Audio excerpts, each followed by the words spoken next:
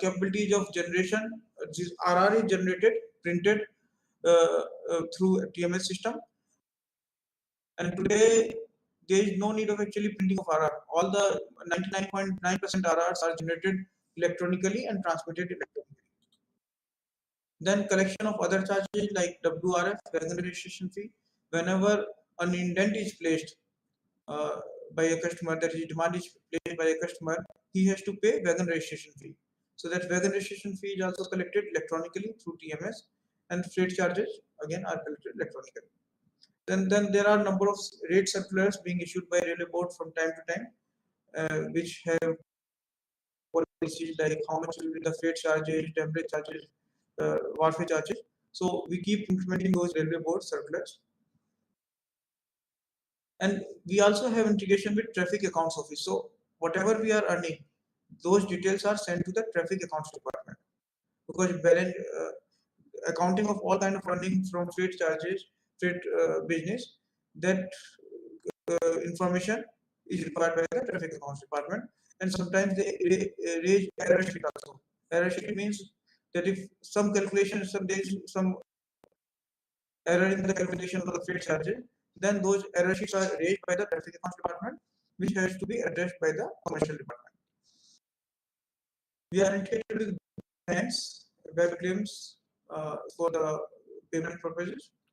We collect a revenue of around 450 crore per day from our terminal management system. Using terminal management system, which means that our freight earning per day is 450 crore. This is the activity chart of TMS. So it starts from demand, that is the outward cycle. Demand is placed, rake is allocated, released after loading, and then RR is generated after collection of the freight. And in inward cycle, that is, inward means that when inward loaded rakes come at a terminal for unloading. So that is inward cycle. Outward cycle is loading, inward is unloading. So when rake is available for unloading at a terminal, it is placed for unloading. After unloading, and for unloading, you need to submit your RR. So delivery and collection, and there may be some charges like damage charges, warfare charges may need to be collected at the destination if there is a retention of the stock. So that complete cycle is available in TMS. So as I told you, FOIS planning started in 1986 and it was operationalized in year 2000. But after that, there number of subsystems have come, number of applications have come, and now FOIS is integrated with those systems like control office application, which is for the charting. The FOIS gets train arrival departure information from COA through integration. RBS is rates branch system, which is master of all the stations and inter-station distances. So FOIS need stations as well as distance between the stations for calculation of the freight charges. So FOIS is integrated with RBS for this purpose. Then we have SLAM, that is software for loco asset maintenance. This is under development. I think it is already live at 7 loco sheds. We get loco maintenance data from the SLAM. So this integration is still in progress. We have integration with ICMS, that is integrated coaching management system. So FOIS has loco master. So loco utilization for the passenger services comes from ICMS. We have integration with claims. So all kind of claims pertaining to freight. So for that, there is an integration with FOIS and claims branch. We have integration with CMS, that is crew management system. So every train which is running in FOIS, it needs data of crew. So that crew data comes from CMS. Then we have integration with FMM. So all the BPCs are now issued through FMM. 99% BPCs are now issued through FMM and passed on from FMM to FOIS. So rake is offered from FOIS to FMM for examination, and then in turn BPC is issued by FMM, which is consumed by FOIS. Then we have TAMS, that is traffic accounts management system. So as I told you, accounting of all the revenue from freight is being done by TAMS, and there is an integration between FOIS and TAMS. East is the dashboard of railway board, we send data of the freight earning to e-registry.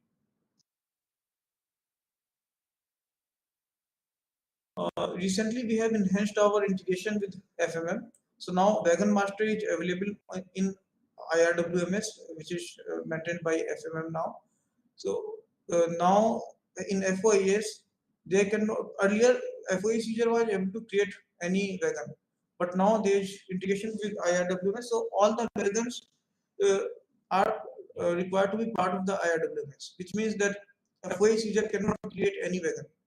So there is a validation that with the wagons which are running in FOIS, they should be part of IRWMS. Examination, exchange of BPC. FOIS offers rate for examination, and BPC comes from FMM.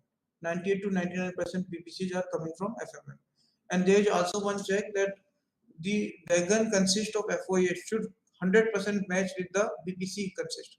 So whatever wagon numbers are part of BPC, the same wagon number should be part of the rate consist of the in FOIS.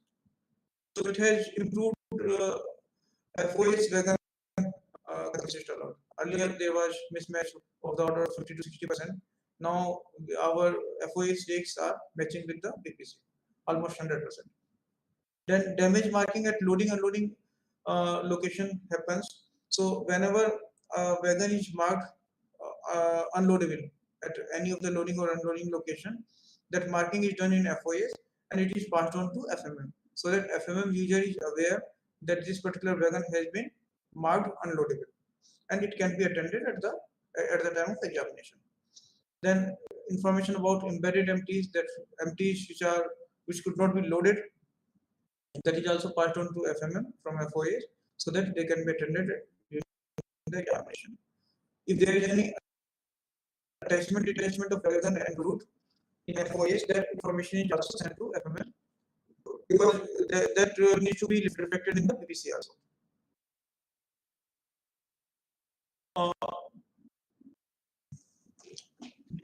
So as I told you that FOIS has completely digitalized the freight business of Indian Railways. Today, more than 95%, in fact now it is 98% demands are placed online only. Only if less than 2% demands are placed offline, which is also demands like military movement, RMC movement. But all the commercial customers, or revenue generating customers, they are placing demand online. ITIR, that is electronic transmission of RR, 99.5% RRs. Yes, I'm telling what yesterday. 99.5% RRs were generated electronically and transmitted electronically. Digital payments are of the order of 96-97%. And for any other request, like for waiver of damage warfare, for taking permission, we have system of online request. So there is no need of submission of any paper.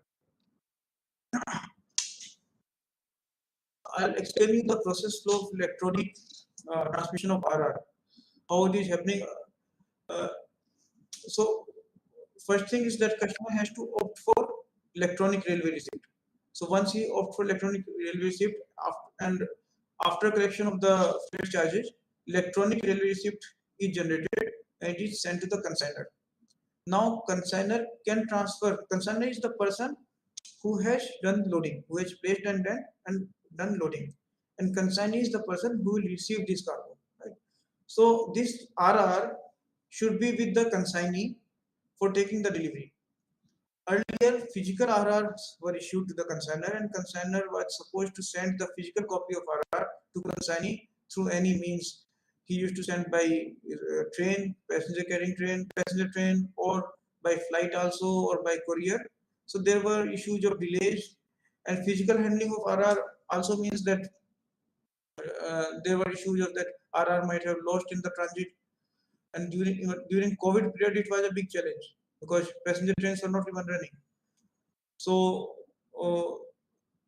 in the electronic transmission of RR, consignor has an option to transfer this RR to consignee through an OTP authentication. So consignor in his inbox is able to select the RR and transfer it to consignee. So he has a list of consignees on his dashboard. He can just transfer it through an OTP or authentication. And once RR is available with the consignee, he can again electronically surrender it and just show the digital copy of the surrender slip to CGS to get the delivery of the cargo. So that is the process flow for payments. Our 80% of the payments are through digital mode, e-payment mode. So there are two types of digital payments: e-payment and online payment. In e-payment, which was started in year 2009, there is a tripartite agreement between railways, customer, and banks, which allows railways to collect freight charges from the bank account of the customer. So if CGS has calculated that freight charges are 50 lakh rupees, then CGS can directly deduct this amount from the bank account of the customer and prepare the RR. So this requires a tripartite agreement between railways, customer, and the bank. And you'll appreciate that we started it in year 2009. It was a kind of a smart contract involving three parties, and it also involved digital integration between railways and bank servers, because this calculation and then this collection of money is happening at the back end. So this was very advanced at that time. Digital payments were not so popular, but still in year 2009 we started this service, and this is very popular in the major customers, with the major customers like NTTC, CIL.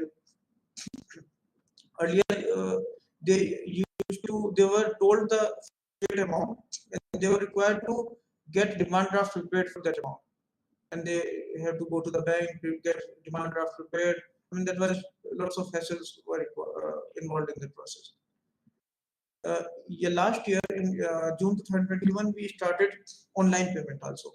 So for small customers who are doing occasional loading with railways, now they can pay their freight charges through net banking, credit card, debit card, even through UPI.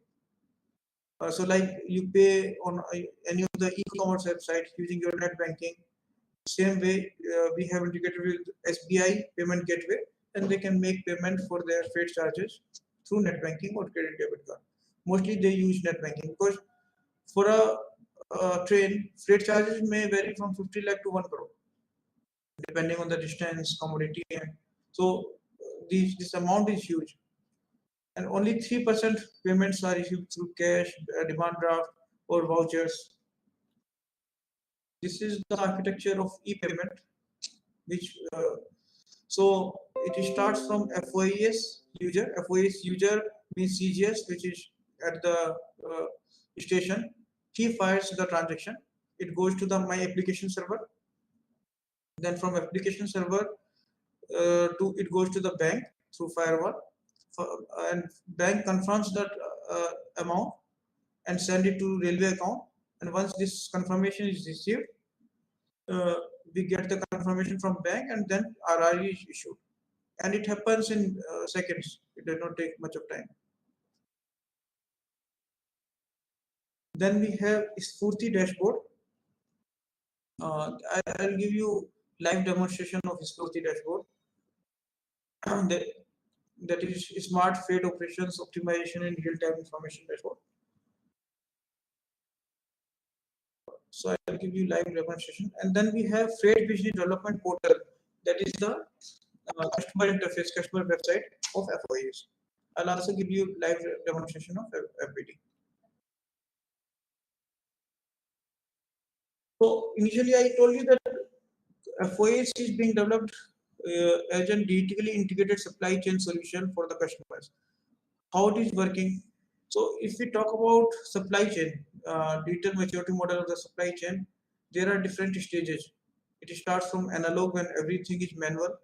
Then digital functions when you start digitizing your records, manuals, your data, your so then next stage is digital supply chain when you start integrating with your customers, you start interacting with your customers through digital means, giving them digital information.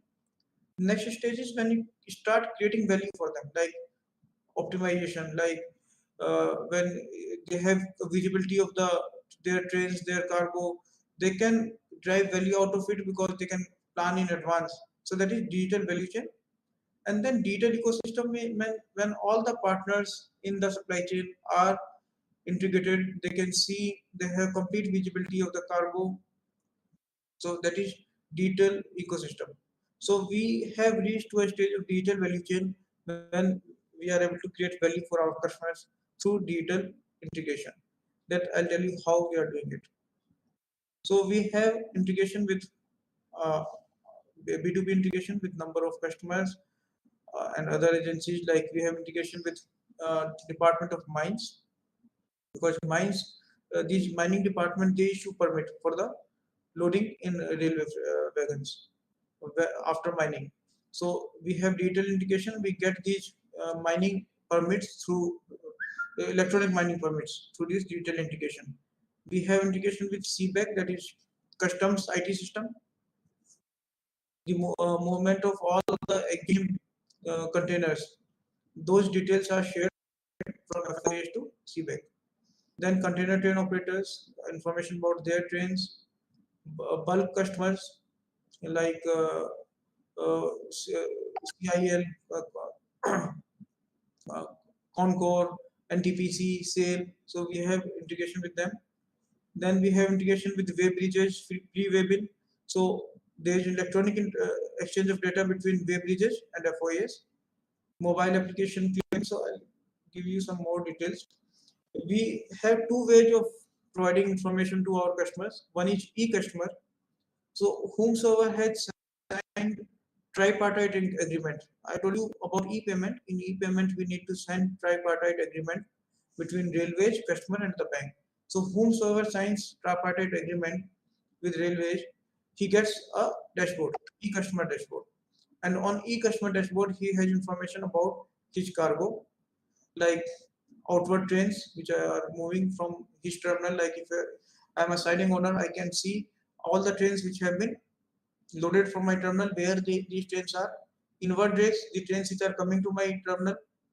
Any rake detention report, rake train summary, diversion detail, indents, details of the indents, what are the indents pending, what are outstanding, their date of registration.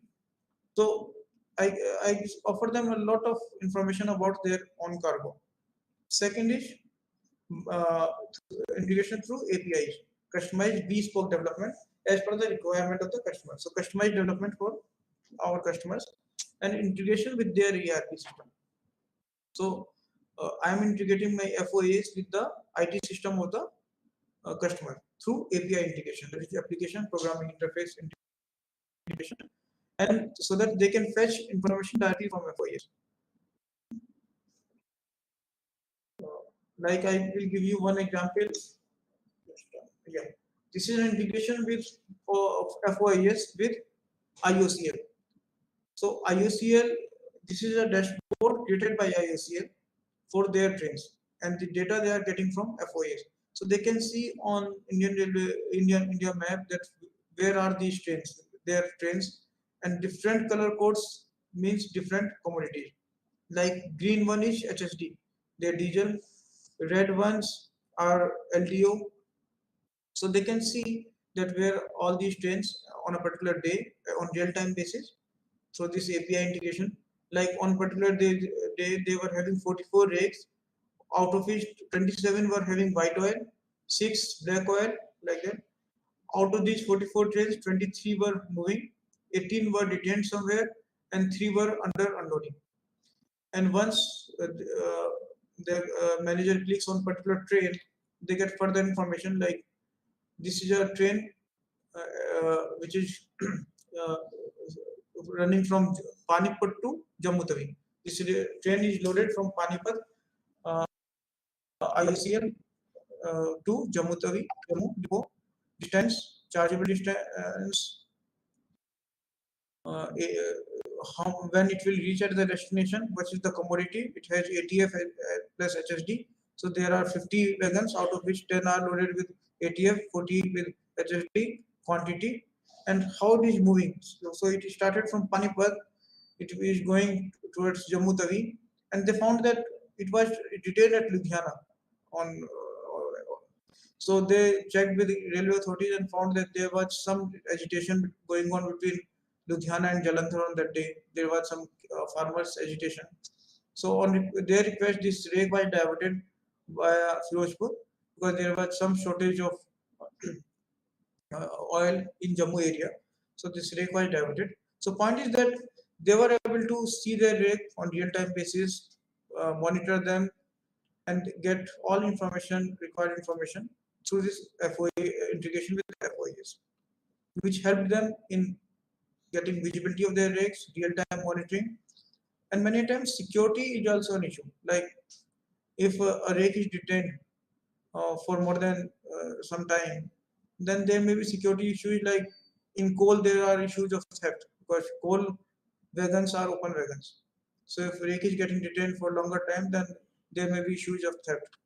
Then utilization of the wagons, which is more important for the customers having their own wagons. So like we have fleet of private wagons also. 40,000 wagons we have private wagons. So they would like to see running of their trains and how wagons are being utilized and advanced planning for unloading. So when a rake arrives at the destination, the commodity is further distributed. Like if a fuel rake is reaching at Jammu Tawi, then it will not be consumed at Jammu Tawi. It will be further distributed through road tankers to.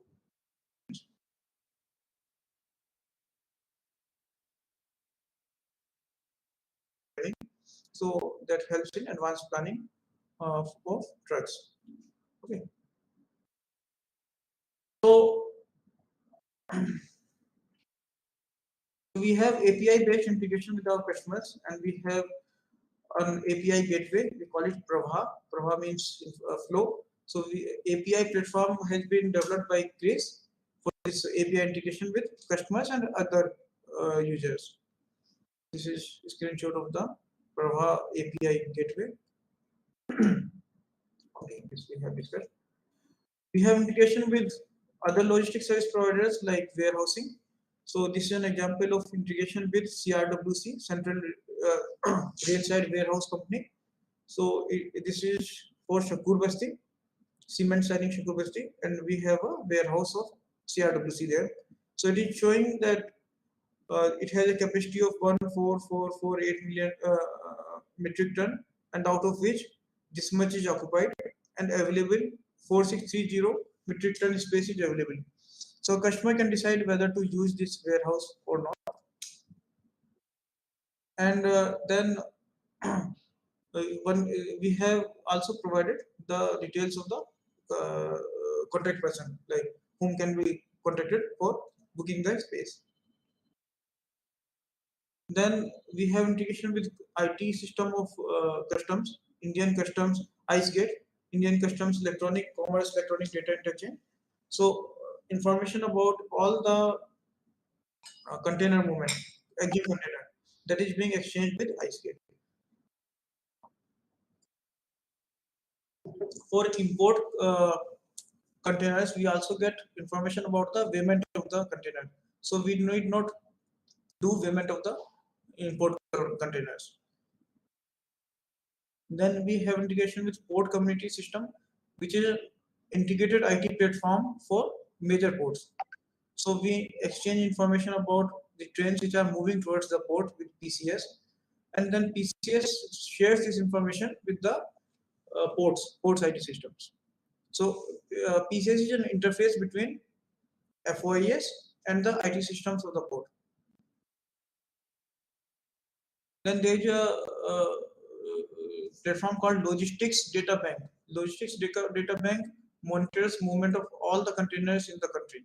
So if you enter a container number in LDV, you can see the current location of the, like I have entered MSKU 3228411. This is one container number. So you can see the location of its container in the country, like how it has moved. Current location, like this is showing that it is at Pipavav port siding, Mahavnagar division, and how it has moved also you can see that.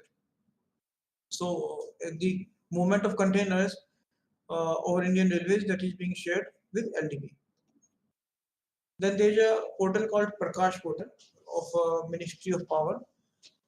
there is very interesting full form of Prakash, that is power, rail, Koila availability through supply harmony. So fitting to the name Prakash, that is to keep lighting up. So it is a portal of Ministry of Power which has information about availability of coal stock with the powerhouses. So this is the dashboard of Prakash, and you can see these are the powerhouses, green and red ones. And red ones are those powerhouses where power supply availability of coal is in critical condition. So like I have clicked on one of the powerhouse. This is Prayagraj Thermal Power Plant. Power company is Prayagraj Power Generation Company. Capacity 1980 megawatt. And on a particular day, the day on which I took this screenshot, stock was only for 2.2 days, which means that there is a crisis of stock, and we need to move more number of coal trains to this power plant. And then railway can also divert these coal trains from one power plant to other power plants, provided they are part of the same company. Like NTPC, if there are number of power plants of NTPC, so I can divert train from one NTPC power plant to other NTPC power plant. So this kind of monitoring is very, very helpful to ensure availability of coal. So as I told you that FOIS is helping in developing an integrated logistics ecosystem in the country through these integrations, like with logistics data bank. We have integration with ULIP, which is again an IT platform for logistics developed by NITI Aayog, that is Unified Logistics Interface Platform. We have integration with PCS, already we have discussed, Prakash Portal, a customized solution for our customers like Coal India Limited, NTPC, SAIL. We also have integration with NetGrid. NetGrid is a portal of Ministry of Home, which is used for the security purposes. So if Ministry of Home wants to know about some rake, how it has moved, who is the customer, consigner, consignee, that information can be fetched directly by NetGrid. Again, there is an API-based integration between FOIS and NetGrid.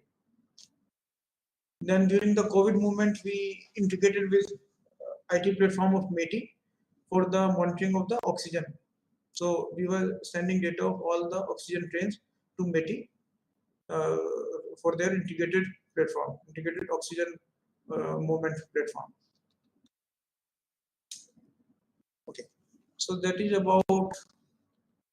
Then for what we are doing further, we are further enhancing these integrations with other systems, other customers. There is a thing called NLP, National Logistics Portal. So we are planning to have integration with NLP. Then network optimization. You'll see that in freight trains, although we have digitalized the processes, but still there are a number of decisions which are taken manually, like which train or which route a train should go, follow. That is decided based on the congestion, availability of crew, or traction. So, but all these decisions are taken by the operations manager, divisional managers, CFTMs. So we are planning to have a IT-based solution, which is called network optimization. So if I have to plan a train from origin to destination, based on real-time congestion, system will tell that which is the best route, which is the so that this train can reach the destination in minimum time. So we are working on network optimization, data analytics for the purpose of demand forecasting, empty flow optimizations. Like today, how many empties will go where, which empty will go to which loading point, that is also decided manually. So we are planning to have an IT system which will be able to connect empties with the loading location, demand locations. Then demand forecasting. Today, again, my demand is freight is demand driven. When indent is placed, then only I know that where is the demand and how many empties are required. So we are working on predictive model for demand forecasting, so that we know in advance, that is 7 days in advance, that where this demand will be and how many empties will be required to fulfill this demand. Then ETA estimation, that is expected time of arrival of the rake at destination. That is very important for the customers. Like in passenger trains, all the trains are scheduled trains, so you know when this train will arrive at the destination. Or there may be delay of 1 hour, 2 hour. But for freight trains, they are not scheduled, so ETA becomes very important. Today we are doing this ETA calculation based on average speed method. That how much is the average speed over a section based on some historical data. But we are planning to have machine learning model in ETA estimation also to improve the accuracy of ETA. So that is about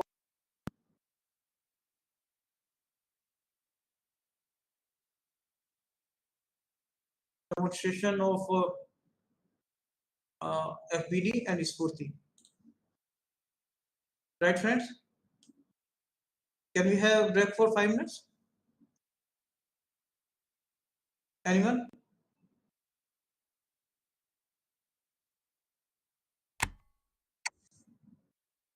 Okay. So we will start at 10:27. It is 10:22 now. I am not getting any confirmation. So let's start at 10:27, right? Thank you.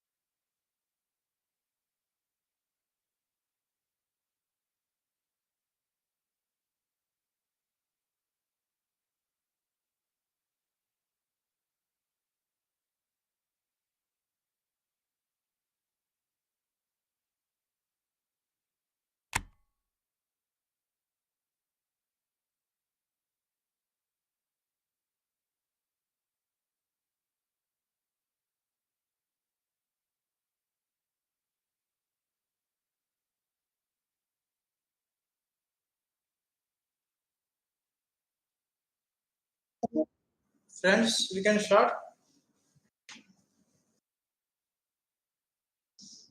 I hope you can see Spurti screen.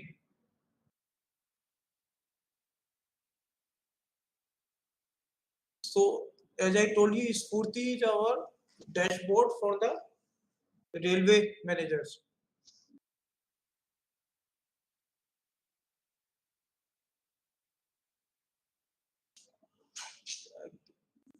Can you see Spurti web page?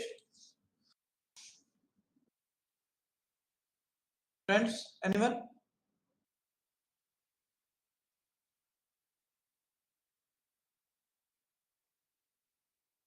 I hope you guys are with me here. I'm not able to hear anyone.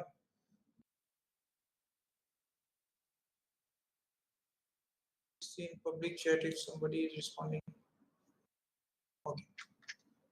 Somebody had said yes, sir. Okay. Good. So, friends, this is Spurti is our dashboard, that is smart freight operations optimization and real-time information. This dashboard was uh, released in year 2017. I have logged in my credentials. So this is the front page, and there are number of options here like performance dashboard, or you can see performance. Uh, Share this tab instead. Okay. Now this is the performance dashboard, which is showing that performance of yesterday. Okay, you can see that, right? So like yesterday we have loaded 1277 rigs, and last year same day, that is on 12th of December, we loaded 1292. So it is showing yesterday's performance as compared to same day of previous year. Yesterday we loaded 65729 wagons, 4.36 million ton, 489.5 crores of freight we collected yesterday as compared to 405 crores last year. Number of rakes unloaded, number of wagons unloaded. So this is for Indian Railways. And you see on India map, there are a number of zones. And if you click on any of the zone, then you can see the performance of that zone. Like if I click on Northern Railway, Northwestern Railway. So now I can see Northwestern Railway, and let us see, this is Northern Railway. So Northern Railway, yesterday they loaded 77 rakes, so many wagons, so many tonnage, freight collection was 28.2 crores, unloading. And then in our Northern Railway, there are 5 divisions: Delhi, Firozpur, Lucknow, Muradabad, Ambala. So if I want to see performance of any particular division, let us say Firozpur division. If I click on Firozpur division, now this data is for Firozpur division. Firozpur division yesterday loaded 18 rakes as compared to 8 rakes last year same day. Likewise. And this is for yesterday. I can also change the period, last 7 days, month to date. So for the month of December, from first month uh, December to 12th of December, year to date, financial year, or custom period. I can select any of the custom period uh, by changing this period, right? And then further analysis is available, like division wise, current, previous month loading, uh, loading stock wise. Then commodity performance, how a particular commodity is performing. This earlier one was for complete for a division, zone, or railways overall loading. But if I may be interested in knowing about a particular commodity, like there was a coal crisis going on in so I can see performance of a particular commodity like coal. So if I click on coal, it is showing me that yesterday we have loaded 422 rakes with coal, which is down as compared to last year, 5% down. Then NTKM, we have loaded, NTKM is what? How much we are loading multiplied by the lead. So because longer the lead, more revenue we get. So lead is very important. So Generally, we talk in terms of the loading, but at the same time, it is also important that how much is the distance for which it is being loaded. So NTKM is the very important statistics for the revenue purpose. So NTKM has increased, although loading has come down 422, 444 to 422, but NTKM has increased because you see lead has increased. Lead is the average distance for which a particular commodity is loaded. So last year the lead was 487. This year the lead is 539 kilometers. So lead is increasing, which means that our revenue is increasing. Right? So that is how you can compare different commodities. So if I say I check for cement, so what's happening in cement? I can select cement, so it will show me statistics for cement, and it is on. Yeah. So yesterday we loaded 81 rigs. NTKM has increased again for cement 125. Lead has come down because in cement generally lead is coming down over the time because cement plants are being developed near the consumption points, and there is a movement of clinker also. Clinker is moved towards the consumption point, and then clinker is crushed to form the cement near the consumption point. So lead of cement is coming down over a period of time. Then payment statistics, how much payment we are receiving from different modes. Like yesterday we received 490 crores freight, out of which 81% came from e-payment. E-payment which requires tripartite agreement. 75 crores came from online payment, and only 3%, 15 crore came from offline modes. So, and I can also see this for particular zone or division, to see how much detail payments are being collected across different divisions. So I can select, let us say, Northern Railway. In Northern Railway, this is the situation. So that was about the dashboard, performance dashboard. Then we have uh, loads on run on GIS map. Can you see this screen? Let me check. There, this is not visible. I'll have to share it again. Okay, now this is visible. So this is query loads on run, part of FOIS. If as a divisional officer, I want to see that how many trains are running in my division. So let us say I select Delhi. So I can see how many trains are running in Delhi division. I can also see how many trains are running over Indian Railways. So these are the trains or running over Delhi division, and green ones are the loaded ones, and red ones are empty. And if I click on a particular train, I can see this is a loaded train. And this is the name of the train. It is from MDCC port, Mundra port, to GPHK.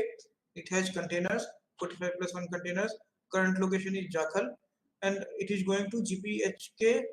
Estimated time of arrival at destination is same 10:38. So it is about to reach its destination. So I can see, and I can let's say, look, at this location there are two trains. I think it's Bhatinda. Kartar Singh Wala. Kartar Singh Wala is the interchange point between Delhi division and Ambala division. So these two trains are available at this location. This is a box and rake, and if I click on a train, I can also see how this train has traveled from origin to destination. So this train is coming from the eastern part of the country, and this is going to MTSS to the powerhouse. So this has reached Kartar Singh Wala, and now it has to traverse this path to reach Kartar Singh MTSS powerhouse. So you can also see how this train is running.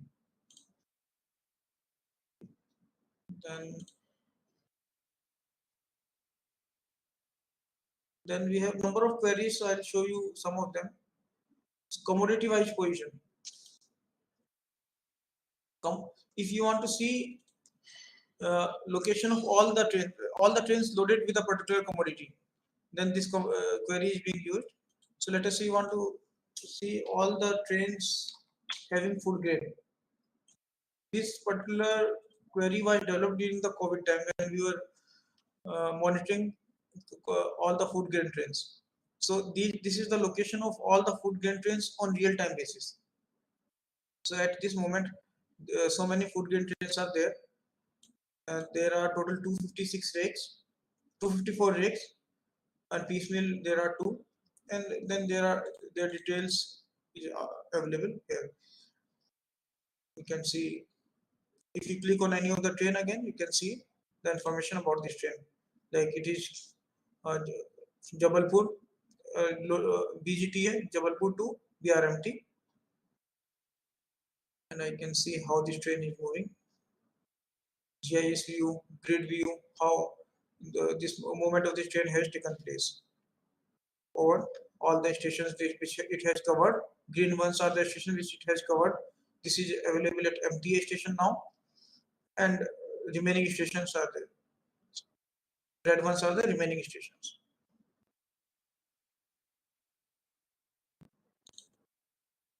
Then crew availability. As an operations manager or crew, if you are senior DME, you may be interested in knowing how many locos are available at a crew lobby.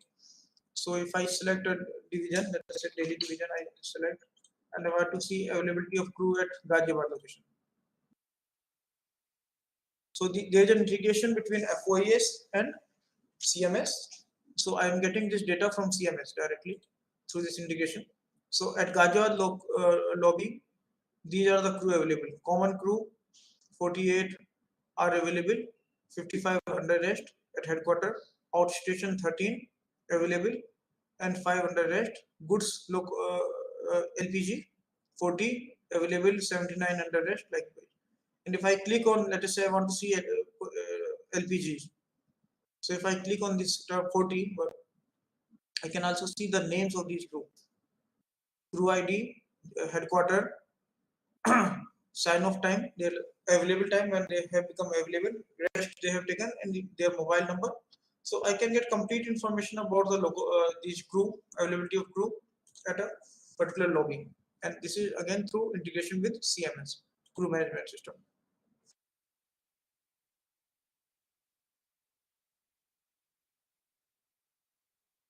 Then we can see how many loads are stable. If I at headquarter level, I want to see whether some trains are stable somewhere. So let us say I select Delhi division.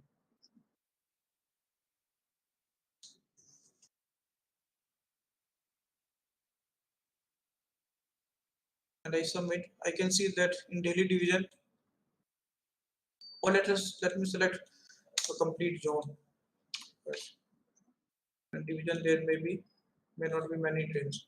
So I have selected Northern Railway. So these are the trains stable over Northern Railway. Green ones are those which are stable for more than 72 hours. And these are the rates.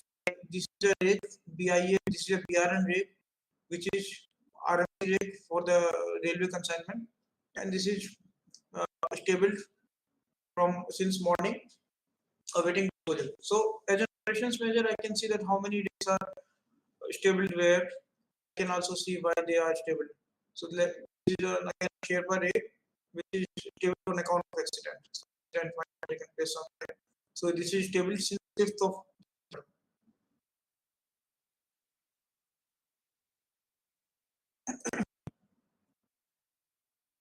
Then how many trains are awaiting interchange? You will see stations interchange is monitored very rigorously. So let us say I want to see interchange position of Delhi division. Then I have to set a particular interchange point. Now it is showing me interchange with Palwal point. Delhi interchange of Delhi division with at Palwal location. So from Agra to Delhi, 31 trains were forecasted from Agra division to Delhi division, of which 14 have been received. ICMS 14 have been received and 17 are remaining. And this is the location of those 17 trains. Likewise, from Delhi to Agra, 28 trains were forecasted, 11 have been interchanged, 17 are left to be interchanged. So these are the location of those. Red ones are the location of the trains which are yet to be interchanged from Delhi division to Agra division.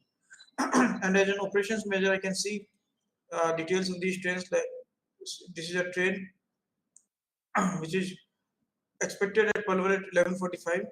Currently, this train is departed at 18:16.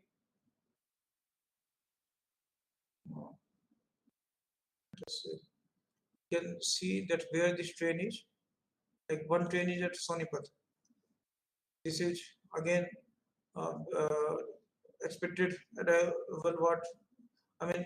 You can see the running of this train, where it is currently and when it will reach at the Palwal location. So for a operations measure, it is very useful to see that how many trains are yet to be interchanged and where are they. And there are a number of things. So it will take too much of time. Now I'll move to Freight Business Development Portal. Freight Business Development Portal is a website for freight customers.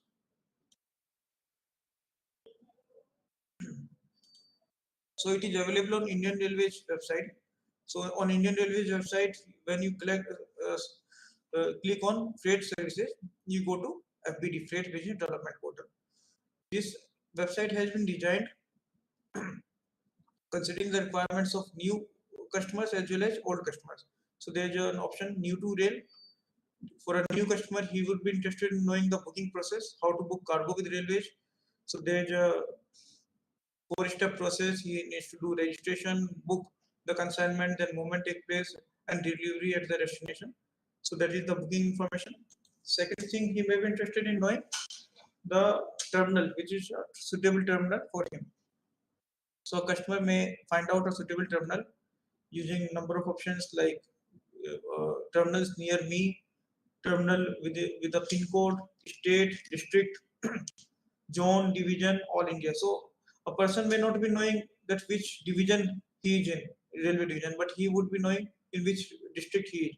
So one can use district search. So let us say I want to use district search, and I want to find out terminals in Meerut district. So once I select Meerut, it is showing me all the terminals available in Meerut district. Like APLP, IUCL siding, Dorala, Meerut Kent, Meerut Mandi. And what are the facilities available at these terminals that is also available. So PMKM is a siding. So if I click on PMKM, what kind of terminal it is, working hour 0, 0 to 20, around the clock working is there, how many lines are there, high mast lighting is available, shed, availability of shed, distance from the serving station. Then what are the logistics service providers? So logistics facilities, there are 3 trucking companies available at this terminal. Their contact details are also available. There is no warehouse. Labor service provider, one provider is available. So for a new customer, you can directly contact each labor service for this logistics service provider and plan his movement. Next important thing for a customer is which is the type of wagon for his commodity. For a new person, it may be overwhelming to find out the type of wagon required for each commodity. Like if I want to transport sugar, which type of wagon I need to use. So if a person types sugar here, he should use for transportation of sugar. DCN, DCNA, HSM1, DCN, HL, and it is also showing details of like carrying capacity, standard rake size,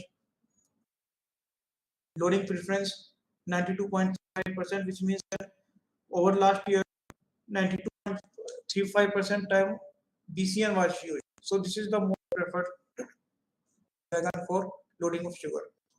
Then important thing for a customer is how much will be the freight charge and the transit time. There is a freight calculator. So let us say again I want to transport sugar. I select a sugar. Let's say I want to transport it from Meerut, and it is showing me terminals in Meerut which are open for sugar. So all the terminals may not be open for sugar. So it is only showing those terminals which are open for sugar. So let us say select Meerut again. Let us say I want to transport it to Eastern Railway. I have to select wagon type because freight charge is also dependent on the wagon type. So let us say I select BCN and calculate. So it is showing me that in train load, freight charge will be 54,62,733. And in wagon load, if demand is in mail, so wagon load charges will be this much. What are the facilities?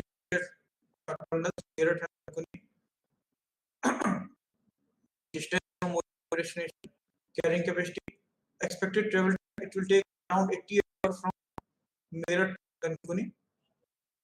Route, it is also showing which route it will go, travels. And rail green points are the railway board has started this initiative to assign rail green points to the freight customers, which means that how much carbon emission you have saved by transporting your cargo through railways in place of roadway. So how much is the saving the carbon emission by the fact that you are transporting by rail instead of road, so that you will get 112 rail points, that is saving of 112 tons of CO2. Then there are like rail request. If a customer wants to raise any request, he can request for divergent rebooking, discount scheme. For existing customers, they have their own login ID, so they can use login ID for placement of demand, for tracking of their request, for finding track and trace. That is, they are having FNR number of their consignment and track it on this map and find out expected time of arrival at the destination. Then for there are commodity search also. If you want to know about a particular commodity like cement clicker, so you have to select a particular type of cement. There are multiple types of cement. So let us select common cement. So now it is showing me that terminals where cement is 16 types of vehicles which are in which cement is transported. Incentive schemes for cement, the catalog, rate slab. So this rate slab is for cement. It comes under 140A class, train load 140B in wagon, and I mean for customer he might like to know the wagon slab, these rate slabs also. Then we have partner with us. If a customer is interested in investing in railways, like we have Gati Shakti Cargo Terminal policy. So this is about the policy, Gati Shakti Cargo Terminal policy, and he can apply on this portal and upload document and get to know the status of his application on this portal itself. And one can also invest in rolling stock. So there are schemes for LSFTO, that is Liberalized Special Train Operators Scheme, ATO, General Purpose Vehicle. So information about these schemes, the investment in rolling stock, that is those schemes are available here. But he has to make application in the division directly, not on the portal. For Gati Shakti Cargo Terminal, he can make application on the portal itself. Then contact details are there. So contact details for nodal officers, senior DOM, senior DCM. That is available. There is an option of contact finder. So if I want to find out a contact based on where I am, in which district I am. Let us say I say Hardoi. It is showing me that Hardoi, for Hardoi you need to contact senior DOM or senior DCM of our division. So that is about freight vision.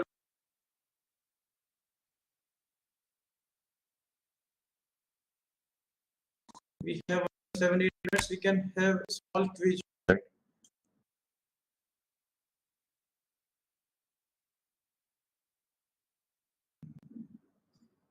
Yes. No, no, no.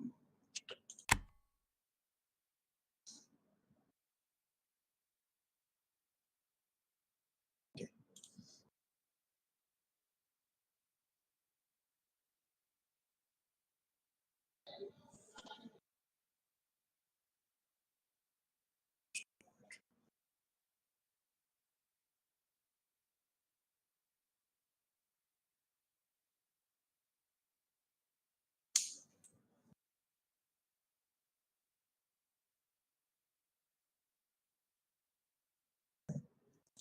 So friends, I hope this is visible to you.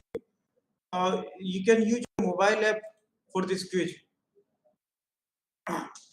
Go to your mobile phones and search for vivox.app. Go to your Google and search vivox.app.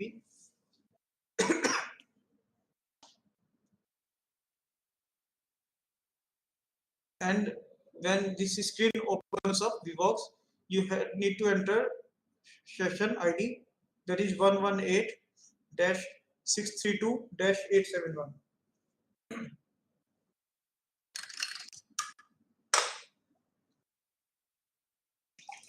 Right?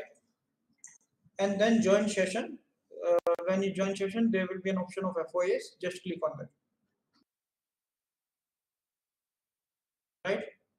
Go to vivox.app in the Google, type session ID 118-632-871 and join session. You'll find FOIS there. I hope many of you have entered. ID is again on the this slide 1162871. So we can start the quiz. Which are the two modules of FOIS? There are two right choices. So time starts now. You have 20 seconds to reply. Which are the two modules of FOIS? Okay, I got one response. FMS, TMS. Okay. So please rely on your Vivox app. Then those responses can be captured. Yes. So there are I got 7 response per 3 responses only. But correct answer is yes. RMS and TMS. These are the two modules of FOIS. RMS is rate management system. TMS is terminal management system. And RMS is about train operations and TMS is about commercial part. That is the business. So I again request friends, go to vivox.app to participate in this quiz.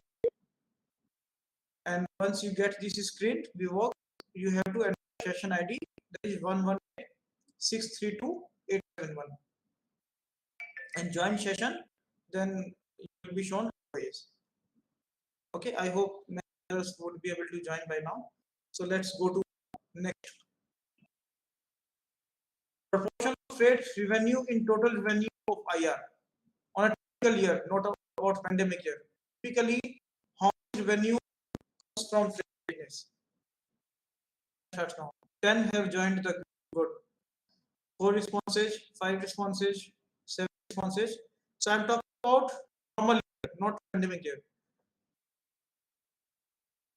9 responses, 12 have joined. So yes. So how much revenue? Okay. So 67% says that 11% says that 67% comes from freight. 88% says 75%. So 75% is correct for the year. That's 2021-22. But in a typical year, in a normal year, about 2/3 revenue comes from business. So next question: from FOIS gets from COIS. 20 seconds you have. Still only 2 people could join the 13 have joined now.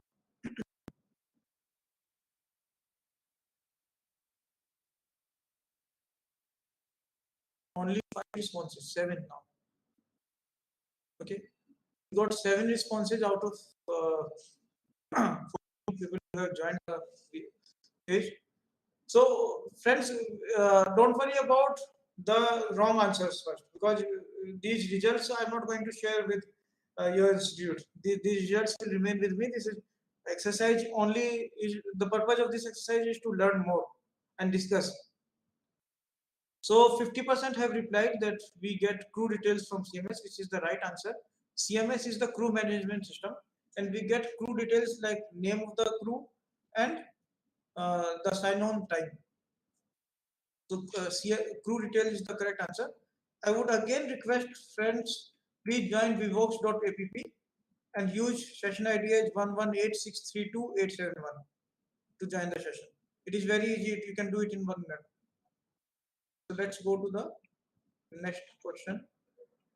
So crew detail is the correct answer. RR is issued by IRIMEE system of FOIS. Is it true or false?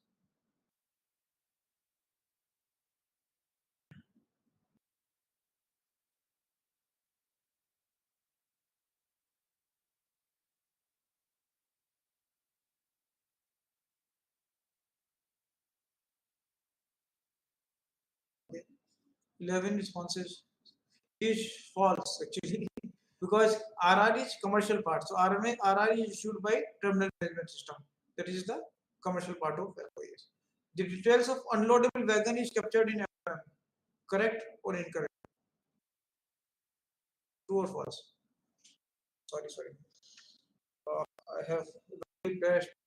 So yes, unloadable. The details of the unloadable wagons is captured in FMM from FOIS, but information flows from FOIS to FMM. Sorry, I clicked it.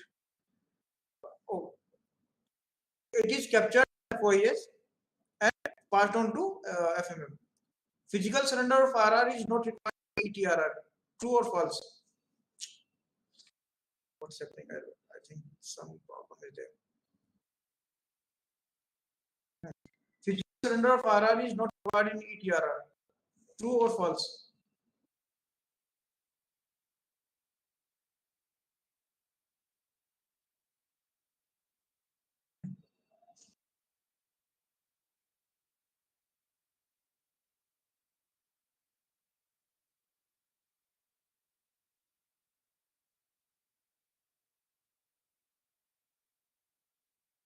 Okay. So yes, physical surrender is not required because now he can literally surrender the RR and show the e-surrender slip, detailed surrender slip to the CGS. So it is true.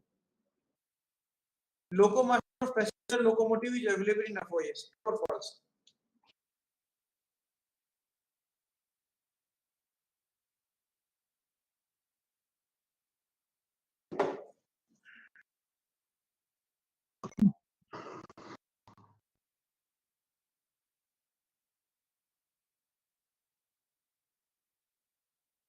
Seventeen have joined and 14 have replied. Yes, locomotive of all the locomotives is available in FOIS because sometimes same locomotive is used for freight and coaching, and FOIS is the oldest operation system. So from beginning, locomotive of all the locomotive is available in FOIS, and we send data of these locomotives to ICMS for passenger locomotives. FOIS gets train examination data from FMM. True or false? Train exam data from FMM.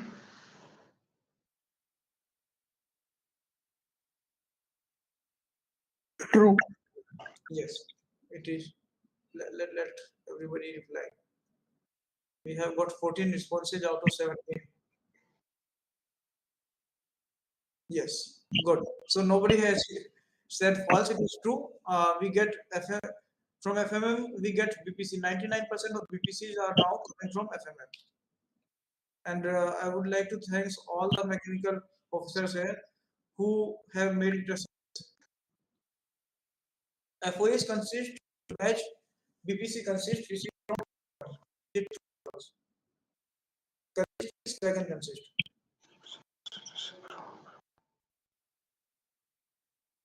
True. Let please reply on the app.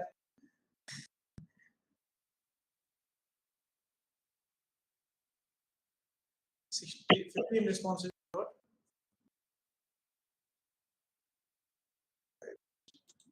Yes, true. So 86% says it is true. Yes, a true statement.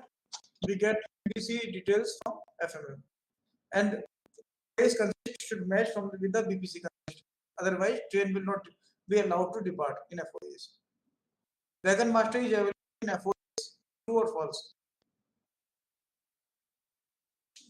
Master is available. True.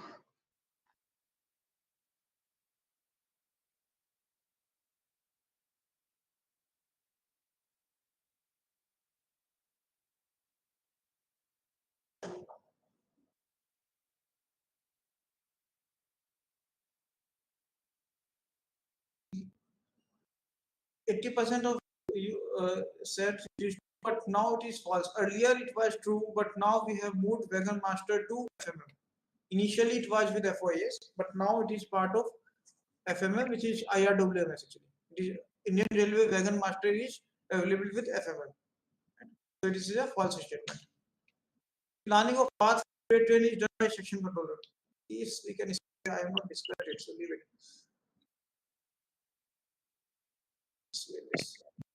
There is two-way integration between FOIS and COA. Two-way integration means data exchange from FOIS to COA as well as COA to FOIS. Is it true or false?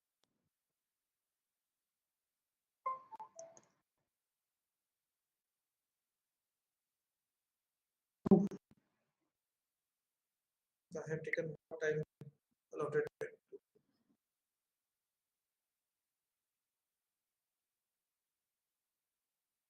We start 15 minutes late.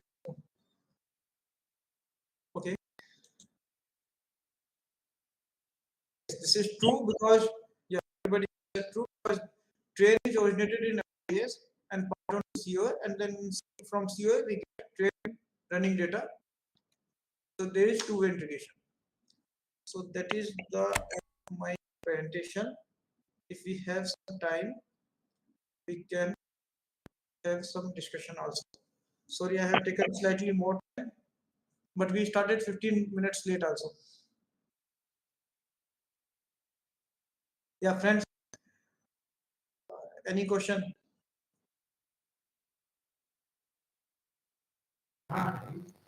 Sir I am Ramanu Rai chief inspector इरमी sir वो lead and anti chem की तरह detail करते sir या आपकी आवाज break हो रही है. Lead and anti came And you want to know about NTKM? yes sir. So NTKM is ton kilometer. That is how much is the loading. How That it is the and how many kilometers it is moving. If I am moving 1 ton cargo to 1 kilometer, then NTKM will be 1 NTKM. So NTKM is important because my charges are dependent on NTKM. If in a rake I am loading 4,000 ton the cargo and I am moving it 1,000 kilometers, then 4,000 into is the NTKM, and depending on the NTKM I get the freight charges. So that's how it is important.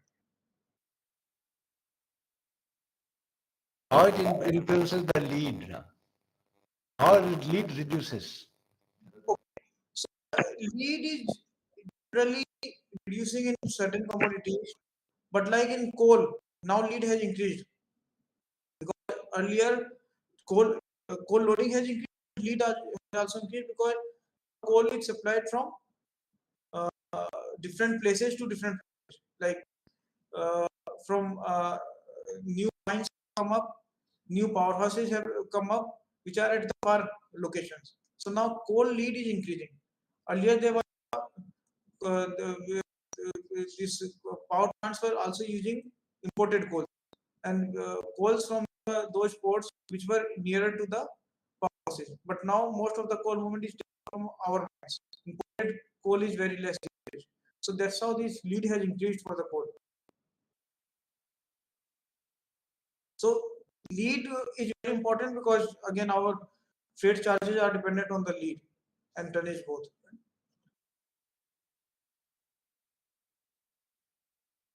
Yeah, anyone? Any other question?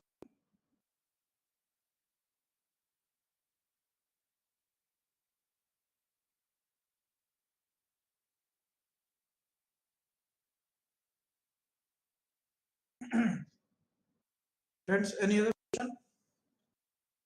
Can looking at the chat also. But okay. So friends, if there is no other question, we can wind up the session. Still, if you have any question, you can share with Mr. JP. I would be happy to reply that. And thanks for your kind attention during the session. I can see 54 participants are there. Thank you very much. Thanks.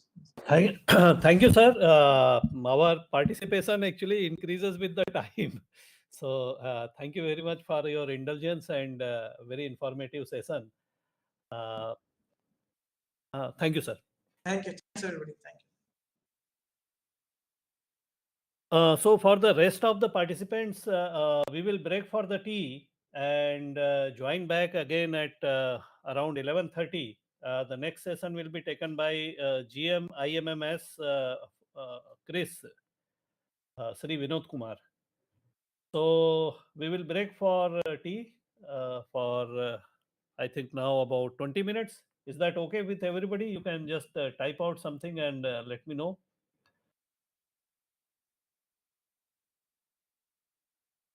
Right. Okay. I will type it out here also.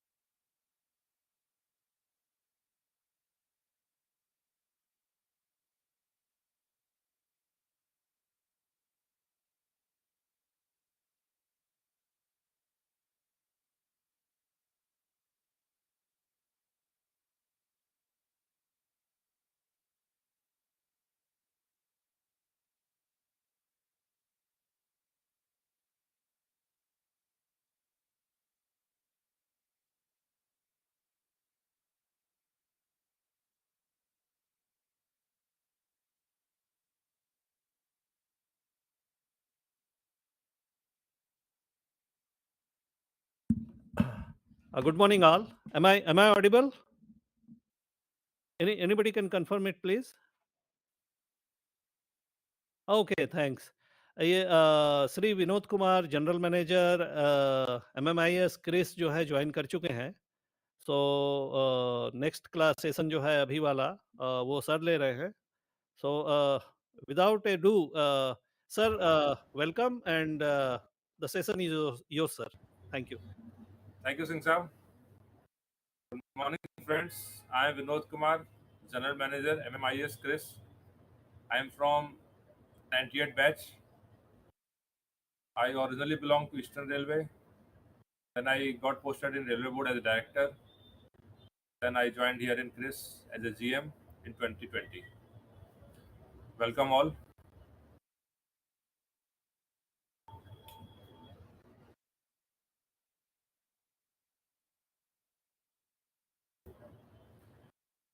I will be talking about the MMIS, which is the backbone of material management department.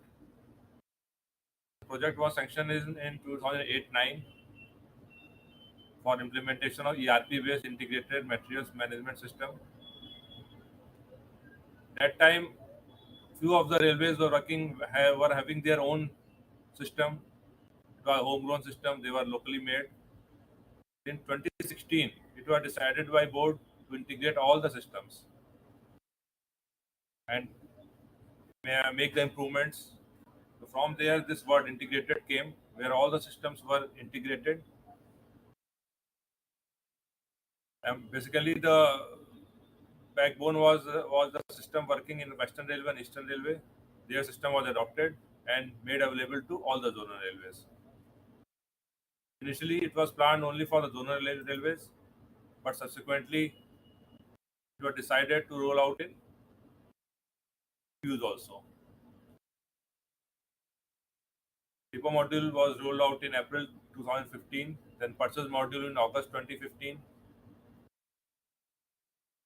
Now it has been fully implemented in all the zonal railways, all the production units. RCF was the last unit where it was implemented. It was in this year only, in May 2022. So now with the RCF, now we can say that iMMS is implemented in entire Indian Railways. Earlier there used to be the EDP center, you must be aware. So that functionality has also been incorporated in the iMMS. Now there is no need of EDP center. All the financial reports related to supply chain is available in iMMS only.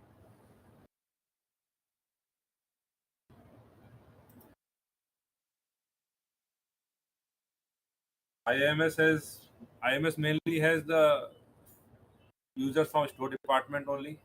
Earlier Chemical departments were also there, but now with the implementation of UDM, so most of the departments are using UDM.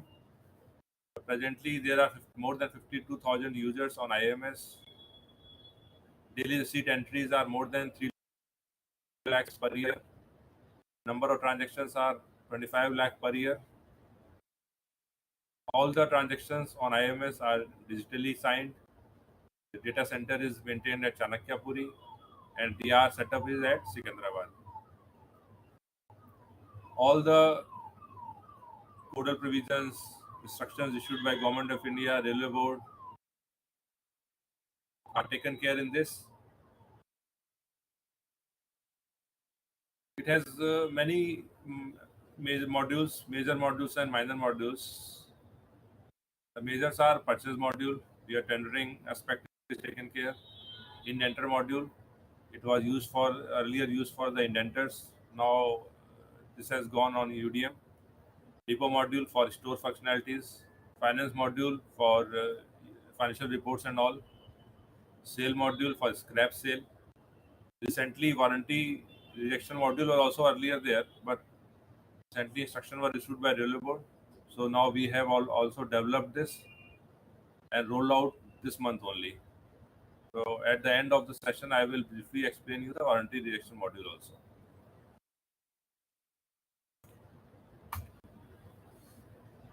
This is the Indian Railway supply chain.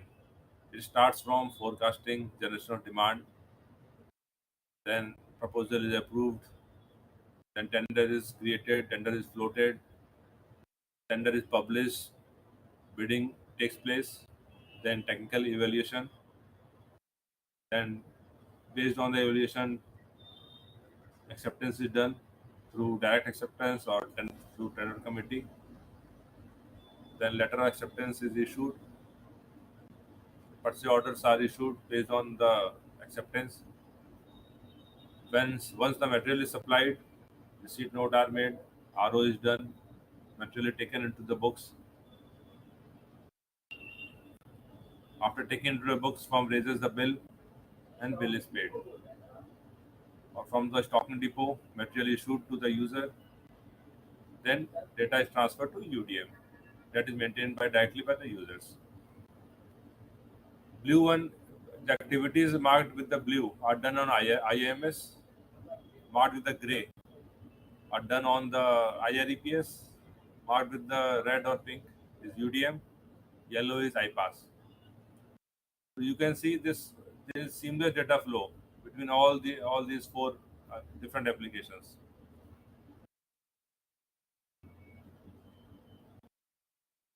Am I audible? Hello. आपकी तरफ से response नहीं आ रहा है? नहीं, perfectly Audible है sir, कोई problem नहीं है। कभी क्वेरी या कुछ अगर किसी को पूछना हो तो मुझे बीच में बताते चले। ठीक है, आप लोग टाइप करते चले, मैं देख लूंगा उसको।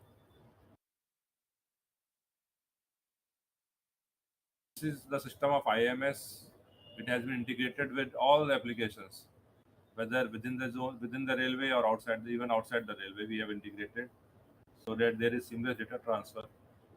iPass, rides, GEM, IREPS, ASRS, UDM, track management, RDSO, your maintenance modules, CMM, FMM, then use के जो modules हैं आपके, hospital management है, सबके साथ इंटीग्रेटेड है।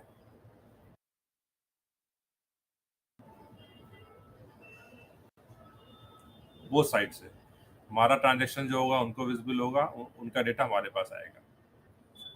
यूज में हमने क्या किया था कि use were having their own ERP based system, तो हमें इंस्ट्रक्शन था कि उनका सिस्टम डिस्टर्ब नहीं होना चाहिए। तो हम लोगों ने क्या किया, उनके सिस्टम का एज इट इज रहने दिया, सिर्फ डेटा शेयरिंग कर ली उनके साथ। मटेरियल रिसीव हमारे सिस्टम पे हो रहा है, हमने डेटा उनको पुश कर दिया रिसीव का। उसके बाद जो भी उनको इंटरनल जो यूज के लिए रिपोर्ट निकालनी थी या कुछ करने, तो अपने सिस्टम पे निकाल रहे हैं। That is the beauty of the system. They are running their own system and store depot is running this iMMS in their depot.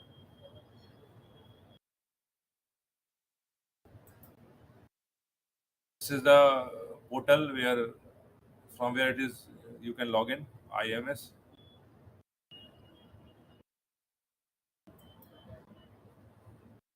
This is the purchase module. And it starts from the purchase proposal. Based on the demand, purchase proposal is made. Then tender is prepared. Tender is floated on iMMS, but it is published on IRIPS because it has to be seen by the bidders. Bidders are only available on IRIPS. IMS and UDM and all are only for the railway internal users. Bidding takes place on IRIPS. Acceptance is done on IRIPS. LO is placed on IRIPS.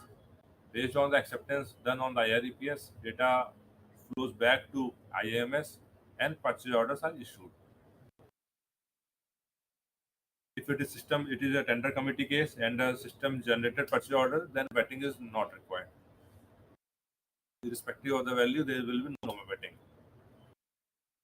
If any corrigendum is to be issued, then subsequent to the purchase order, if any amendment is required to be issued, then it's also done on iMMS.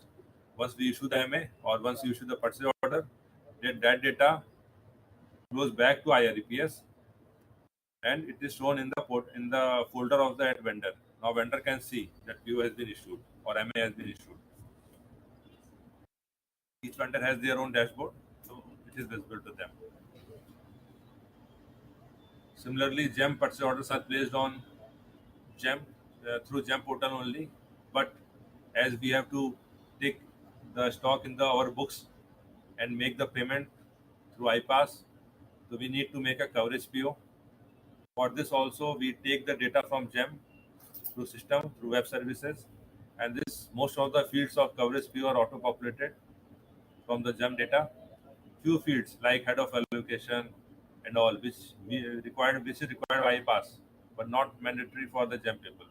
So that data has to be entered manually in the coverage PO, and coverage PO is issued.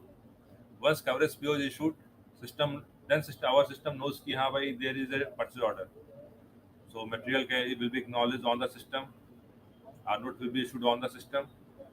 All the details will be available to iPass, and iPass will make the payment.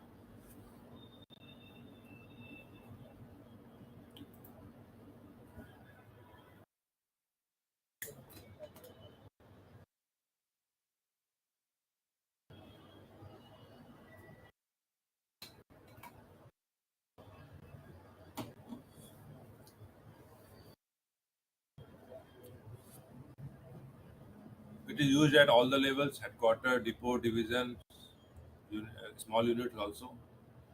It has automatic for stock item, automatic demand generation based on the cycle, vetting if required. For non-stock, it covers online generation of demand, approval, finance vetting, everything. Then purchase proposal, automatic generation of purchase order based on the online tender decision on IRIPS. Once this PO is signed, it is delivered to vendor on real-time basis without any manual intervention.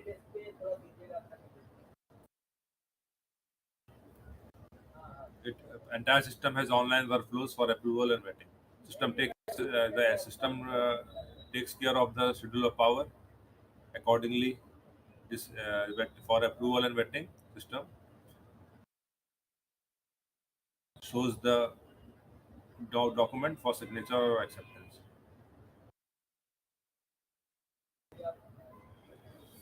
This is the progress up to 2021-22.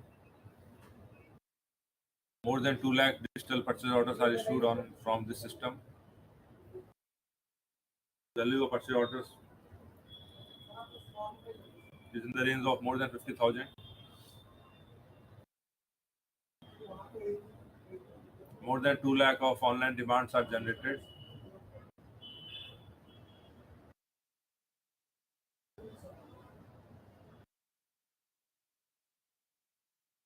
This is how the demands are processed, how demands are clubbed. It is not of much use for you.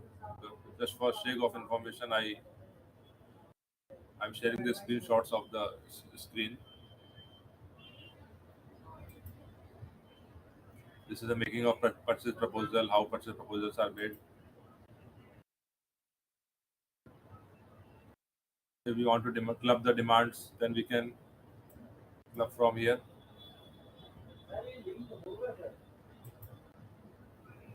We can make the groups for the items. Similar type of items are kept in one group. If there are multiple items in the tender, then numbering is done. Like here, there are 3 items. Two items are in group 1 and 1 item is in group 2.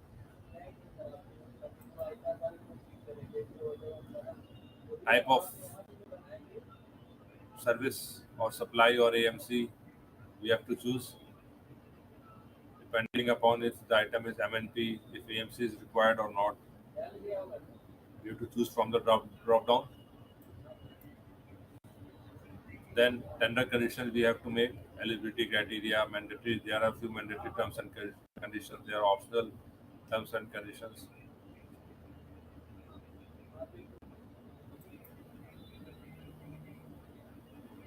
Eligibility criteria we will have to enter.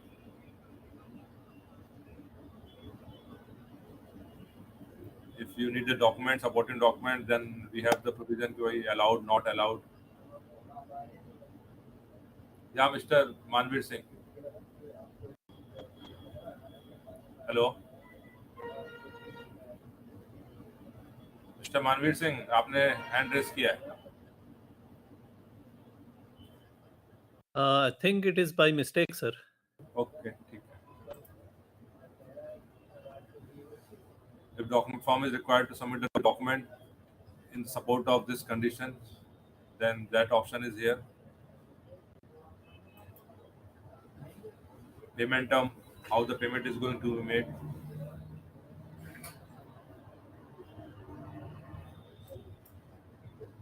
For builder delivery conditions. Technical compliance, commercial compliance. All the detail are to be required to be filled while floating the tenders, while preparing the tender. Any special condition from this list drop down. If the likely vendors are known, then we can add their names through vendor code. Vendor will go to them through email. Now, the user can authorize the proposal, forward the proposal, return back the proposal. Like what like this, he can do all these things. Now he is going to publish the tender. So what will be the evaluation criteria? It can be item wise, it can be item wise, consignee wise, it can be total value wise, it can be group wise. If it is item wise, consignee wise, for each item and for each consignee, separate ranking will be done. Total value wise, system will sum the total value of all the offers. Then accordingly ranking will be done. Group wise, similarly group wise also, system will add the offers group wise.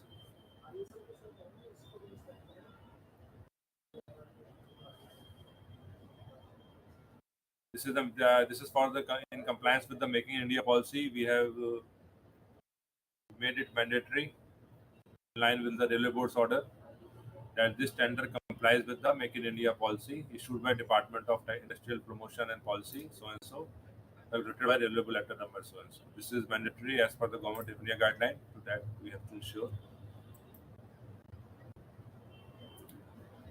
Now, when it is going to be,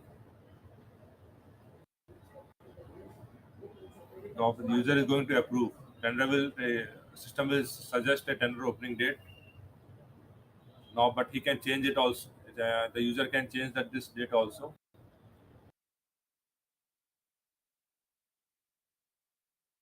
Once approved, it will go to IRIPS and it will visible to the bidders. After this, all the activities up to the tender acceptance and issue of LOA is done on IRIPS. And as I told, that data is shared with IMMS. And now on IMS, it will be shown like this, show accepted tenders. ये सारे tender दिख जाएंगे जो जो accept हुए हैं। फिर हम लोग को यहाँ पे एक्शंस के लिए यहाँ पे जाना होता है, व्यू जनरेट करना है हमको बेस्ड ऑन द एक्सेप्टेंस। तो हमने जिसके आगे एक्शन के आगे हमने क्लिक किया उसका खुल जाएगा डेटा हमारे पास, सारे आइटम्स, क्वांटिटी, रेट सब आ जाएगी।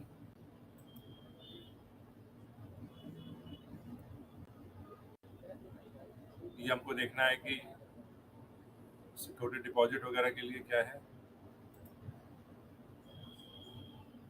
क्या क्या डॉक्यूमेंट अटैच हो रहे हैं, बिल पेइंग अथॉरिटी वगैरह कौन है क्या है। उसके बाद हम लोग पब्लिश कर देते हैं, तो ये व्यू इशू हो जाता है और वेंडर के डैशबोर्ड में उसके हेड में दिखने लगेगा और हमारे फील्ड यूजर को भी दिखने लगेगा। कवर्ड तो अनकवर्ड था कि कवर हो जाएगा। ये है प्रोसेस पूरा परचेज मॉड्यूल का। इसके बाद आते हैं, परचेज के बाद मटेरियल सप्लाई हो गया, डिपो में आया। तो डिपो में क्या क्या एक्टिविटीज़ हैं वो डिपो मॉड्यूल में कवर होती हैं। वो मटेरियल रिसीव करता है, डेली रिसीट रजिस्टर एंट्री करता है, फिर या तो पास कर देगा या रिजेक्ट करेगा, आर नोट बनाएगा। आर नोट के बाद आर होता है, आर डिजिटली साइन होता है आर नोट, फिर आर होगा, फिर इशू होगा मटेरियल अगेंस्ट इशू नोट। दूसरे रेलवे को material we can sell to other railway. Scrap spelling गलत हो गई, scrap sell also. Inter depot transfer हो सकता है विद इन जोन। और फाइनेंशियल रिपोर्ट्स निकालने के लिए हमारे क्लास लेजर, प्राइस लेजर सब डिपो मॉड्यूल में आ रहे हैं। इंटरेस्ट के लिए भी डिस्पैचेस होती हैं, वो भी डिपो मॉड्यूल में कवर होती हैं। It has online generation of digitally signed challan and receipt note and real time delivery to vendors. Online receipt of digitally signed requisitions from users. पहले तो हमारे सिस्टम बनता था, यूडीएम पे बन रहा है, यूडीएम बनता है हमारे सिस्टम में आ जाता है, हम यहाँ से इशू कर देते हैं, यूडीएम को विजिबल होना शुरू हो जाता है। Monitoring of inventory levels, generation of store financial statements, class ledger, price ledger. Interface with ASRS, ASR हमारा एक दो जगह पे है, उनके साथ इंटीग्रेट कर रखा है हम लोगों ने।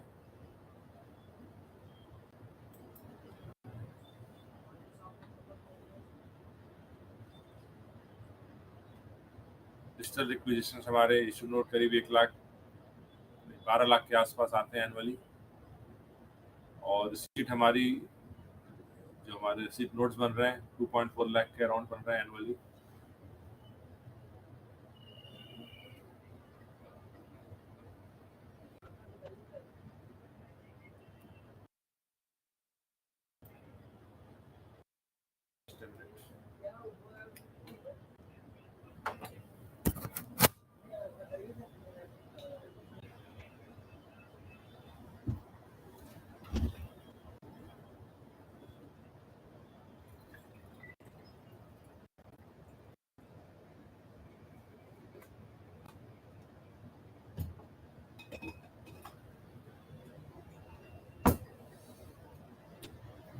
ये स्क्रीन शॉट्स हैं डिपो मॉड्यूल के।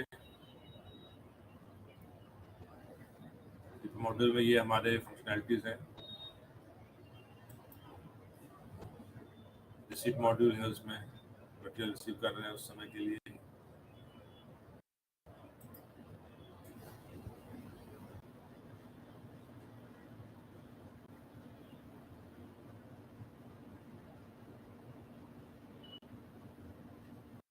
डिस्पैच डिटेल यहाँ पे है। ये हमारा जो मटेरियल आ रहा है हमारे पास उसकी स्टार्टिंग यहाँ पे है, जो हम भी आ रहा था एंट्री करते हैं। क्यू नंबर वगैरह ऑटो पॉपुलेटेड है, हमारे ड्रॉप डाउन से आ रही हैं। तो इससे सारी चीज़ें लिंक है, ऑटो पॉपुलेट हो जा रही हैं, फर्म का नाम, सारी चीज़ें।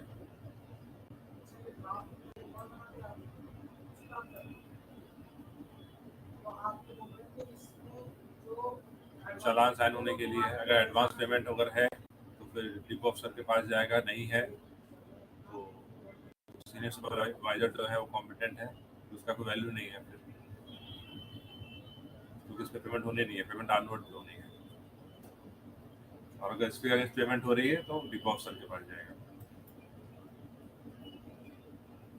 ये अगर हमारा मटेरियल प्री इंस्पेक्टेड नहीं है या प्री इंस्पेक्टेड है भी फिर भी दोबारा हमें चेक करवाना है क्वालिटी एश्योरेंस डिपार्टमेंट को या आपने जो भी शेड में ACMT या जो भी है उनको भेजना है, उसके लिए ये प्रोसीजर है। ये हमारा सिस्टम है, इसमें हम लोग डिटेल भर देते हैं, क्वांटिटी वगैरह PO भर देंगे, उसके बाद वहाँ चला जाएगा, उनके पास अगर पास हो जाएगा तब फिर आर नोट बनेगा। ये आर नोट की डिटेल हो गई। ये इम्पोर्टेंट डॉक्यूमेंट है for the release of payment. ये सारे चीज़ें भरी हुई है, कितनी क्वांटिटी पास हो रही है, कितनी क्या हो रही है। ये हो गया। जैसे DAW का एक है, ये बन के तैयार है, इसको हम डिजिटली साइन करेंगे, साइन हो जाएगा। ये सिग्नेचर के लिए जा रहा है SMM को, जो भी कंसर्न डिपो अफसर उसको जाएगा, और फिर यहाँ से भेज दिया तो उनके डैशबोर्ड दिखना शुरू हो जाएगा, क्योंकि उनके पास देखिए पेंडिंग दिखा रहा है। एक्शन पे क्लिक करेंगे वो, तो उनको अब वो खुल जाएगा। अब वो अप्रूव करेंगे, ऑथराइज करेंगे, तो ये आर नोट नंबर पड़ जाएगा और ये डिजिटली साइन हो जाएगा। डिजिटली साइन आर नोट हो गया। उसके बाद ये आर नोट विजिबल हो जाएगा कंसर्न वार्ड के पास।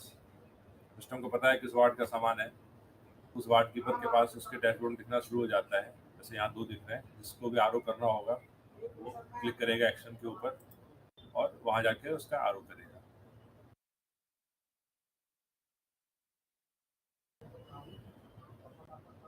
ये सब आरओ का प्रोसीजर है, ये सब आरओ करने के लिए है। Just please hold on. हाँ बोलो।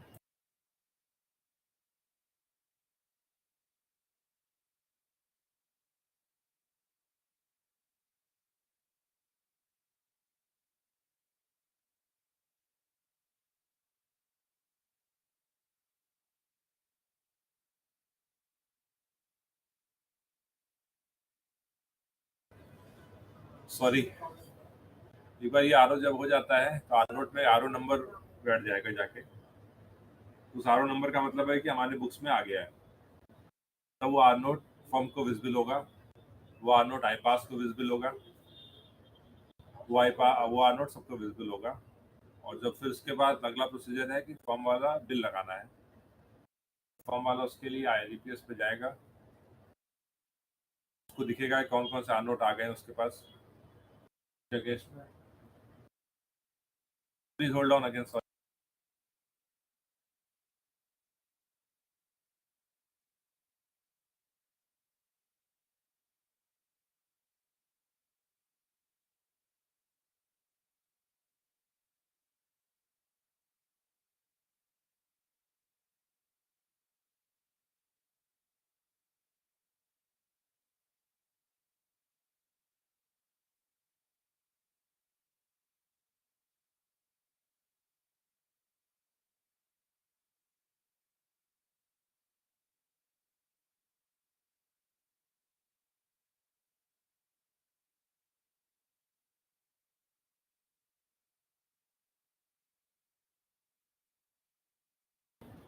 सॉरी, कुछ एक मीटिंग है 1 बजे से, तो उसके चक्कर में।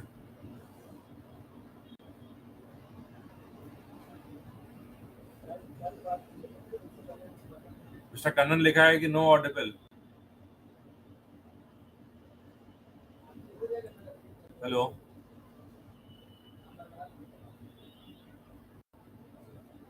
उस टाइम माइक्रोफोन ऑफ कर दिया था हमने, एक्चुअली मैं डिस्कशन करने लगा था कुछ और।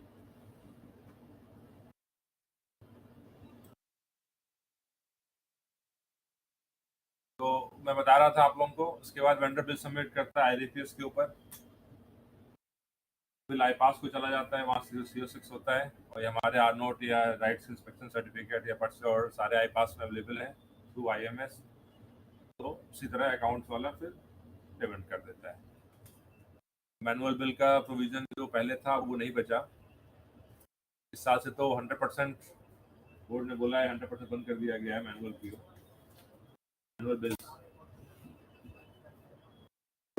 अब ये मैनुअल बिल सिर्फ वहीं अलाउड है जहाँ पे पर्चे ऑर्डर MIS रिलीज नहीं हुआ है। जैसे इंजीनियरिंग डिपार्टमेंट वाले कुछ परचेज ऑर्डर्स हैं जो IMS इशू नहीं हो रहे थे तो वो भी होने शुरू हो गए 2-3 महीनों से। उन केस में सिर्फ मैनुअल पेमेंट अलाउड था, अदरवाइज 100% केसेस में ऑनलाइन पेमेंट है। इसलिए हम लोगों ने इसमें प्रोविजन दे रखा है MIS में, जो परचेज ऑर्डर मैनुअल निकाल रहे हैं। जैसे कई बार हमारा ये होता है स्पॉट परचेज है, उसमें हम लोग मैनुअल PO निकाल देते हैं, तो उसमें पेमेंट कैसे होगा?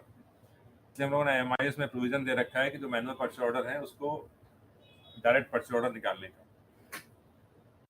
तो आप परचेज ऑर्डर सिस्टम से निकाल सकते हैं। उसके बाद फिर वो iPass उसके लिए ऑनलाइन पेमेंट कर देगा।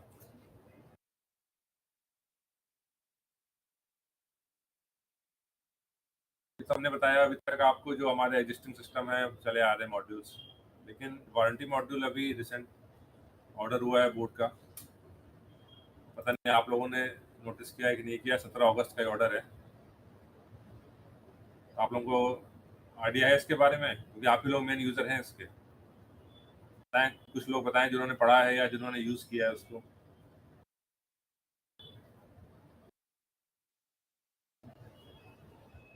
जिन्होंने नहीं पढ़ा,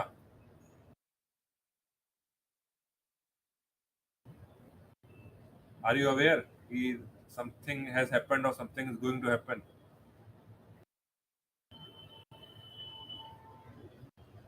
ठीक है। Basically, warranty rejection module, warranty rejection is a very big topic and big subject. It requires whole class. But I thought of training in brief. But what is it is and how it is functioning. What was the idea behind this? Because a committee was nominated this year only.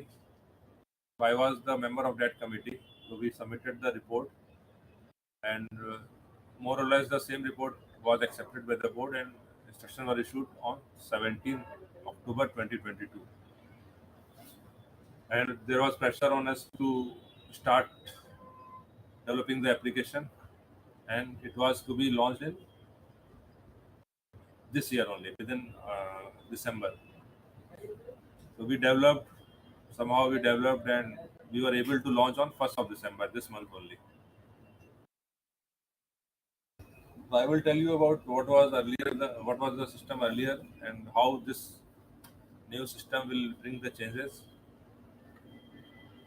Earlier there was no uniform system. Some PUs were maintaining their own modules, like BLW was using our iMMS, RCF was using their own system, and few PUs were not even they were not using.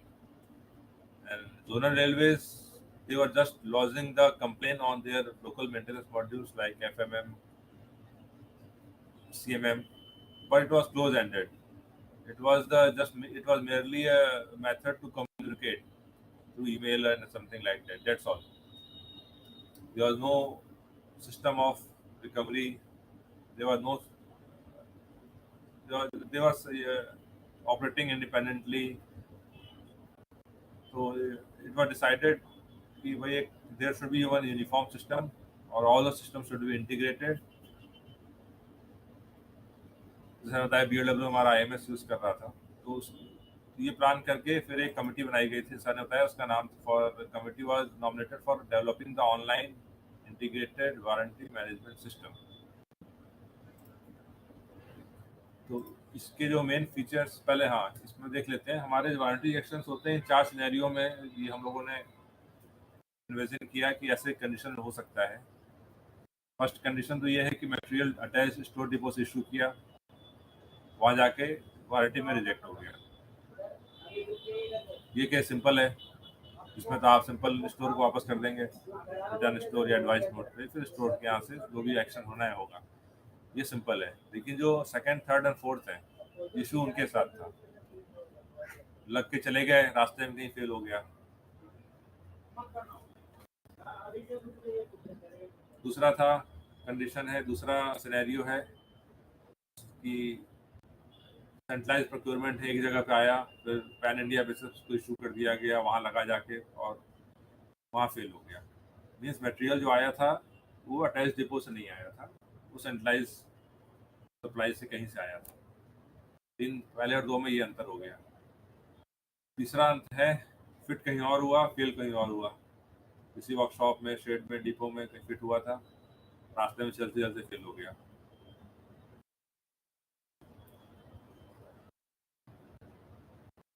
इसमें works contract भी आ जाता है, क्योंकि works contract के against में कहीं लगा होगा, रास्ते में फेल हो रहा है, तो वो भी हैंडल इसमें हो जाएगा और सर्विस कॉन्ट्रैक्ट इसमें हैंडल हो जाएंगे। चौथा है रोलिंग स्टॉक्स, हमारे जो नए बन के निकले हमारे रेलवे के पीयूष से, या हमारे जो वैगन बिल्डर्स हैं या वर्कशॉप्स हैं या पीएसयूज हैं, वहाँ से बन के मिले, उनकी वारंटी है, उनके स्पेयर पार्ट्स की वारंटी है, वो रास्ते में जाके कहीं फेल हो गया कोई स्पेयर पार्ट। ये 4 सिनेरियो हम लोग को लगे कि इसमें सारी चीज़ें कवर हो जाती हैं, तो हम लोगों ने इन 4 सिनेरियो को अलग अलग इंडिपेंडेंटली चारों केस के लिए हम लोगों ने रिकमेंडेशन दिया था, जो एक्सेप्ट भी हुआ और पॉलिसी इंस्ट्रक्शन निकली।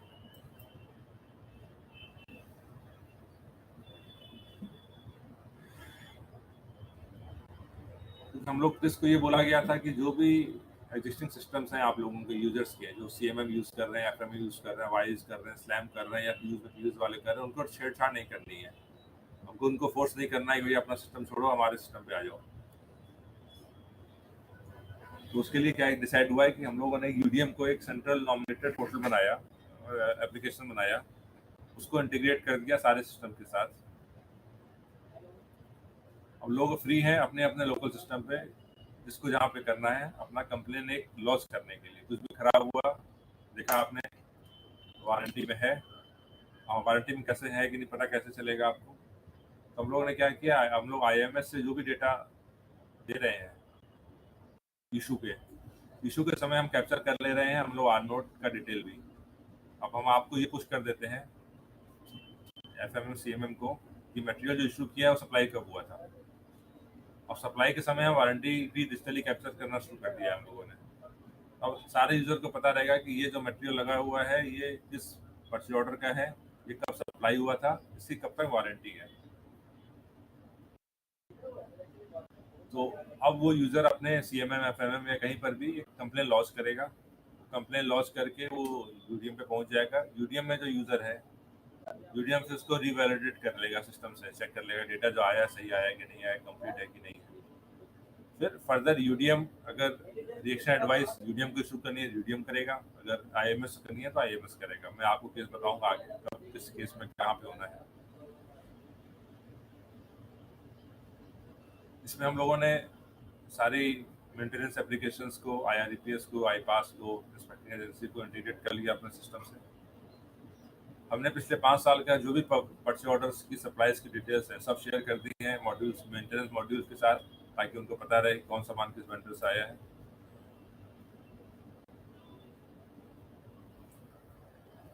और इस पॉलिसी के हिसाब से 60 दिन का टाइम दिया गया है वेंडर्स को रिप्लेस करने का। जब वारंटी एडवाइस इशू हुआ सिस्टम से तो 60 दिन के अंदर उसको रिप्लेस करना है, नहीं करेगा तो ये अमाउंट ऑटोमेटिकली रिकवरी हो जाएगी। हम आगे बताते हैं आपको। Replacement supply shall normally be inspected by the same inspecting agency which inspected and passed the original supply. इसमें थोड़े इश्यूज थे, वे राइट्स ने इंस्पेक्शन किया है या किसने किया है, लेकिन अगर क्वांटिटी कम हो रही है या अर्जेंट चाहिए तो राइट्स वाला करेगा नहीं छोटी क्वांटिटी। तो provision, just a minute please.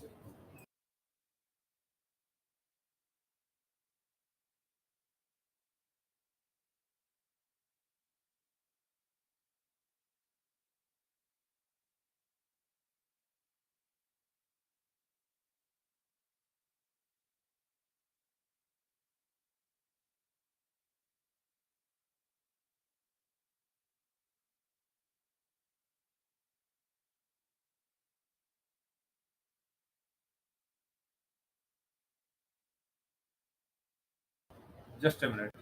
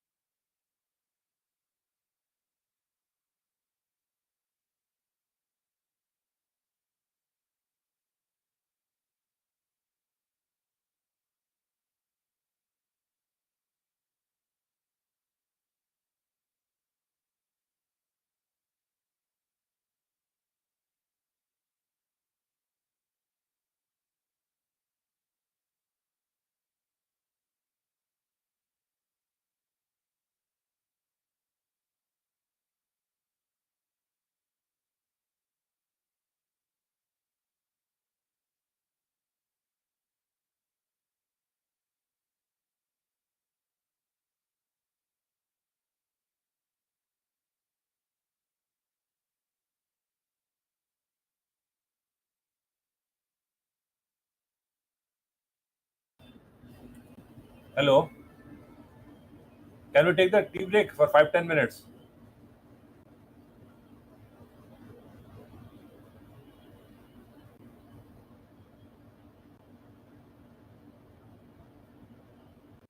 So I have to discuss something regarding the today's meeting. It will take 5-10 minutes. All right, sir, we can Okay. take 10 minutes break for Yeah, the tea. Actually, it is yeah. recommended also in between the class, we should give 10 minutes break. Nice. And just for the information of everybody else, amongst us today, PCME ECR Sri Amit Kumar Agrawal sir is also amongst us as a Good guest. afternoon, sir. And good afternoon, sir. So yes, sir, we can take break for 10 minutes and then join back again. Okay, thank you. Right, sir.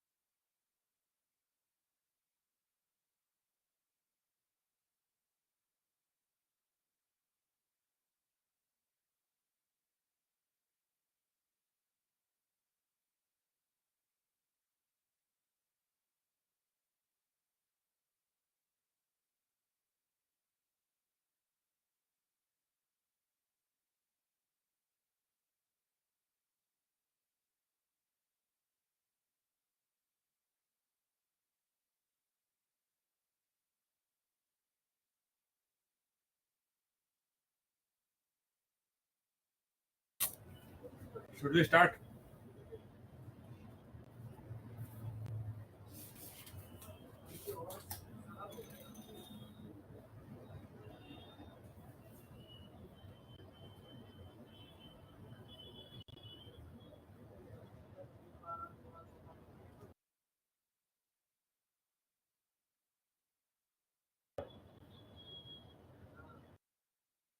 Hello.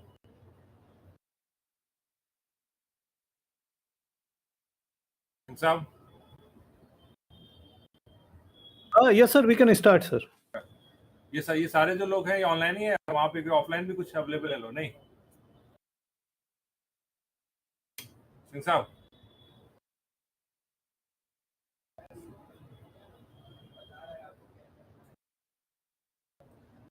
ये class पूरी online है कि कुछ offline भी है? नहीं, सारे के सारे लोग ऑनलाइन है सर. सारे ऑनलाइन है, तो फिजिकल क्लास शुरू नहीं की है अभी आप लोगों ने? No no no. ठीक है, तो मैं बता रहा था इंस्पेक्शन के लिए, तो एज पर रूल तो जनरली सेम इंस्पेक्टिंग अथॉरिटी रहेगी, बट एक्सेप्शन चाहे तो ऑफिसर चेंज कर सकता है उसको. ये कुछ चीजें हैं जो फर्स्ट टाइम इंट्रोड्यूस हो रही हैं, तो आप लोग थोड़ा ध्यान से देख लें. अभी तक जो भी रिएक्शन होते थे उसमें क्या होता था कि इंस्पेक्टिंग एजेंसी का भी आदमी आता था, वेंडर का भी आता था, एक कंसाइनी की तरफ से आता, ज्वाइंट इंस्पेक्शन होता था, उसमें महीनों लग जाते थे. इसमें हम लोगों ने क्या किया कि अब से वॉलंटरी रिएक्शन केसेस में ज्वाइंट इंस्पेक्शन नहीं होगा. एक कंप्लेन आती है, सीधे हम लोग रिएक्शन एडवाइस इशू कर देंगे. रिएक्शन एडवाइस इशू होते ही आई पास के पास इंफॉर्मेशन पहुंच जाएगी. पहले मैं नेक्स्ट स्लाइड ले लेता हूँ, एक बार मैं इस पे आता हूँ. हाँ, ये आप देखें, ये जो रेड है सेंट्रलाइज रिकवरी रजिस्टर. पहले आप लोगों ने सुना होगा, एक कंप्लेन जाती थी आई पास के पास, मैनुअल डॉक्यूमेंट भी उसकी रिकवरी करनी है. कई रेलवे मल्टीपल टाइम्स रिकवरी कर लेती थी. होना चाहिए था रिकवरी 100 रुपये, हो जाता था 500 रुपये. उसके बाद 400 रुपये उसको लौटाने के लिए सालों घूमना पड़ता था. ये हम लोगों ने सेंट्रलाइज रिकवरी रजिस्टर का कॉन्सेप्ट इंट्रोड्यूस किया आई पास में. सारे रेलवे के लिए कॉमन रहेगा. जितनी भी रिकवरीज होंगी उसमें जाके ऑटोमेटिकली एंट्री होती रहेगी और सारी बिल पेइंग अथॉरिटीज को विजिबल होगा. जो जितना इतना काटता जाएगा उतना माइनस होता जाएगा, उसमें से जीरो हो जाएगा तो कटना बंद हो जाएगा.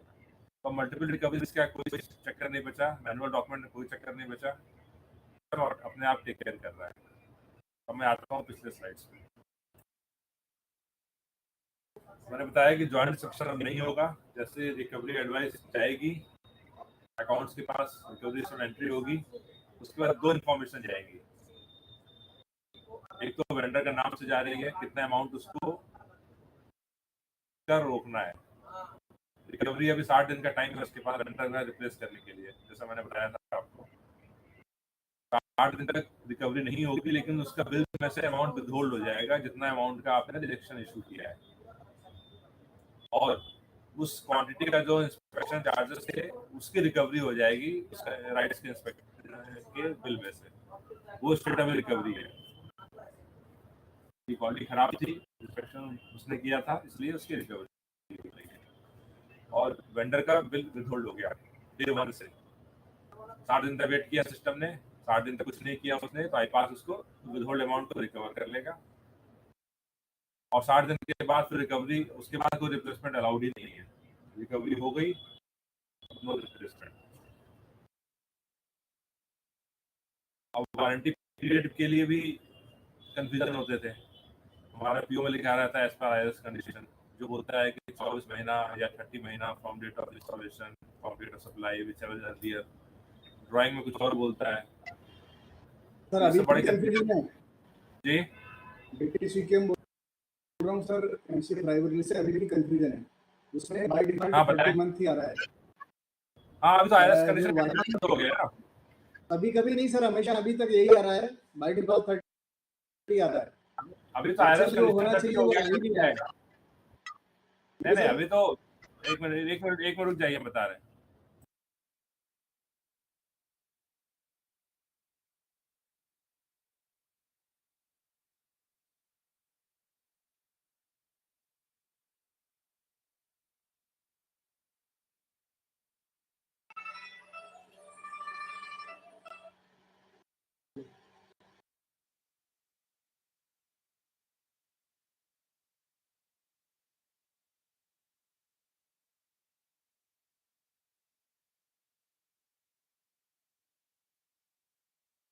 824274।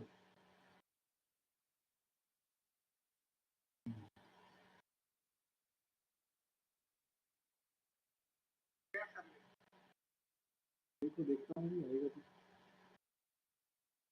अभी नहीं आया।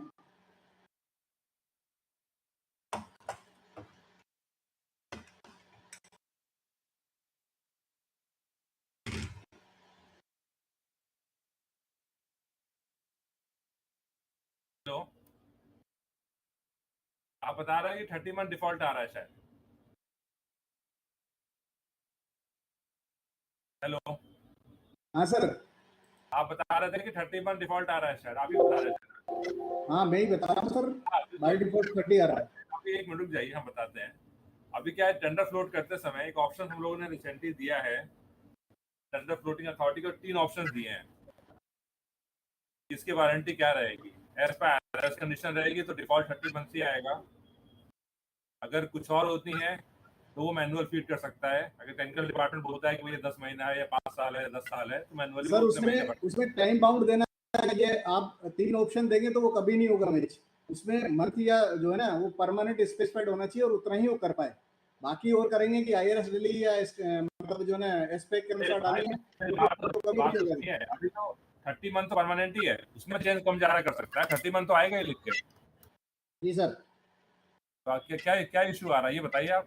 मेरा इशू ये है कि जैसे स्पेक के अनुसार यदि उसकी 4 साल है या 5 साल है तो 30 मंथ की जगह जितना है 60 महीने या 72 महीने वो लिखा हुआ आना वही चाहिए। हम बोल रहे हैं ना, वही तो हम बोल रहे हैं भाई। टेक्निकल डिपार्टमेंट अगर बता देगा कि भैया इसकी 60 महीने है तो जो टेंडर फ्लोट करने जाएगा उसको 60 महीने लिखेगा वहां पे। ठीक है, आप कुछ नहीं बताएंगे उसको तो 30 लिख के छोड़ देगा ना। 30 तो डिफॉल्ट होनी है, डिफॉल्ट इज 30। बाकी कम ज्यादा तो टेक्निकल स्पेसिफिकेशन के हिसाब से होगी। और टेक्निकल स्पेसिफिकेशन कितनी है वो तो आप बताएंगे स्टोर वाले। नहीं सर हम बताएंगे जो टेंडर जब फ्लोट करते हैं उसी टाइम उसमें वो होना चाहिए कि 70 मंथ है कि 42 40 है कि 30 है। अरे उसमें भाई वही ऑप्शन तो हम नहीं बोल। होगा। अरे 1 मिनट रुक जाइए, उसके लिए तो आपको जो हमारा जो 3-4 लाख आइटम है वो सारा आइटम में आपको फिक्स करना पड़ेगा वन टाइम। जी सर। टेक्निकल डिपार्टमेंट को आप रेडी है उसके लिए? नहीं वो तो रेडी होना ही पड़ेगा, नहीं तो सर वो 4 कोई लाख मतलब नहीं है, फिर बाद में दिक्कत हो जाएगी। 4 लाख आइटम है। 4 लाख आइटम के लिए आपको हर आइटम का एक एक बताना पड़ेगा उसकी कितनी वारंटी होती है। आगे सर उसको अगर एक बार वो बता देंगे तो वो फ्रीज हो जाएगा। सर फर्दर वाले में तो कम से कम मैंडेटरी कर सकते हैं कि उसमें जो टाइम बाउंड भरा जाए। अरे भाई तो यही तो हमने इसलिए ऑप्शन खोला है ना हम लोगों ने कि 30 महीना डिफॉल्ट है। बाकी टेक्निकल डिपार्टमेंट जो बोलेगा वो वहां भर देगा। वो 60 महीना आप बोलेंगे 60 महीना भर देगा उस आइटम के लिए। और जो प्रीवियस अभी अभी जो प्रॉब्लम आ रही है सर उनमें अभी 1 तारीख को लॉन्च ही हुआ है। 1 तारीख के पहले में तो कुछ नहीं हो सकता है ना। 1 तारीख के पहले तो डिफॉल्ट IRS कंडीशन जो था वो है ही। अब तो अब हम बता रहे हैं आपको, पहले पूरा बात सुन लीजिए। अब हम बता रहे हैं कि टेंडर फ्लोट करते समय 30 मंथ लिख के आएगा। परचेज ऑर्डर में 30 मंथ लिखा रहेगा। जब आर-नोट बनेगा उसका तो सिस्टम कैलकुलेट करके बता देगा कि वारंटी अप टू डेट बता देगा आपको। डेट ऑफ सप्लाई में 30 मंथ जोड़ के वो डेट फ्रीज हो गई कि इसमें इस तारीख तक इस सामान की वारंटी है। उसके बाद जब हमने आपको इशू करेंगे जब सामान तो आपको पता रहेगा कि इसकी वारंटी इस तारीख तक है। सिस्टम आपको जब रिजेक्शन होगा तो सिस्टम बता देगा कि वारंटी के अंदर है कि बाहर है। ये बेसिकली सारे चेक्स एंड बैलेंसेस हो गए हैं। पहले तो ऑप्शन ही नहीं था कि पहले तो कितनी वारंटी होगी ऑप्शन था ही नहीं महीना डालने का। वो इंट्रोड्यूस कर दिया गया है। अच्छा दूसरी इसके अलावा सर जो वो क्या कहते हैं इसमें आप जब डाटा हम जो वर्क ऑर्डर सेलेक्ट करते हैं तो जो inspection agency RO number IC note number तो ऑटोमेटिक आता नहीं है। अभी भी नहीं आ रहा है, नए मॉड्यूल में भी नहीं आ रहा है। कैसे बताइए? आप मटेरियल ड्रॉ करते हैं स्टोर से वर्क ऑर्डर के ड्रॉ करते हैं ना।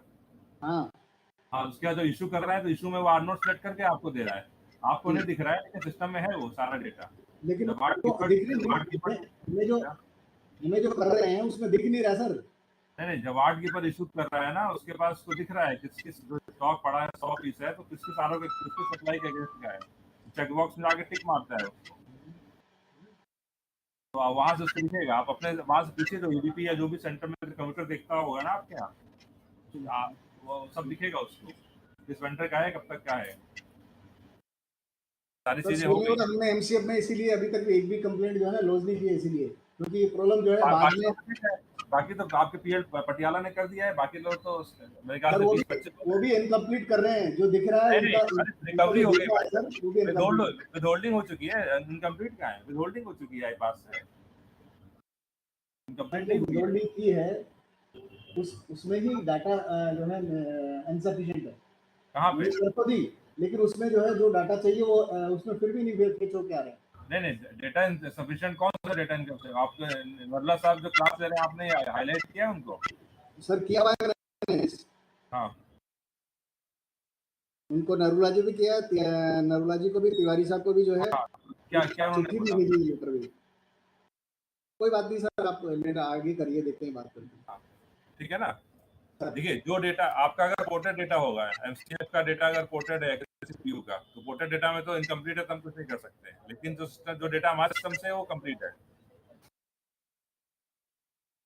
अभी आप लोगों ने एक भी नहीं किया रिएक्शन अभी तक? सर मैं Manish sir, SSC quality sir. जी बताइए सर जो वर्क ऑर्डर से हम लोग कुछ मटेरियल मिलता इशू होता है, जी।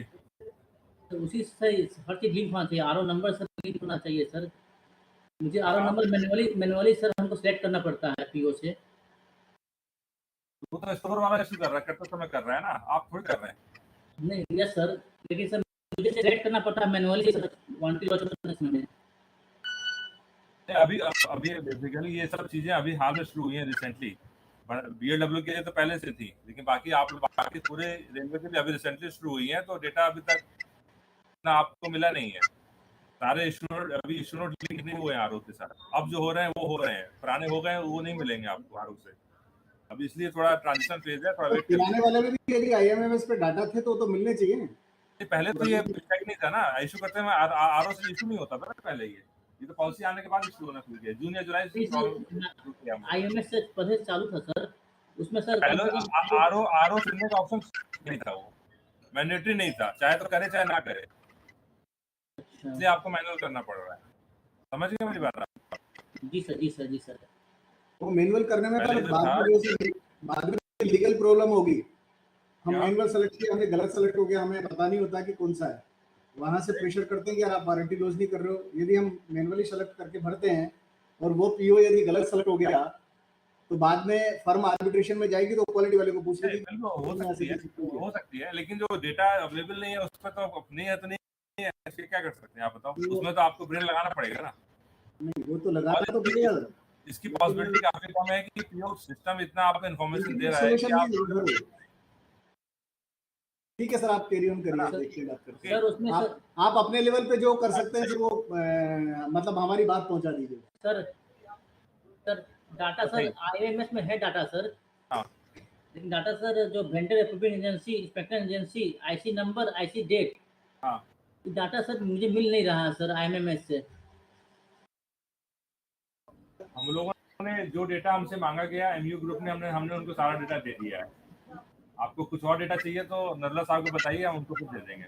सर स्टोर से बात किया सर, मैं स्टोर वाला बोलते हैं मैं हम भरते हैं सब। आप स्टोर वाला नहीं दे पाएगा, हम लोग तो यहाँ पे एमयू ग्रुप को दे रहे हैं डेटा ना, उनके साथ इंटीग्रेशन है, हम डेटा उनको दे देंगे जो भी डेटा चाहिए, तब आपको सब विजिबल होना शुरू हो जाएगा।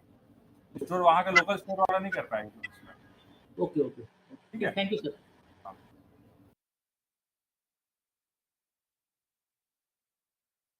हाँ देखिए इसमें लिखा भी हुआ है, warranty period has been made unique. जितने मंथ्स हैं वो मंथ क्लियरली लिखे रहेंगे। It will be clearly stipulated in digital form in the tender document PO or note and should be shall be known to end user. ये आप लोगों को पता रहेगा कितनी वारंटी है, लेकिन हाँ ये जो नई सप्लाई जाएंगे उनके लिए, बैक पीछे वालों के लिए तो नहीं हो सकता है ये। While issuing the store, issue note has been linked with RO, R note, so the supply details and exact warranty period is known to consignee.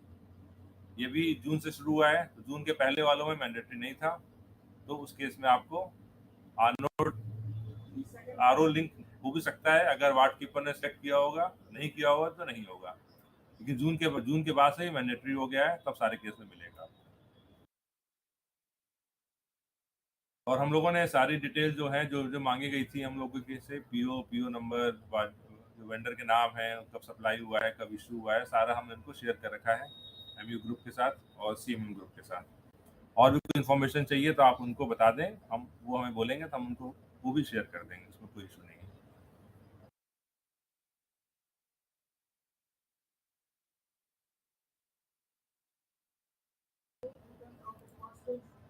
अभी तक वेंडर डिस्पैच जो करता था सामान, हमारे पास इन्फॉर्मेशन नहीं आती थी जब तक डिपो में ना आ जाए। तो अब हम लोगों ने IRPS में प्रोविजन कर दिया है इनपुट डिस्पैच करने का। ये डिस्पैच मॉड्यूल है, उसमें वेंडर अपना जो भी है, अगर बैच नंबर है या सीरियल नंबर है या डेट ऑफ मैन्युफैक्चरिंग है, एक्सपायरी डेट में एक वो सिस्टम में फीड कर देगा, उससे हमें पता चल जाएगा कब डिस्पैच हुआ है।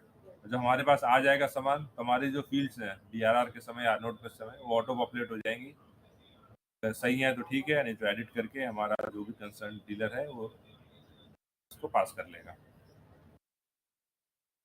ये सभी इसी वारंटी मॉड्यूल का पार्ट है। इसके बाद वारंटी एक्शन एडवाइस जो इशू होंगी और जो वेंडर का रिस्पॉन्स होगा, ये हमें वेंडर अप्रूविंग अथॉरिटी जो है हमारी RDSO CLW वगैरह जो भी हैं उनको भी लिंक करना है। तो RDSO अप्रूवल के लिए UM पोर्टल है हमारा। तो हमारा जो प्लान है और जो पॉलिसी के हिसाब से वेंडर्स का रिस्पांस जो होगा हम शेयर कर देंगे UM के साथ। ये अभी पाइपलाइन में कुछ दिनों में हो जाएगा। तो वहाँ पे वो वेंडर के फोल्डर में दिखने शुरू हो जाएंगे अप्रूविंग अथॉरिटीज़ को, जो भी डिसीजन लेंगे based on the performance we can take. ये हुआ नहीं है, हो जाएगा। उसी तरह परचेज ऑफिसर टेंडर डिसाइड करते समय भी जो वेंडर्स का परफॉर्मेंस है, उनका रिस्पॉन्स है, उसको ध्यान में रखेगा और कॉग्निजेंस में लेगा।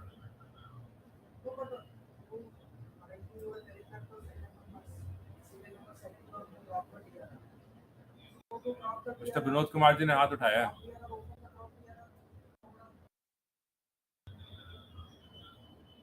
विनोद कुमार जी दास।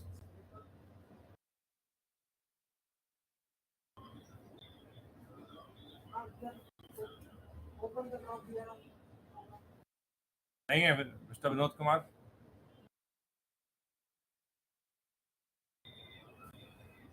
ये पूरे एक्टिविटी का एक फ्लो चार्ट बनाया है हमने। कोशिश की है कि इससे थोड़ा क्लियर हो जाए। क्लोजिंग आप अपने सिस्टम पे कर रहे हैं, चाहे तो UDM में डायरेक्टली कर सकते हैं या अपने सिस्टम पे कर सकते हैं। Register finally warranty complain register होगी UDM के ऊपर। UDM में अगर अटैच डिपो से इशू हुआ था सामान तो एडवाइस नोट या रिटर्न स्टोर जो बोलते हैं उसके थ्रू IMS में आ जाएगा। और अगर UDM पे ही आया था सामान या फिर स्टोर डिपो से दूर है तो फिर UDM से ही वारंटी एक्शन एडवाइस इशू हो जाएगी। सर एक चीज और कहनी थी। हाँ बताइए। ये सप्लाई अप्लाई पे जो आइटम आते हैं हमारे यहाँ जी, वो जैसे किट के फॉर्म में 25 आइटम आ गए और उसमें से आइटम खराब होता है केवल एक। हाँ ठीक है, उसका जो है वारंटी रिजेक्शन और वो कैसे डील होगा? किट में आया ना, आपको पूरे किट का रेट आप परचेज ऑर्डर दिया आपने। हाँ, पूरे किट का परचेज ऑर्डर दिया, उसमें 25 आइटम है और उनमें से डिफेक्टिव उसमें आप पूरे किट को करेंगे।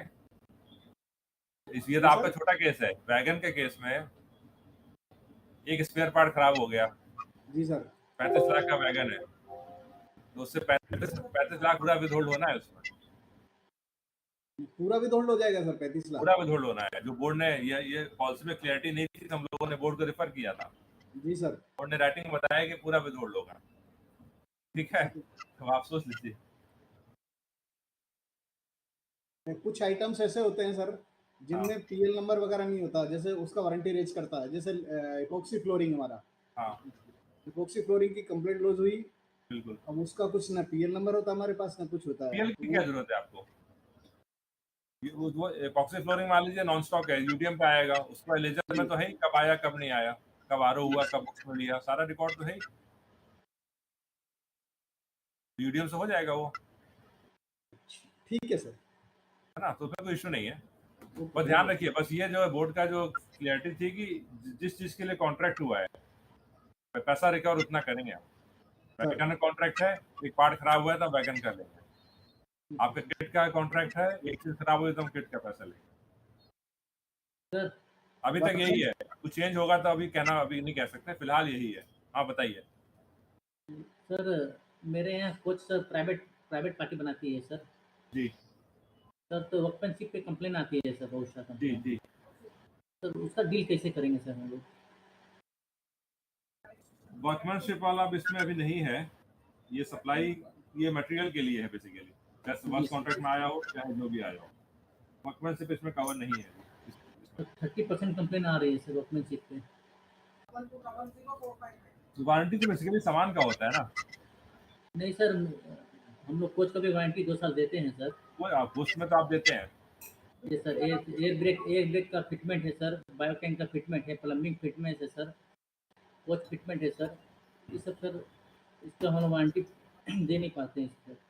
समझ गए, तो आइटम खराब नहीं हुआ, वर्कमैनशिप पे कुछ प्रॉब्लम आ गई। हाँ, वर्कमैनशिप पे प्रॉब्लम आ गई, वो डील करना है हमको, क्योंकि हमारे यहाँ बहुत सारी कंप्लेंट्स ऐसी आती है।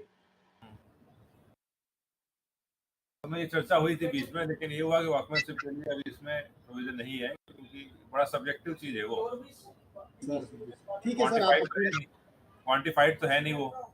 बिल्कुल सर, तो आपने पूरा कॉन्ट्रैक्ट पूरे कोच का दे दिया उसको। पूरे कुछ का फर्निशिंग कॉन्ट्रैक्ट दिया हाँ, कंप्लीट। तो उसको क्वांटिफाई करना बड़ा मुश्किल है, तो इसलिए उसको भी कवर नहीं है इसको। ठीक है, इस चलिए हम लेवल आगे की बढ़ते हैं। सर तो जैसे recovery advice, warranty advice issue होगा, withholding of forms payment, recovery of special charge by I pass हो जाएगा अगर राइट्स का है तो। कंसाइनी आरडीएसओ है तो रिकवरी का सवाल नहीं है। आपकी इन्फॉर्मेशन में बता दूं कि अभी तो राइट सिंगल इंस्पेक्टिंग अथॉरिटी है, ग्रेजुअली अब 4 के साथ कॉन्ट्रैक्ट हो रहा है। अब हम लोग राइट्स की तरह 3 और हमारे इंस्पेक्शन पार्टनर बढ़ जाएंगे, तो hopefully quality of inspection improve हो।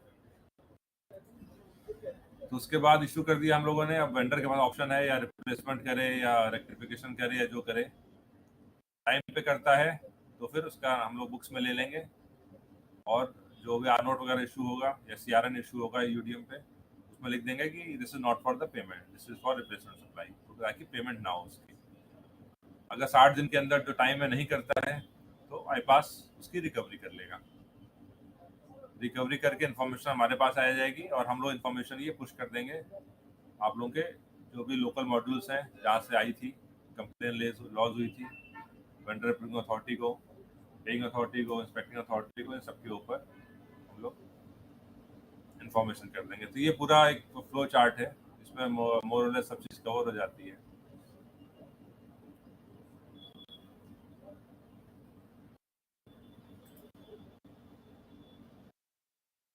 ये 1 दिसंबर को लॉन्च हो चुका है।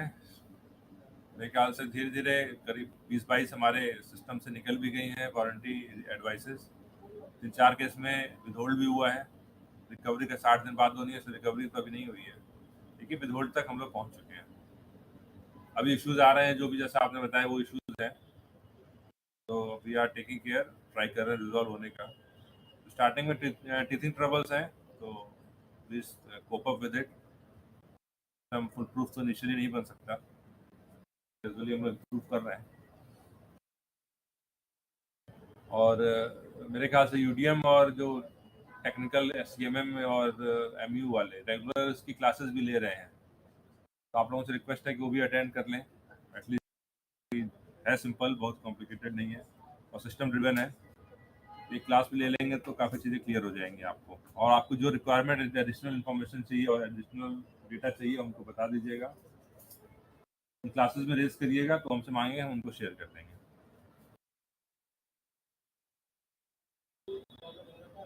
अभी इसके बाद हमारा प्लान है वारंटी रेटिंग को लेके है। तो बोर्ड ने कमेटी बनाई थी, रिपोर्ट सबमिट हो गई है, लेकिन इंस्ट्रक्शंस निकले नहीं है। उसके बाद ये जो हमारे अभी तक तो जो वेंडर रेटिंग है उसमें सिर्फ डिलीवरी को लेके ही पॉइंट्स मिलते हैं, बाकी चीज़ें कवर नहीं है। लेकिन उसमें हम लोग एएमसी में क्या परफॉर्मेंस है, वारंटी में क्या परफॉर्मेंस, वो सब भी कवर करेंगे। तो ये सब परफॉर्मेंस भी उसका देखा जाएगा उसके परचेज ऑर्डर प्लेस करते समय, लेकिन पहले कुछ इसका एक फॉर्मूला डिराइव हो जाए। तो we are waiting for boards instructions, उसके बाद हम लोग करेंगे। तो यहाँ तक आप लोगों को कुछ पूछना है तो पूछ सकते हैं।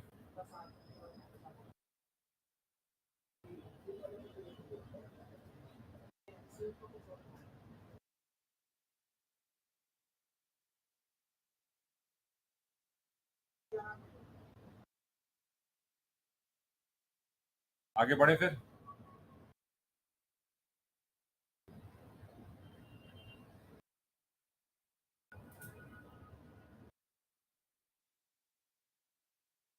वापस आते हैं कि जो हम लोग टेक्नोलॉजी यूज कर रहे हैं IMS में वो वेब फॉर्म टेक्नोलॉजी है, लेकिन अभी हम लोग उसको स्विच ओवर कर रहे हैं IMS वर्जन 2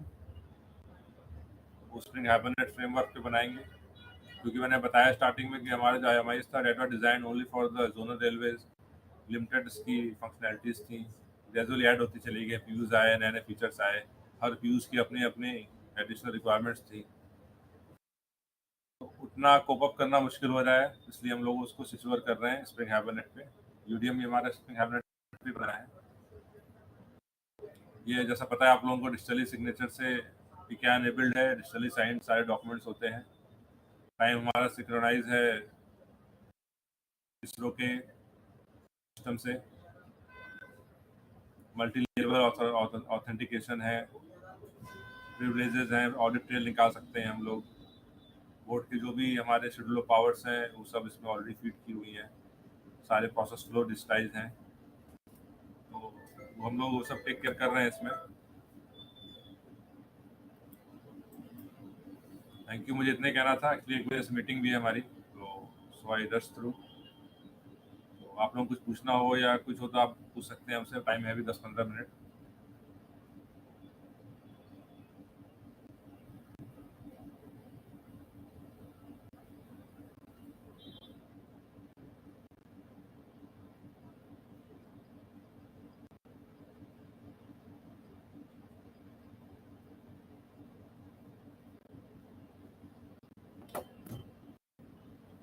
सिंह साहब,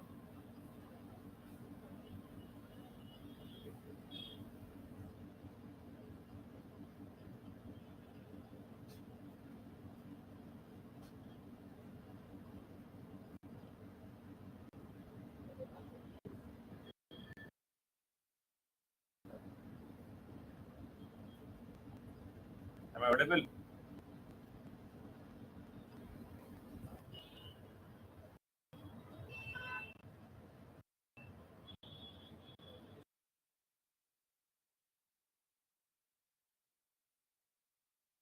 दिव्य सिंह साहब कहाँ गए?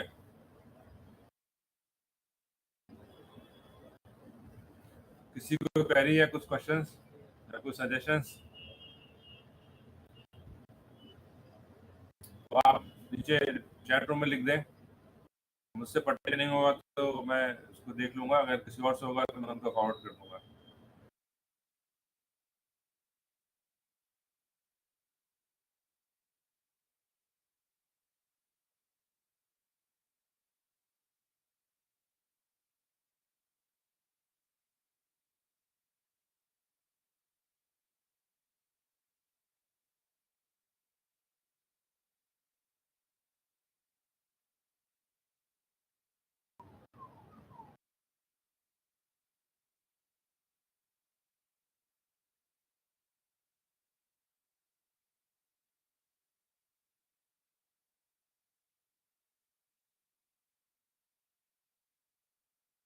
रामानुज साहब, आप क्या चाहते हैं?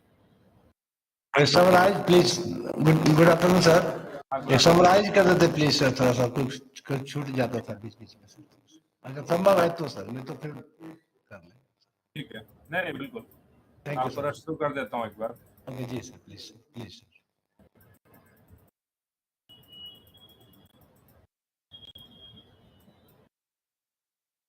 चलिए वैसे बता देता हूँ।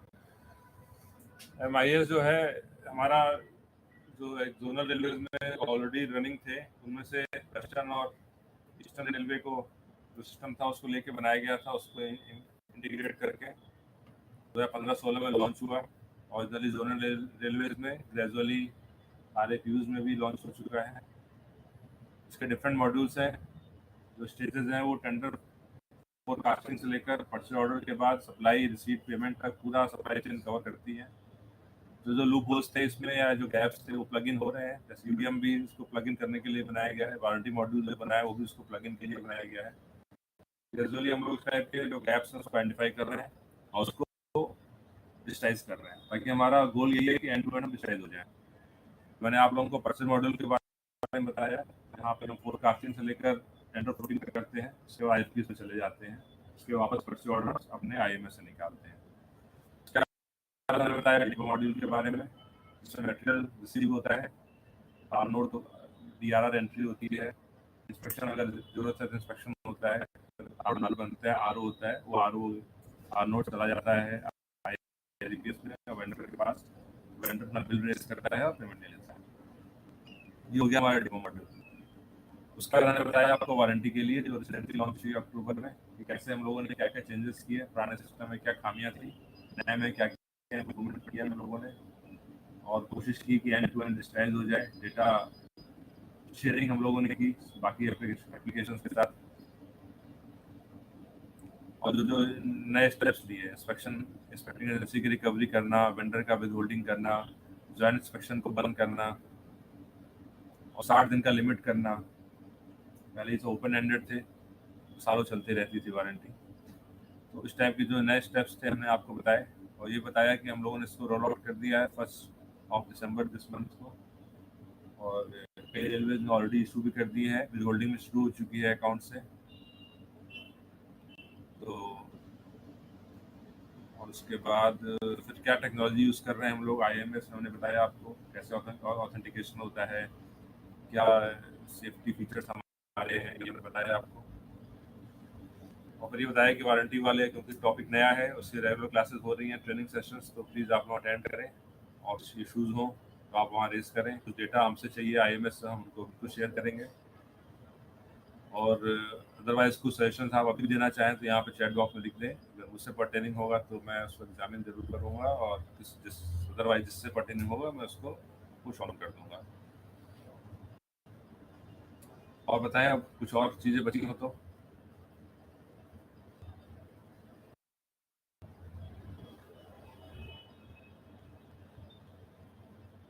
हम लोग क्लोज करें इसको।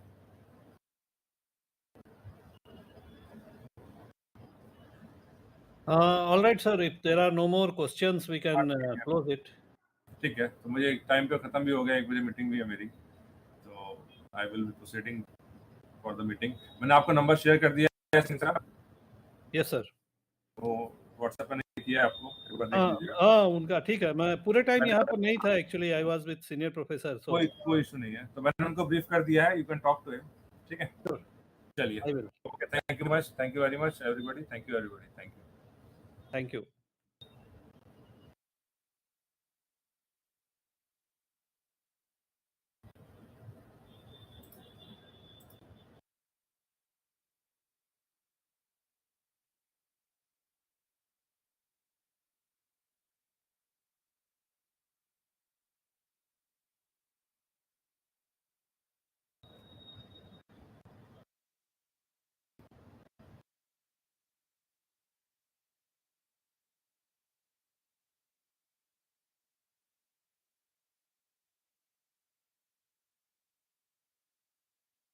So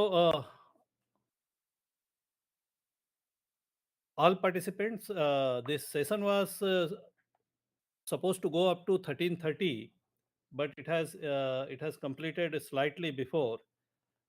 So we can break for the lunch where the sessions are concerned and join back again after the lunch at तो मैं ये लिख भी देता हूँ इस चीज को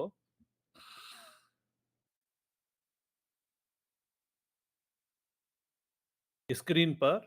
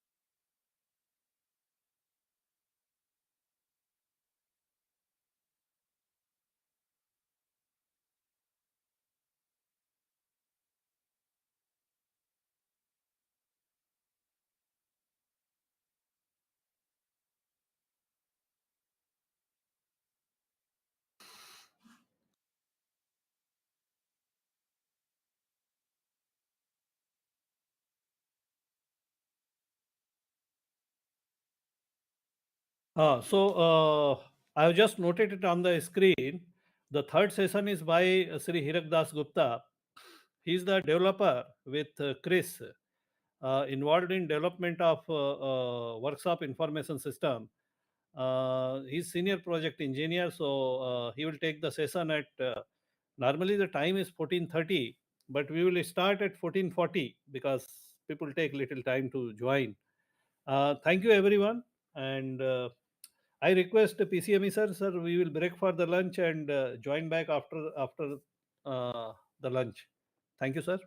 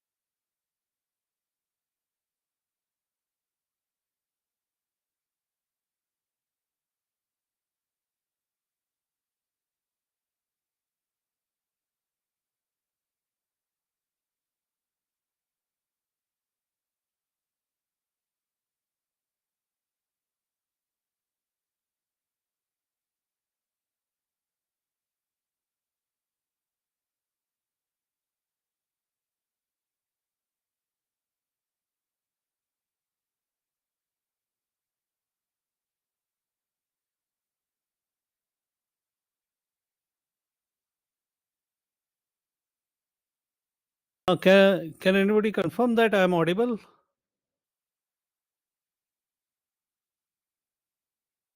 Yes, sir, you are audible. Okay, thanks. Our esteemed guest lecturer today, Mr. Hirak Gupta, SPE WISE, he has already joined. So, good afternoon, Mr. Gupta, if you can hear me.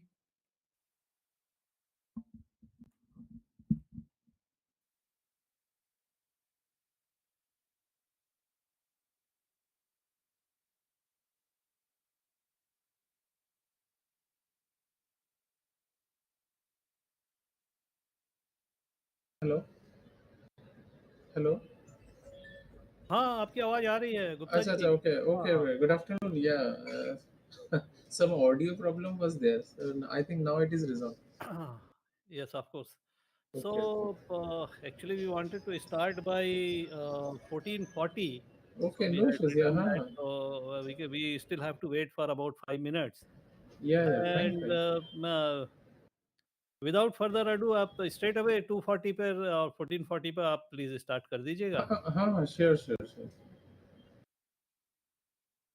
ठीक।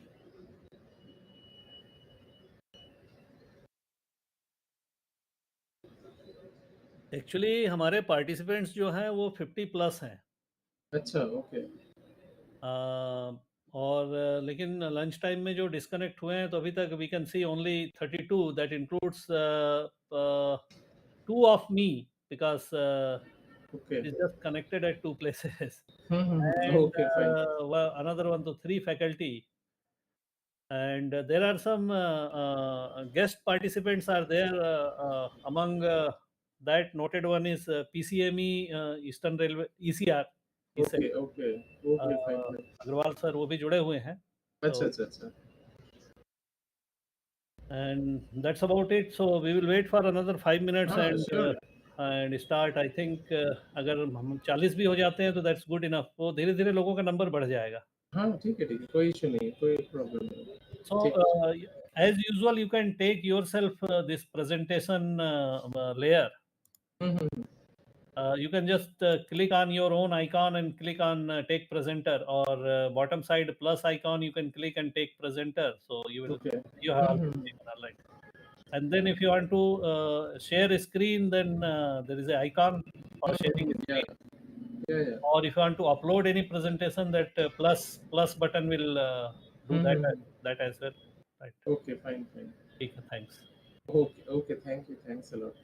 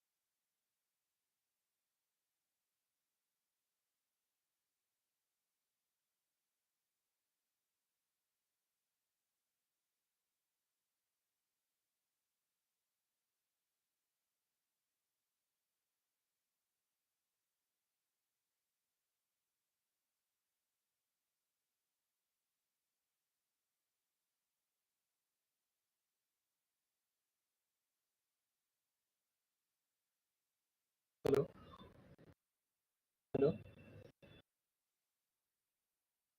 Hello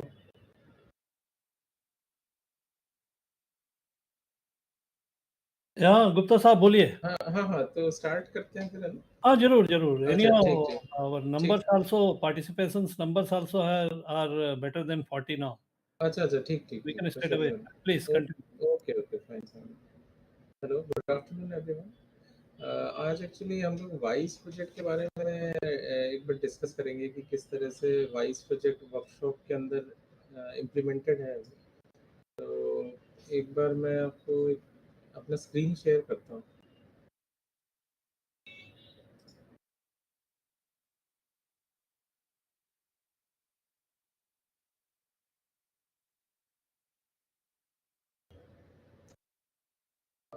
ये मेरा screen visible है? हाँ अब आ गया। अच्छा, ठीक है ठीक है ठीक है। तो बेसिकली जो वाइस प्रोजेक्ट है, वर्कशॉप इंफॉर्मेशन सिस्टम, ये अभी हमारे जो इंडियन रेलवे वर्कशॉप्स में इम्प्लीमेंटेड है। और जो वर्कशॉप के अंदर जो भी रोलिंग स्टॉक का मेंटेनेंस कैप्चर होता है, उसमें जो भी प्रोसेसेस इन्वॉल्व हैं, तो वो सारे प्रोसेसेस अभी इस वाइज में कैप्चर हो रहे हैं। और इसमें जो भी डेटा रिकॉर्डिंग हो रही है, उसके बेसिस पे रेलवे बोर्ड में एनालिसिस हो पाती है कि क्या मेंटेनेंस प्रोसेसेस अभी ठीक से काम कर रही है या नहीं। मतलब उसमें साइकिल टाइम अभी रोलिंग स्टॉक का कैसा है। तो हम लोग आगे बढ़ते हैं इसमें। बेसिकली ये प्रोजेक्ट पहले एक एसआई को अवार्ड हुआ था, कैपजेमिनी को, बट उन्होंने ईआरपी बेस्ड था, ये एंटरप्राइज रिसोर्स प्लानिंग वाला प्रोजेक्ट था पहले ये। बट उसमें बीच में एसआई ने छोड़ दिया था ये प्रोजेक्ट। तो फाइनली हमने फिर टेक ओवर किया इसको और इसको होम ग्रोन में डेवलप किया। और अभी ये मतलब 44 वर्कशॉप्स में इम्प्लीमेंटेड है इस टाइम। ये इसका ब्रेकअप है कि किन किन मतलब कितने इसमें कोचिंग वर्कशॉप्स है, कितने वैगन वर्कशॉप्स है, और डीजल लोको कितने हैं।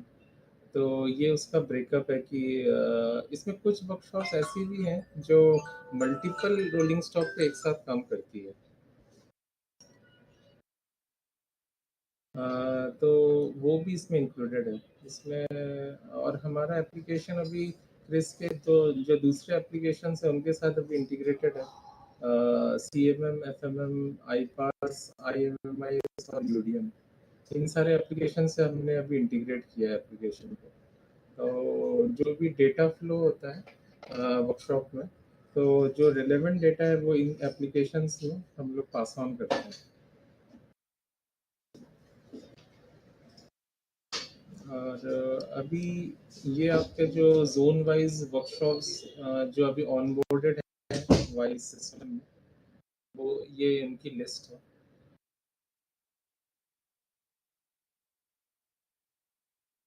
ये थोड़ा सा मैं आपको ब्रीफ बता देता हूँ कि वर्कशॉप में जो पीरियोडिसिटी होती है, जैसे हम लोग जो भी ओवरऑलिंग करते हैं रोलिंग स्टॉक्स की, तो एक पीरियोडिसिटी पे वो वर्कशॉप विजिट करते रहते हैं रोलिंग स्टॉक।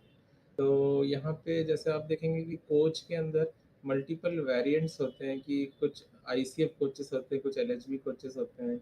तो इन सब का एक पीरियोडिसिटी डिफाइंड है कि कितने मंथ्स में ये वर्कशॉप को टच करेंगे नेक्स्ट मेंटेनेंस के लिए। जब भी मेंटेनेंस होता है तो उसका एक नेक्स्ट पीरियड डेट, मतलब जिसको हम रिटर्न डेट भी बोलते हैं, वो उस पर स्टैंपिंग होती है रोलिंग स्टॉक के ऊपर।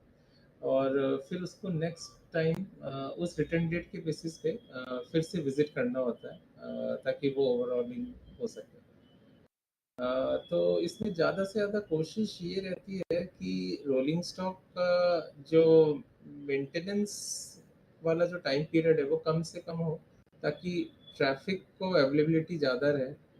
तो इसके लिए हम लोग ने यहाँ पे ये कोशिश किया है कि रेलवे बोर्ड लेवल पे जो भी मेंटेनेंस वाला जो ड्यूरेशन है वर्कशॉप वाइज, वो उस पे एनालिसिस रेलवे बोर्ड कर सकता है, ताकि उसके बेसिस पे वो ये भी डिसाइड करते हैं कि किन किन वर्कशॉप्स को दिक्कत आ रही है। सपोज एक कॉमन रोलिंग स्टॉक है जो एक वर्कशॉप कम टाइम पे निकाल रहा है और दूसरा वर्कशॉप उसी को ज़्यादा टाइम पे आउटटर्न दे रहा है, तो उसमें फिर ये रहता है कि कई बार इंफ्रास्ट्रक्चर रिलेटेड इश्यूज रहते हैं कि उस वर्कशॉप के पास कुछ इंफ्रास्ट्रक्चर रिलेटेड प्रॉब्लम्स आती हैं। तो ये एनुअल मीटिंग्स होती रहती हैं और उसमें वाइस सिस्टम के डैशबोर्ड के थ्रू बोर्ड पे डिस्कशन होता है वर्कशॉप से CWM सर के साथ, और फिर ये डिसाइड किया जाता है कि डिलेज क्यों हो रहे हैं और उसके बेसिस पे क्या हमें और इम्प्रूवमेंट की ज़रूरत है। तो ये मीटिंग्स होती रहती है हमारी। ये कुछ फंक्शनैलिटीज़ हैं जिनकी लिस्टिंग जो वाइज में अभी एट प्रेजेंट इम्प्लीमेंटेड है। तो ये मैं आपको एक्चुअली डिटेल्ड में अभी आगे एप्लीकेशन ही दिखाऊंगा, उसमें आपको क्लियर हो जाएगा।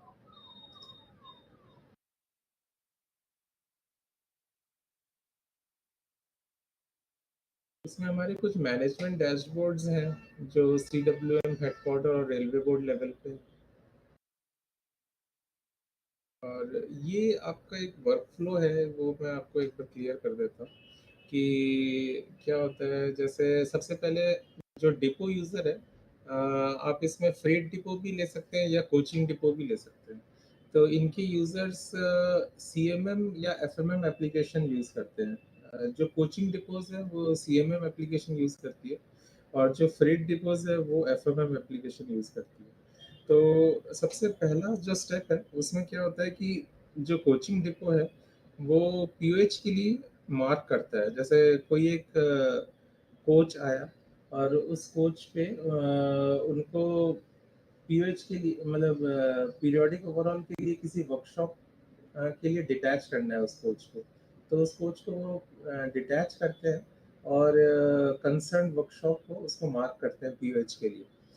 तो जब वो मार्क करते हैं तो जैसे ही वो अपने सिस्टम पे CMM या FMM में उसको मार्किंग करते हैं POH के लिए, तो वो वाइज में उस कंसर्न वर्कशॉप के पेज पे डिस्प्ले होने लगता है कि ये रोलिंग स्टॉक अभी CMM FMM से डिटैच हो चुका है, तो उसके एप्लीकेशन में एंट्री हो चुकी है और ये वर्कशॉप विजिट करने वाला है। एक तरीके से वर्कशॉप के लिए वो फोरकास्ट की तरह काम करता है।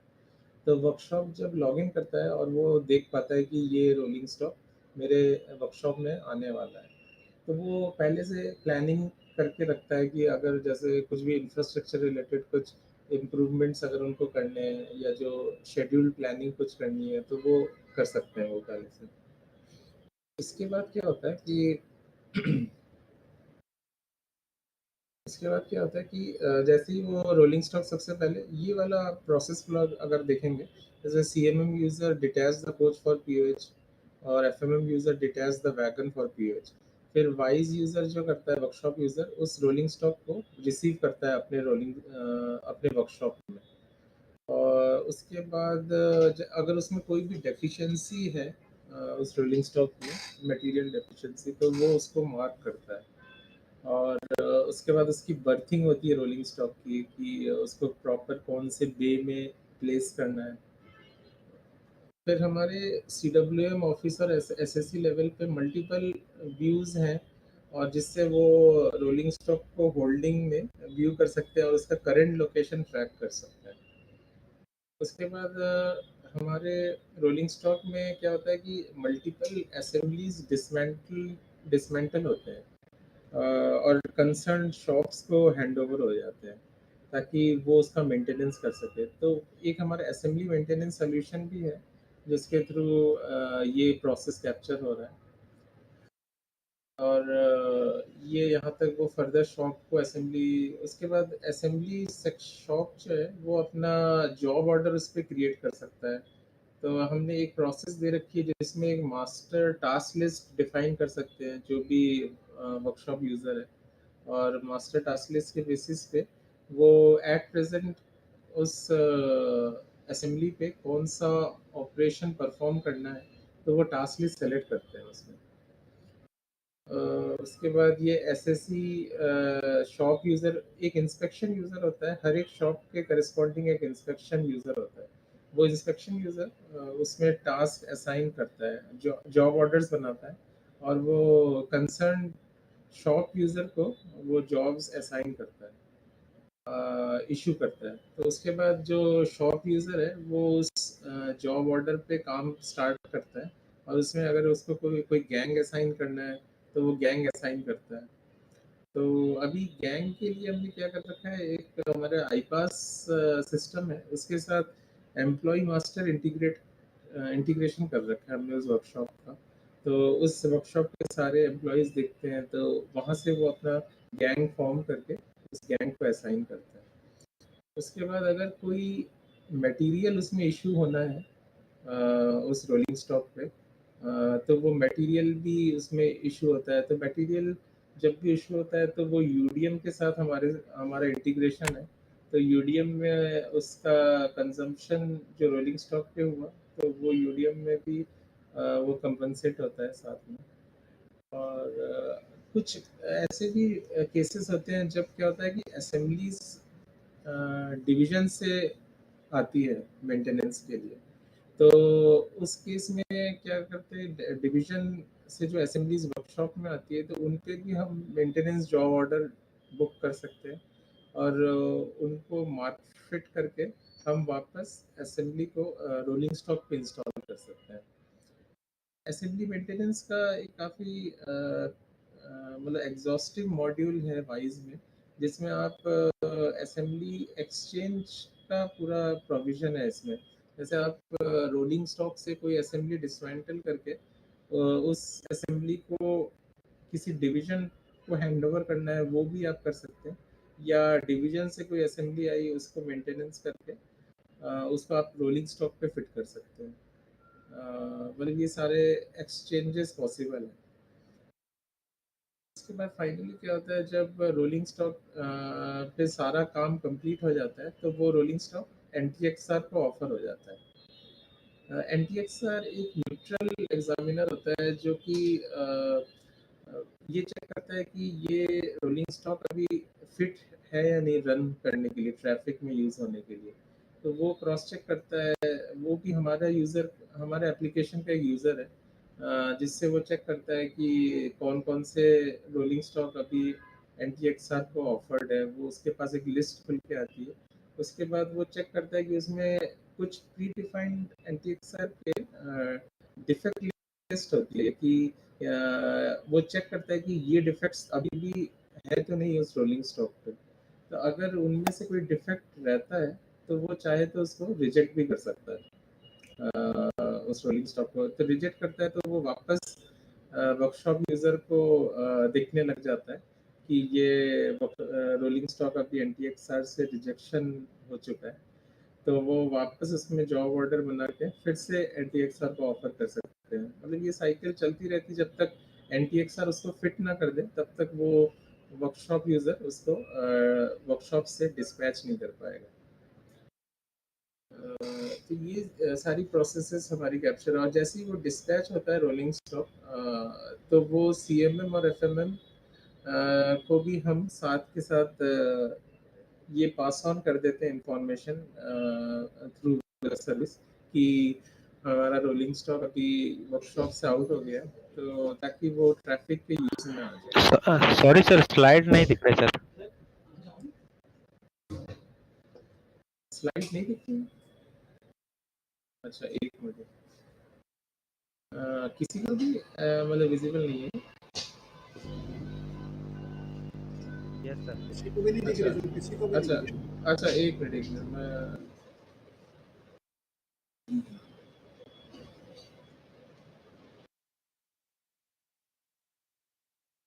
अभी विजिबल है?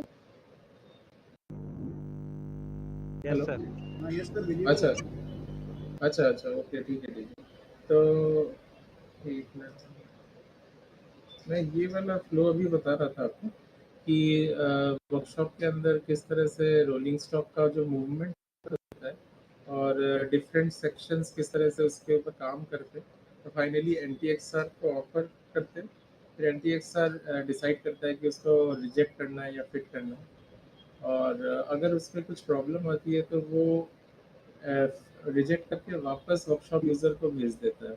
फिर वर्कशॉप यूजर उसमें दोबारा जॉब ऑर्डर बना के री ऑफर कर सकता है NTXR को। तो ये एक पूरा फ्लो है उसका, जो वर्क फ्लो है।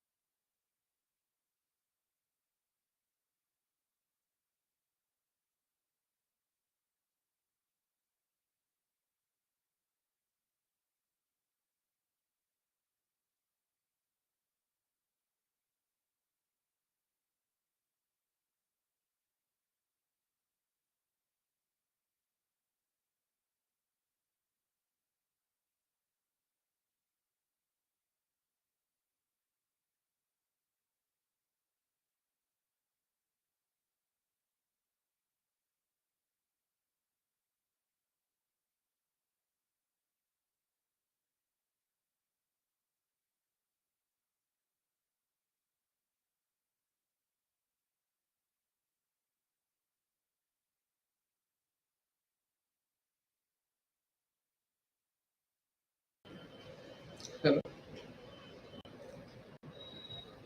हेलो, हाँ ऑडिबल है। हाँ ऑडिबल है। एक मिनट।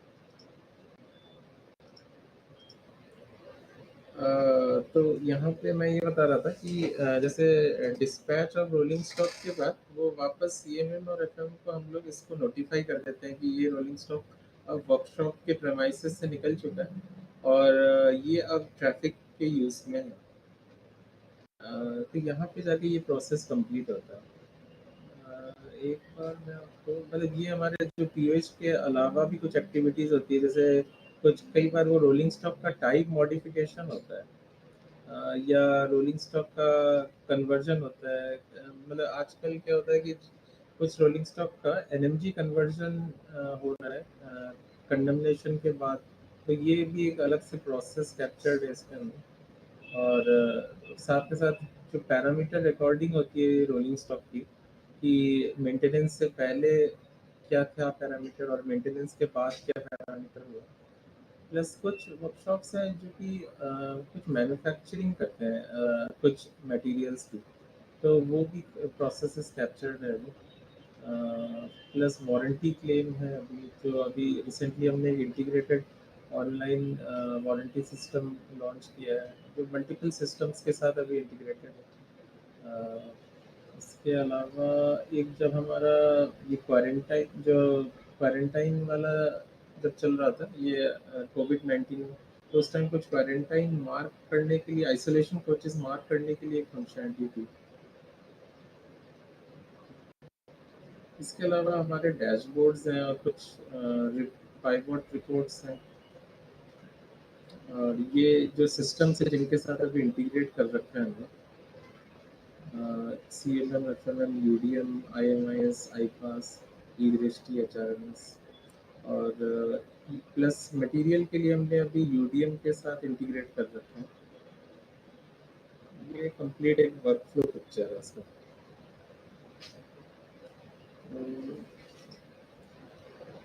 अभी मेरे साथ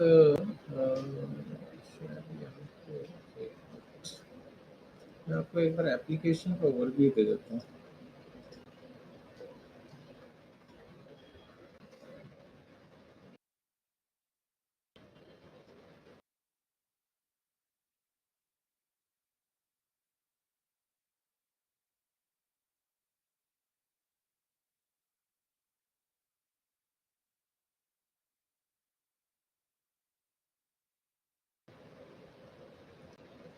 ये जो डैशबोर्ड है, ये रेलवे बोर्ड का डैशबोर्ड है अभी।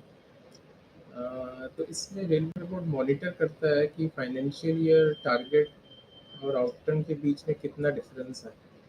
ये बेसिकली जो डेटा है ये 1 अप्रैल 2021 है।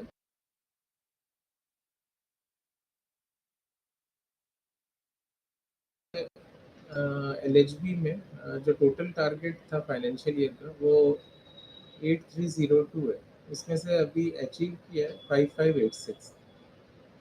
तो इसमें फर्दर ब्रेकअप के लिए जब इस हाइपरलिंक पे क्लिक करेंगे तो यहाँ पे वो क्या करेगा कि जोन वाइज और वर्कशॉप वाइज आपको ब्रेकअप दिखा देगा कि जितना टारगेट था उसमें से अचीव कितना हुआ है। जैसे आपका यहाँ पे आप सेंट्रल रेलवे में परेल वर्कशॉप है, इसका 360 टारगेट था और 227 अभी अचीव किया है इन्होंने। तो फर्दर इसको अगर आप क्लिक करेंगे तो यहाँ पे आपको दिखेगा कि ये मंथ वाइज आपको मंथ वाइज टारगेट कितना था और मंथ वाइज कितना आउटटर्न हुआ है, वो वाली फिगर दिखेगी आपको यहाँ पे। फिर अगर आप सपोज मंथली आउटटर्न पे क्लिक करें, ये खाली एलएचबी का डेटा है। आप ऊपर देख रहे हैं, आप हेडर में एलएचबी लिखा हुआ है, तो इस पर अगर आप क्लिक करेंगे तो ये दिखा देगा कि आपके ये जो 22 कोचेस थे वो कौन कौन से कोच नंबर्स थे और इस पे क्या एक्टिविटीज़ परफॉर्म हुई थी। जैसे अपने एलएचबी में SS2 SS3 ये परफॉर्म हुआ था, और कुछ में जैसे कहा कहीं कुछ कुछ कोचेस ऐसे आते हैं जिसमें corrosion heavy corrosion activity involve होती है, तो उसमें आपको प्लस COR करके ये दिखेगा एक्टिविटी टाइप में।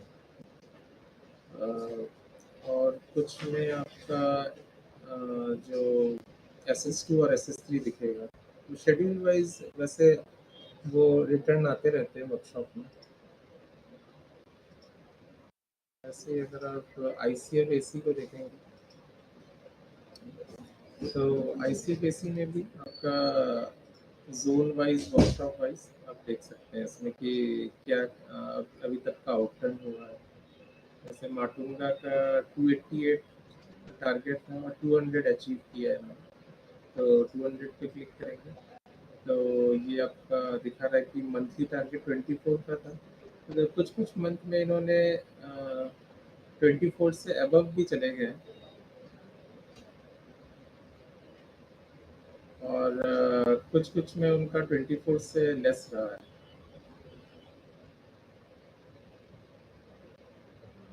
तो इसमें भी फर्दर आप क्लिक करेंगे तो यहाँ पे आप देख सकते हैं कि वो रोलिंग स्टॉक नंबर, टाइप और एक्टिविटी क्या होगा।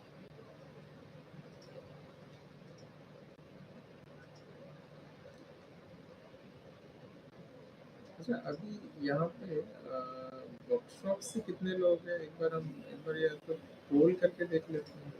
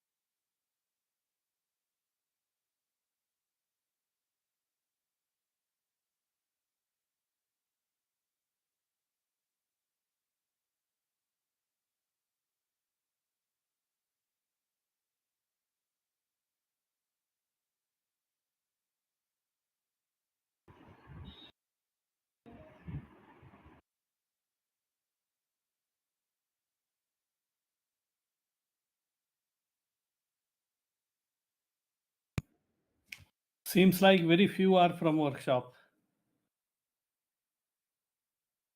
Yeah, very few are from workshop. Only No, 6.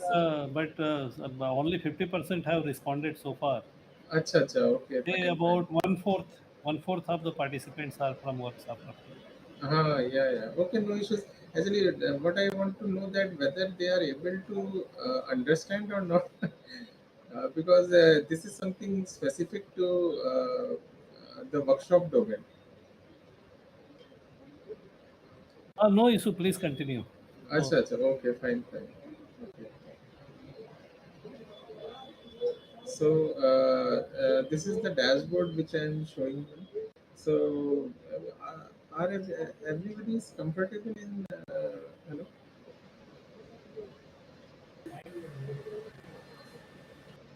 So I think only 7 participants are there who are from workshop, and 24 participants are not from workshop. Okay.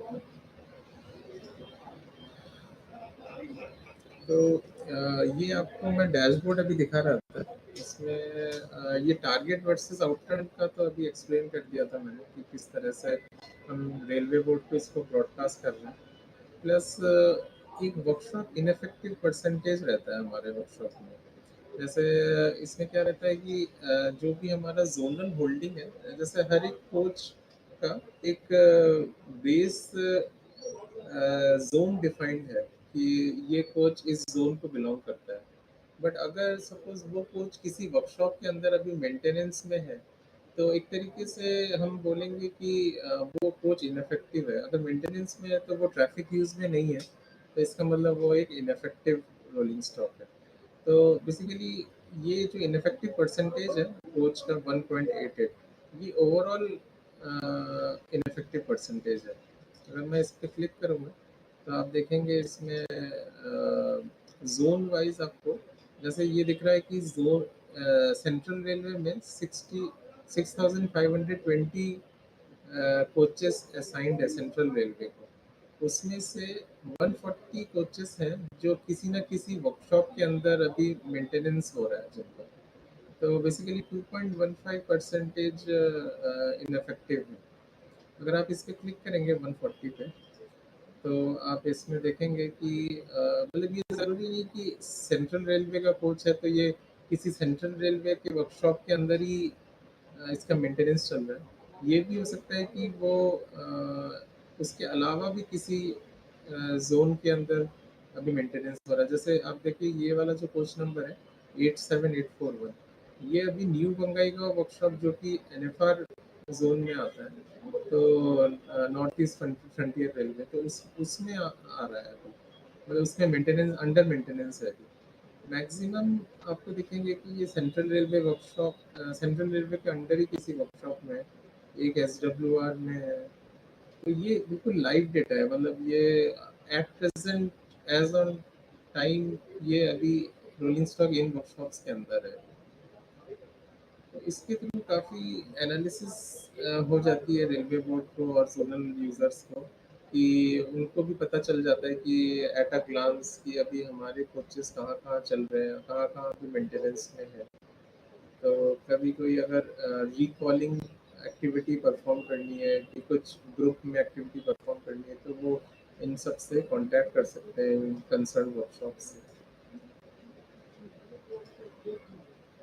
तो ये हो गया आपका। इसके अलावा एक फेलियर वर्सेस आउटकम परसेंटेज होता है। जैसे जब भी कोई रोलिंग स्टॉक वर्कशॉप से बाहर निकलता है, तो उसका क्या मतलब ये चेक किया जाता है कि क्या विद इन 100 डेज में कोई फेलियर तो नहीं हुआ है। जैसे आज की डेट पे अगर कोई कोच वर्कशॉप से बाहर निकला, POH होके बाहर निकला, तो अगर विद इन 100 डेज में उसके अंदर कोई फेलियर मार्क हुआ है, तो वो उसको हम लोग ट्रैक करते हैं यहाँ पे रेलवे बोर्ड लेवल पे कि ऐसे कितने केसेस हैं जो विद इन 100 डेज में फेलियर मार्किंग होती है। तो अभी जो फेलियर मार्किंग वाली जो फंक्शनैलिटी है, ये CMM और FMM एप्लीकेशन के अंदर कैप्चर्ड है। वहाँ से ये डिसाइड होता है कि इस रोलिंग स्टॉक पे विद इन 100 डेज में कोई पीओएच के बाद विद इन 100 डेज में कोई फेलियर हुआ है। तो अगर आप इस पर क्लिक करेंगे तो यहाँ पे आपको इसका फेलियर वर्सेस आउटटर्न परसेंटेज दिख जाएगा कि कितना है। जैसे ये सेंट्रल रेलवे में माटुंगा वर्कशॉप है, इसका 0.73 है। इस पर फर्दर क्लिक करेंगे तो आप यहाँ पे आपको दिखा देगा कि वो क्या डिफेक्ट इसमें पाया गया था और कौन से असेंबली पे डिफेक्ट आया था। उसके बाद फाइनली क्या एक्शन लिया गया उसको रिजॉल्व करने के लिए। तो ये हम अभी दिखाते हैं यूजर्स को। ऐसे ही सिमिलरली वैगन का है, तो वैगन में 90 डे फेलियर मार्किंग को ट्रैक किया जाता है उसमें। प्लस यहाँ पे एक साइकिल टाइम है जो अभी बोर्ड लेवल पे मॉनिटर होता है। तो साइकिल टाइम बेसिकली वो है कि कितना टाइम वर्कशॉप के प्रेमाइसेस पे गुजारा है रोलिंग स्टॉक में। तो ये जितना कम होगा उतना उस वर्कशॉप के लिए अच्छा रहेगा। तो रेलवे बोर्ड की कुछ गाइडलाइंस है जिसमें उन्होंने डिफाइन किया है कि स्टैंडर्डाइज साइकिल टाइम कितना होना चाहिए। तो अभी जब से हमने ये वाला डैशबोर्ड अभी बोर्ड को ऑफर किया, जोनल रेलवेज को ऑफर किया है, तो अभी इससे रियल पिक्चर एक्चुअली आ रही है कि पहले एक्चुअली ये पता नहीं चल पाता था कि एक्चुअल साइकिल टाइम कितना चल रहा है रोलिंग स्टॉक्स का। तो बट अब इसमें रियल पिक्चर आ रही है। तब धीमे धीमे करेक्टिव एक्शंस ले रहा है रेलवे बोर्ड ताकि इसका जितना कम से कम साइकिल टाइम हो उतना ट्रैफिक अवेलेबिलिटी एनहेंस होगी। तो जैसे आप LHB-AC का जो overall average cycle time 19 days का आ रहा है। ये आपका जो साइकिल टाइम जो कैलकुलेट होता है इसमें बेसिकली आपका जो हॉलीडेज को भी हम कंसिडर करते हैं। जैसे हर वर्कशॉप में कुछ डिफाइंड हॉलीडेज होता है जो हर फाइनेंशियल कैलेंडर ईयर में वो डिफाइन करते हैं हमारे वाइस सिस्टम में कि इस कैलेंडर ईयर में कौन कौन से हॉलीडेज है। तो साइकिल टाइम में जब भी एक तो अराइवल डेट हो गया, एक पीओएच डेट हो गया, उस डेट के बीच में अगर आपका कोई हॉलीडे है तो वो भी माइनस होता है। प्लस कई वर्कशॉप्स में सैटरडे हाफ डे की तरह कंसिडर होता है, तो वो 0.5 ऐड होता है उस केस में। और कई वर्कशॉप्स में आपका जैसे सैटरडे फुल डे होता है तो उसमें 1 कंसिडर होता है।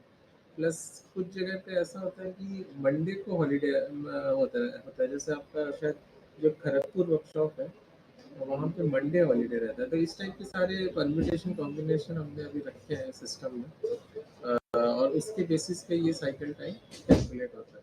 तो अगर मैं इस पर क्लिक करूँगा 90.48 पे तो आप देखेंगे यहाँ पे ये जोन वाइज वर्कशॉप वाइज उसका साइकिल टाइम दिखा रहा है। तो ये भी आपका एवरेज साइकिल टाइम है क्योंकि इसमें मल्टीपल रोलिंग स्टॉक निकले हैं। तो 202 रोलिंग स्टॉक का एवरेज साइकिल टाइम ये आ रहा है 8.85। इसमें अगर आपको जैसे मंथ वाइज भी देख सकते हैं या रोलिंग स्टॉक टाइप वाइज भी चेक कर सकते हैं इस ब्रेकअप को। अगर मैं मंथ वाइज पे क्लिक करता हूँ यहाँ पे तो यहाँ पे आप देखेंगे ये मंथ अब्लिक ईयर आ रहा है और ये मंथ वाइज आपका जो साइकिल टाइम दिखा रहा है तो किस महीने में कितना रहा है। आप देखेंगे कि जैसे नवंबर और दिसंबर में जो साइकिल टाइम है वो थोड़ा हाइयर साइड में है। फर्दर अगर आप इसको क्लिक करेंगे 9.85 तो इसमें भी आप 9.85 का एक्चुअल ब्रेकअप देख सकते हैं कि कितने कौन कौन सी कोर्स नंबर इसमें आउटरन हुआ है। ये डेट इन डेट आउट आपको दिखेगा और उसका साइकिल टाइम दिखेगा और कौन सा रिपेयर वर्क उसमें परफॉर्म हुआ है। ये सारी चीज़ें आप देख सकते हैं। तो ये तो आपका मंथ वाइज वाला हो गया। अगर मैं RS टाइप वाइज जाता हूँ इसमें तो ये RS टाइप वाइज में इस पर्टिकुलर LHB-AC के अंदर ये कैटेगरीज हैं जो आउट हुई हैं इस फाइनेंशियल ईयर में, तो इनका आपको RS type wise average cycle time दिख रहा है। LWACCN का 8.71 है। अगर मैं इसमें क्लिक करूं तो आपको सारे कोचेस LWACCN की नज़र आ रहे हैं यहाँ पे। तो ये इस टाइप के ना डिफरेंट टाइप के जो परमिटेशन कॉम्बिनेशन रेलवे बोर्ड ने हमें डायरेक्शन दिया था कि इस टाइप से उनको डेटा को एनालाइज करना है। तो हमने डैशबोर्ड में भी इस तरह से प्रोविजन किया है ताकि इस तरह से वो चेक भी कर सकते हैं कि टाइप वाइज कौन सा रोलिंग स्टॉक ज़्यादा कंज्यूम कर रहा है। जैसे आप देखिए यहाँ पे LWSCZDAC इसका साइकिल टाइम ज़्यादा है, 11 डेज के अराउंड है। तो इस तरह से वो फोकस कर सकते हैं कि इन पर्टिकुलर कोच टाइप्स में ही ज़्यादा क्यों आ रहा है। तो वो वर्कशॉप के साथ एक बार कम्युनिकेट करके वो इसको ऑप्टिमाइज कर सकते हैं इस टाइप के इश्यूज को।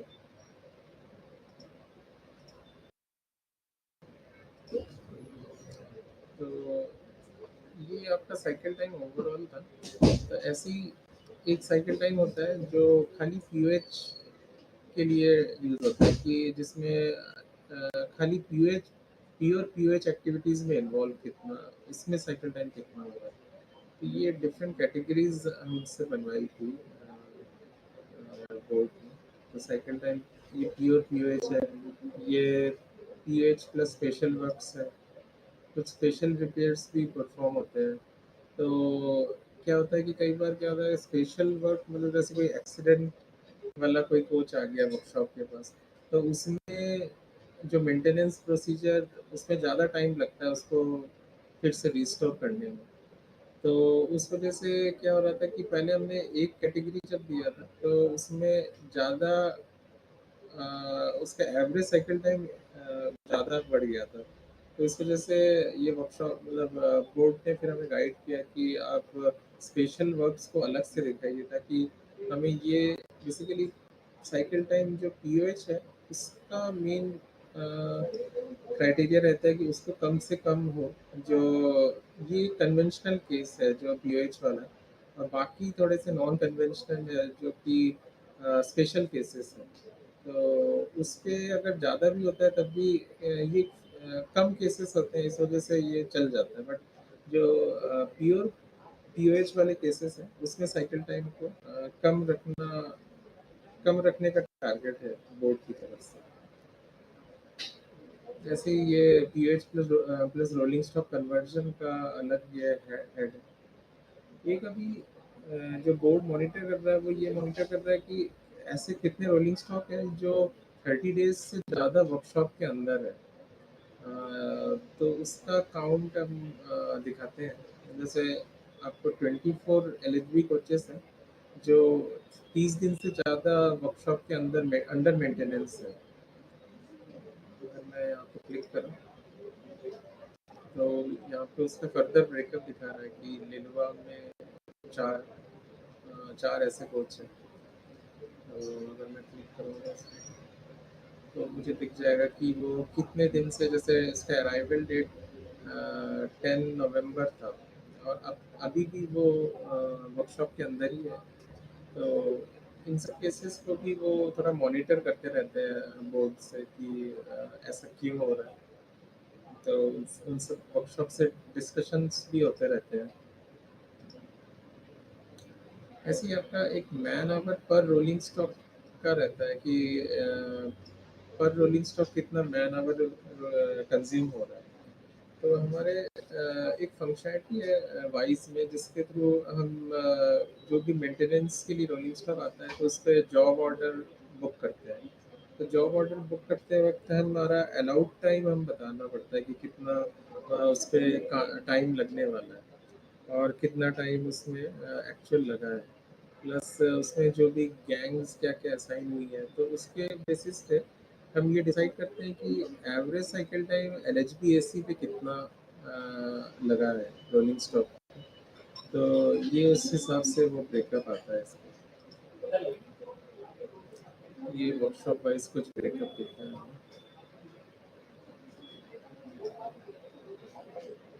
प्लस कई बार क्या होता है कि कुछ रोलिंग स्टॉक को विदाउट NTXR हम आउट करते हैं वर्कशॉप लेवल पे, मतलब उसमें ये अभी थोड़ा सा बोर्ड से ये मॉनिटरिंग होती है, क्योंकि वहाँ पे ये चेक करते हैं कि सारे उनके हिसाब से लोकल पासिंग का जो काउंट है वो 0 होना चाहिए, कि कोई भी ऐसा रोलिंग स्टॉक ऐसा नहीं होना चाहिए कि जो NTXR के थ्रू फिट नहीं हो रहा है, मतलब फिट बिना फिट हुए वो डिस्पैच हो जाए, ऐसा होना नहीं चाहिए।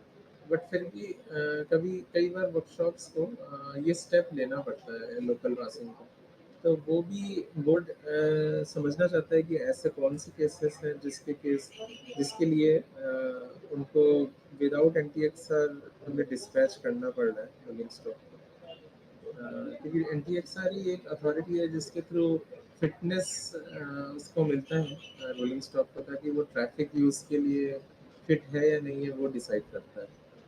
तो यहाँ पे हमने काउंट पे अगर वो क्लिक करेंगे तो हमें यहाँ पे वो दिख जाएंगे वर्कशॉप वाइज कितने ऐसे लोकल पासिंग हुई है। तो अगर मैं 10 पे क्लिक करता हूँ तो मुझे मंथ वाइज उसका ब्रेकअप दिखेगा, और उस पर मैं फर्दर क्लिक करूँ तो मुझे वो रोलिंग स्टॉक दिख जाएंगी कि कौन से रोलिंग स्टॉक लोकल पास है।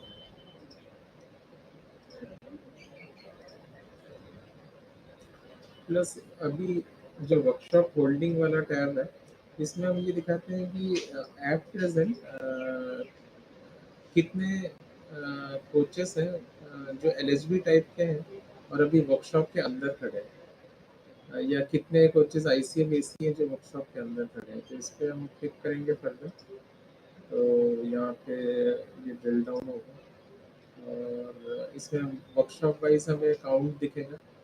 फिर फर्दर हम इसको क्लिक करेंगे तो यहाँ पे हमें दिख जाएगा कि वो कौन सा कोच नंबर है और अभी उस पर कौन सा ऑपरेशन परफॉर्म हुआ है और उसका अराइवल डेट क्या था।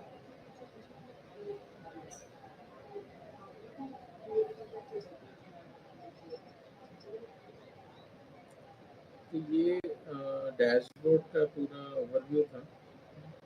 हमारे साथ अभी रमन भी जुड़े हैं इसी मीटिंग में। Hello Raman,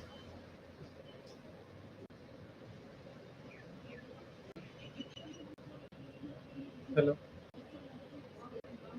Hello. am I audible? Hirakji, you're हाँ, audible. Hirakji audible. yeah. Okay, fine. So, so actually, I'm handing over to you now. So, Yeah. so that you can just showcase. Actually, right now I have showcased the dashboard thing to all the users. Okay. So, I'll, if you can go through the application at the workshop level, then I think they can understand more. yeah, I'll take over. So, can you take over the screen? Or, Yes. Yeah. Also. I'll take over.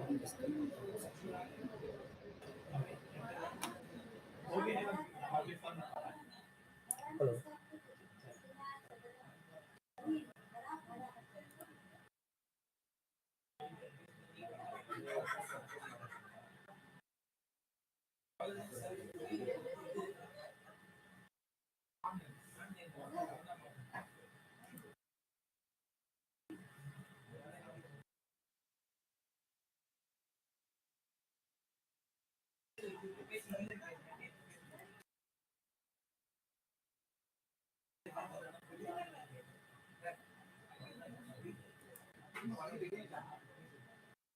Hello.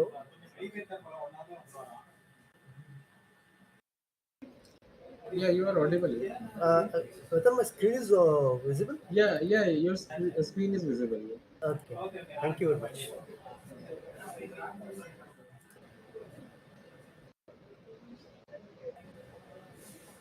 Good evening, all. Raman here, project engineer, voice. Let me start with this. Hirakji, can I start with the presentation or I'll go with the demo directly? Actually, I have gone through the presentation. Okay. Yeah, so you can directly log into the application. Okay. Okay. So there are three types of user majorly. One is the shop user, one is the store user, which is who take care of the sub-store activities, and the inspection user. The inspection user who has who will do the pre-inspection and create the order, upon which the SSC who will complete that order, confirm the order, assign the gang. And similarly, the material user, where the sub-store SSC will consume that material which he has intended, he has been it has been issued by the stores. I'll just log into three types of user one by one. Before that, I'd also like to bring to your attention, there is an admin user who controls the activities of the master and the assignment of material roles and so on and so forth, who has got the authentication to do that. So I'll just log into an EDP user who is an admin user. In this case, I'll log in EDP GOC.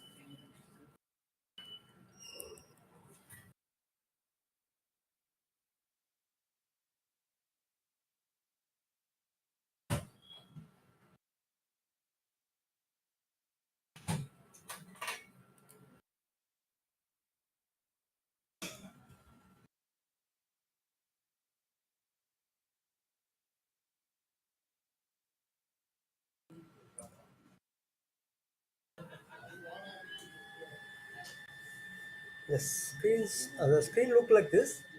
The left side, if you see, there are multiple menus here. The inspection and the SSC does not have so many menus. Being an admin user, he has multiple rows to do. Here, if you see, there is a master data. Master data, if you see, there are multiple masters like taskless, defined parameter group, workshop GIS details, UDM user mapping, storage location mapping, master allocation master, material consigning master, RS must change master, material issue to assembly mapping, assembly must change master, workshop supplying main depot mapping, RS must change master upload, bill unit master, set outturn target, update workshop holidays. So every financial year and every calendar year, there are some certain activities that the EDP has to do it. So henceforth, it has given to the role of the EDP to map these holidays as well as the outer the targets. So these two, he will have to do it, and the rest of other thing also. It's a one-time activity. Majorly, it's a one-time activity. But these two are to be repeated every year, like set out and target and update workshop holidays. And apart from that, he will have certain things to do like material user storage location mapping. He will have to map the voice user, the user ID which has been created in the voice, with a with a location, storage location. That the storage location is created. It's a virtual store created in the workshop, from where you will have to map the user ID. And once it is set, when it is done, the user ID can log into that user ID, and you will be able to access the material module. So I just briefly took over this completely because there is, since the paucity of time, about 1 hour we left, there are many things to show. And there is production planning also. I'll just give a brief introduction about this also. You must be knowing that there are some items which get locally manufactured inside the workshop. That is called inter-shop orders, to which some local production, local requirement is required. Local items are to be manufactured for consumption of coaches as well as for the local need. For those items, there the user can create design. He can the material can be drawn, and the item can be produced, and the hours can be booked for how much hours he has used and how much material it has consumed. So for the local requirement, also the production for the production planning module is available for the users. And there is something called wheel contamination entry. This is used for RWF, where the details you can see here.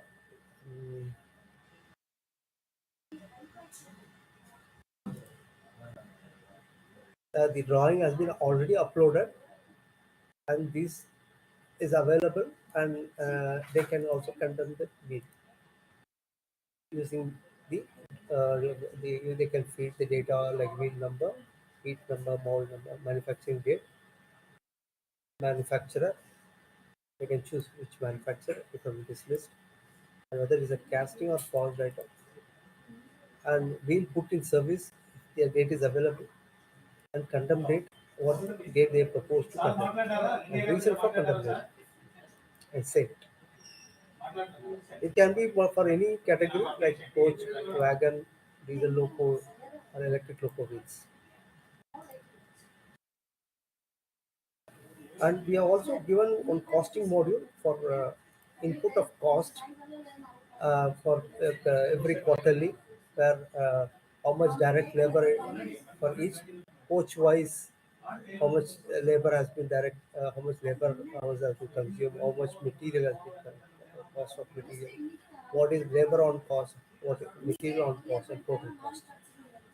So for this financial year, it has started from April to June, and from July to September, and October to September.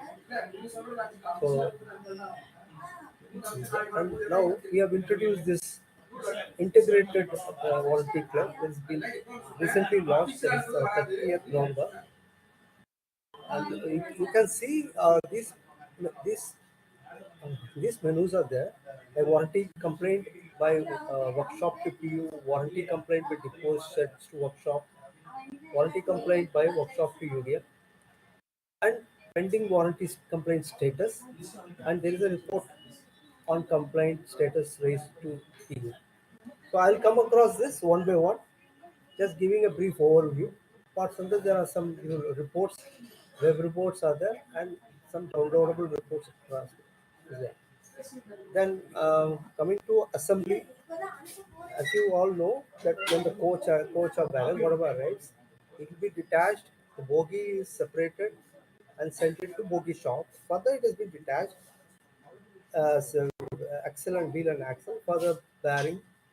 So when detachment, some work is being, when tasks are being done, and material is consumed. These are all, this consumption which is taken place will also be taken into account. And when the assembly is ready, it can be attached to any rolling stock, irrespective of what from where they have detached, from which rolling stock they have detached. Similarly, they can send it to division also, because from division also bogies and wheel sets come, for which from where the exchange of any wheel set to any wheel set can be done. The software gives provision for that purpose, for that activities. And there are some few reports which is coming from CMM and FMM with respect to a failure. Failure. It is a CMM 100 days failure remark, FMM 90-day failure remark, RDSO failure report, OMRS alert FMM, and OMRS FMM remarks. And here you can see the dashboard.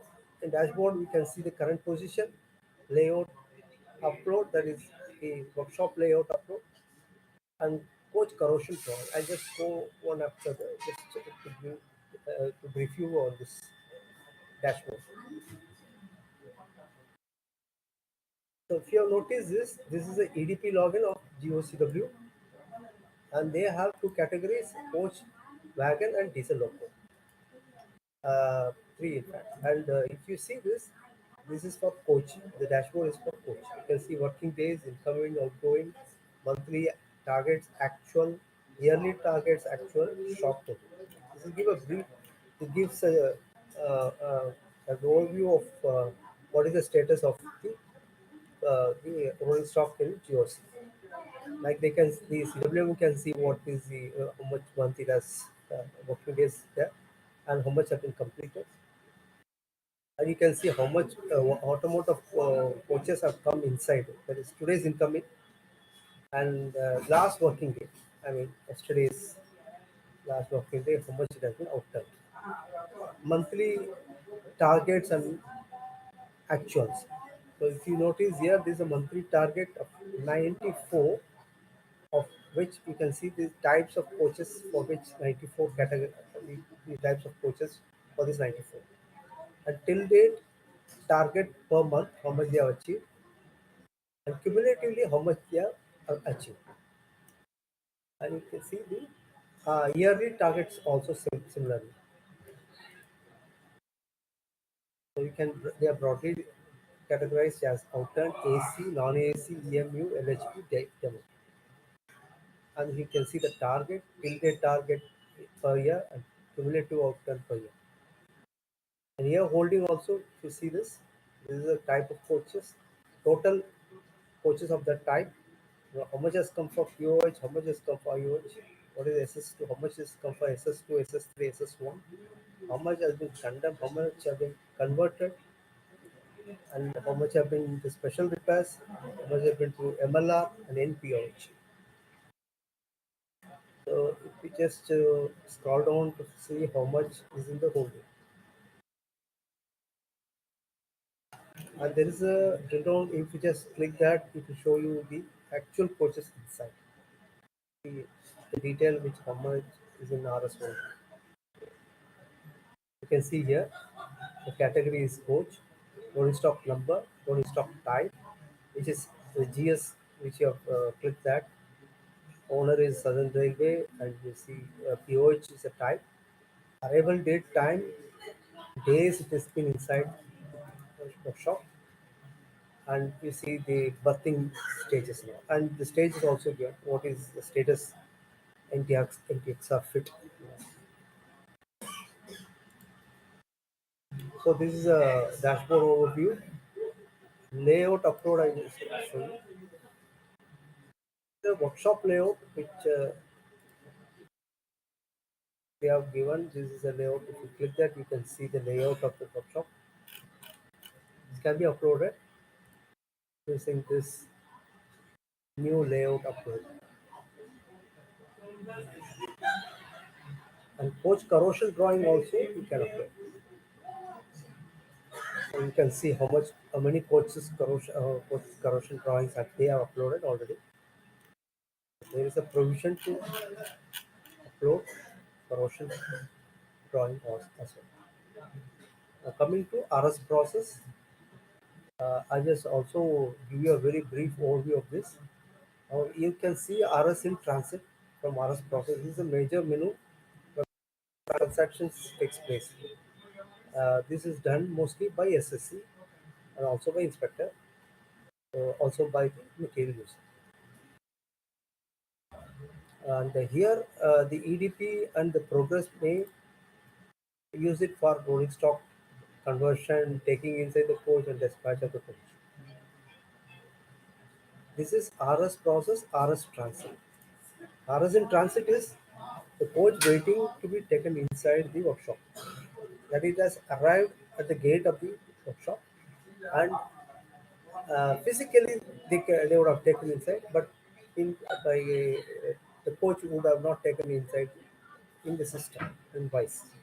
So you can see there are many coaches are waiting to be taken inside. These are the coaches which have been detached from CMM application. The CMM is another application of deposition, deposition depot, where all the other activities of ROH and other activities are taking place. For which the coaches have been detached, it will appear instantly in voice transit, upon which the coach can be taken.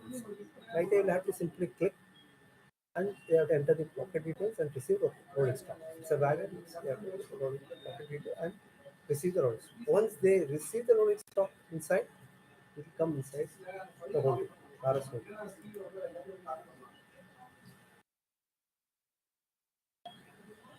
You can see there are many coaches have been taken inside.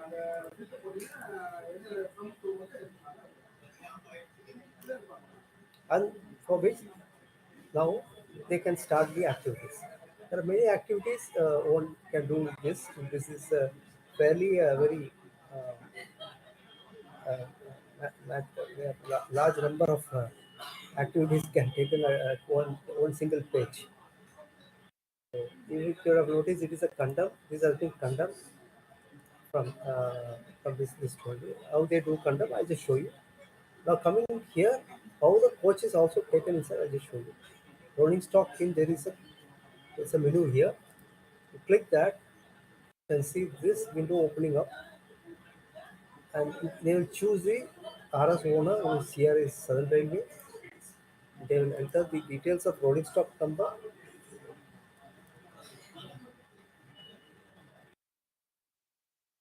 Not make any entry, but I just show you how it is done. And RS type automatically appears, or if they wanted to change, they can change it. Repair type here is POH they want to take, or if they wanted to do NPOH, they can do NPOH, or SS1, SS2, SS3, SAR, special repairs, MLR, IH as well.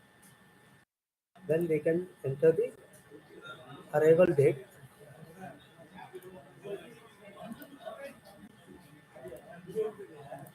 Upon which you can see now the save button. If they save the new coach, which is from outside, they can take in, because there are two ways to take it. In transit, if some coaches are missing, when the CMM user does not detach and it is not appearing, they will use this way to take the coach inside. But it is not recommended. The best practice is that to take it from transit. And when the coach comes inside, they will do the berthing.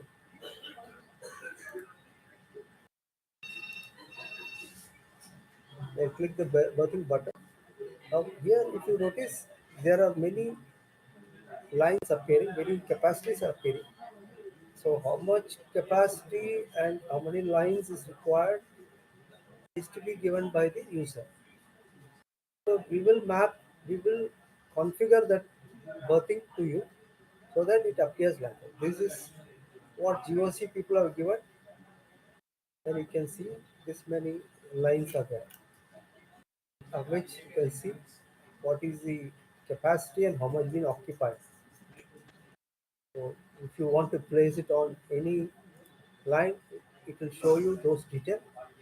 Then you can choose whichever line upon, because this is about 10 lines. So you can choose which line you wanted to see. The position 4 is here. You click that, and if you save placement, this coach will be placed in that particular area. So this is berthing. Once berthing is done, now the inspector will go and check the activities. Before that, uh, the coach will also get detached parallelly. The bogie will get detached from the body and be sent to the bogie shop. So there are some activities here. Can you see here? I will not do now. I just tell you. Generate assembly tree, dismantle assembly from tree, and there is install assembly tree. So they will go and click this, they will generate an assembly tree. And further they will dismantle it also. So that the assembly gets dismantled. And there are few more things. They may also wanted this, but before that they may also wanted to assign activity type and work order. So you can just click that. You see that activity type is POH, POH plus corrosion, POH plus compression, POH plus rehabilitation, POH plus special repair, POH plus RC. So here they will choose whichever work order. This work order has to be given by the shop. Then we will configure and make it available for the user to choose it from this list. So what this does is the cost also rolls out for the material and labor to this work order. And here, if you notice, POH plus corrosion is there, POH plus conversion is there. See, conversion is just if you click that, if you open, you can choose which new type which you wanted to convert it into. So there is a big list for which you can convert it to whichever list you want or whichever type you want, NMG or whatever. I'm not doing this. It's a production system. So then coming to another thing is change repair type. Is already offered to NPX of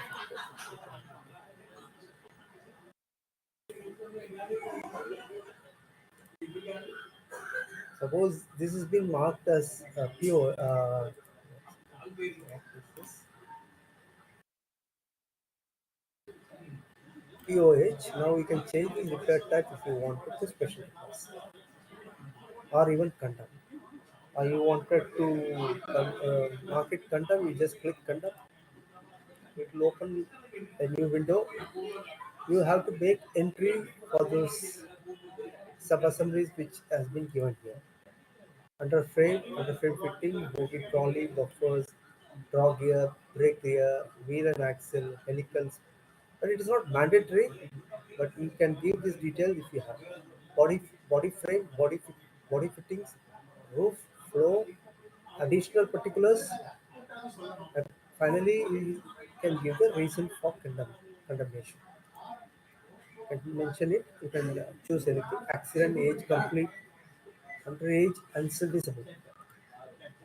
Then you have a free text for which you can just give whatever detail you want. And you can mention recommended authority designation, your SSC, and other details can be. And date of condemnation. This is mandatory. You have to put on what date you propose to condemn. Then submit it. Once it is submitted, then the status will become, the repair type will become condemned. You can see many coaches have been marked condemned. So simply marking condemn is not that, it is actually recommended for condemn. Now who will condemn, who will sanction this condemn? CW, CWE or CWM will condemn, as a powers to sanction this condemn. So it will go to the CWM login, and CWM, if thinks that he has to forward it to CWE, then he will forward to headquarters CWE, and CWE login from where they can condemn. And also if CWM has a powers to condemn it, he will condemn. So that also I will show you.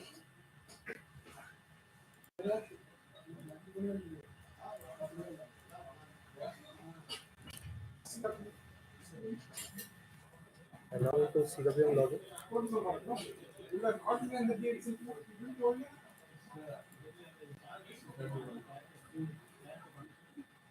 Yours password is changed CWM, so I'm using CWM PW, see the turbo loco carry box.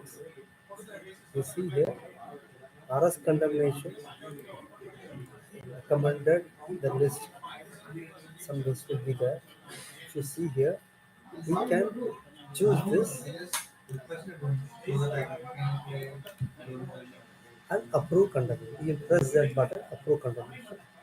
Once this button, this button is once this condemnation is approved, then this status changes will be here. So here, then further they have to dispatch the coach. And before that, they will have to. There are few things they have to do. They have to approve the letter of sanction and all that, which they will do from this line.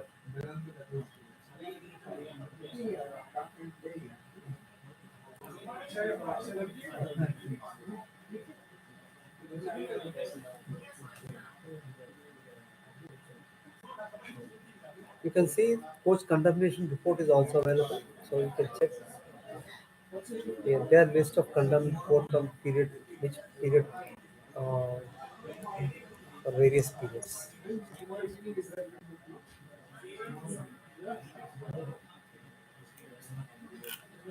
can see who is the authority, coach type, condemnation date, reason, sub-reason, all these details, new number, type, everything is there. It's a downloadable report. If they want it, they can download it.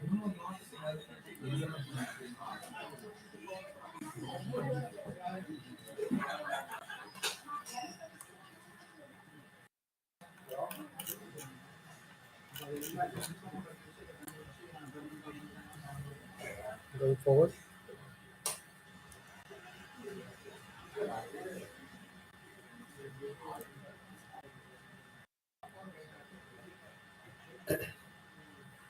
So there are two other activities that when the coach comes, they'll have to do. One is this deficiency marking, RS deficiency. So when the user, the material user mostly, or the yard user or the progress user who will mark the deficiency, how much material is missing in the coach. So initially, when the coach comes inside and it is there in the working place, and the inspector gets in and checks in what other coaches are missing, what other items are missing. Upon seeing that, he will make entry here, like record it here.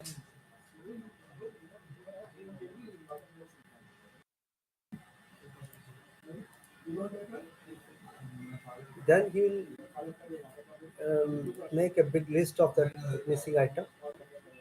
Once this item is all recorded, now he can claim a debit.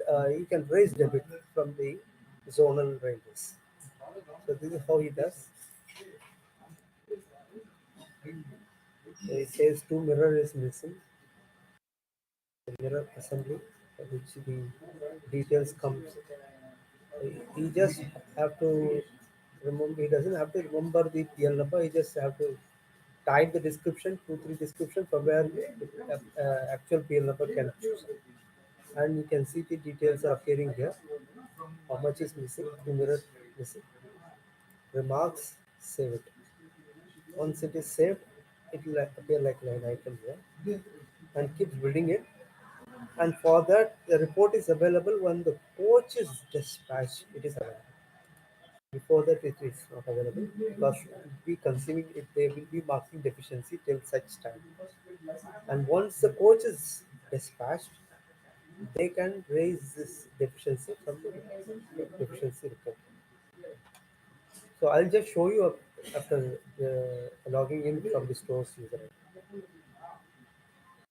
This is for just to give you. We had made some time the corona time assigned remote quarantine status, and you can also this is line based placement portion. You can check this is an online report of birthing. You can check where the coach is lying and what is the status of that. If you click that, it will show you what is the status. So I can see in paint shop one coach is lying. So you can identify where this coach is exactly lying. Bio toilet fitment is there, and the bio toilet fitment for all the coaches have been mostly done now. Mostly it has been getting done, and they make entry here through this. There's a bio toilet fitment. Add new record. They choose the rate contact type, consignee, firm, toilet pan outlet. A toilet pan outlet is 100, is 150, and then number of bio toilets, fitment date, waste transport arrangement, whether it's a P trap or S trap, H stock strengthening, railway firm others, then save it. So once they save it, then the list appears like this.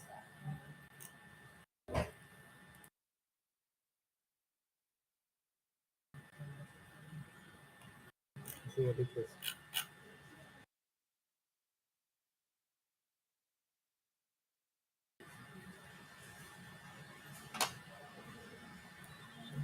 So you can also, using the user module, there is a user module here, and check the workshop user details. So if you wanted to know how many users are there and what are the type of users, you can check here, and it will give you all the user list who are currently using Wise, and the details, phone number, everything is available here. And work center ID, all these details. Now this is ETP login, using ETP login. Let me try to explain you using another 2-3 user IDs which I was mentioning. That is the SSC, the shop SSC, inspection, and the material use.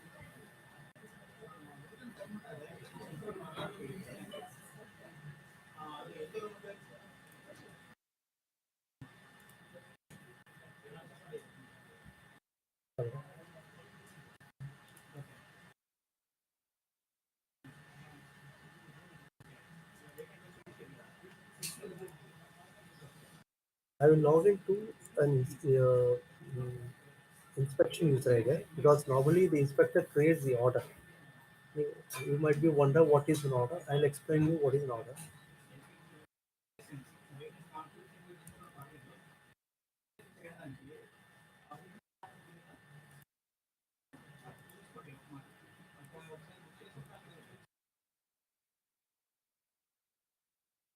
I'm logging in as an inspection user.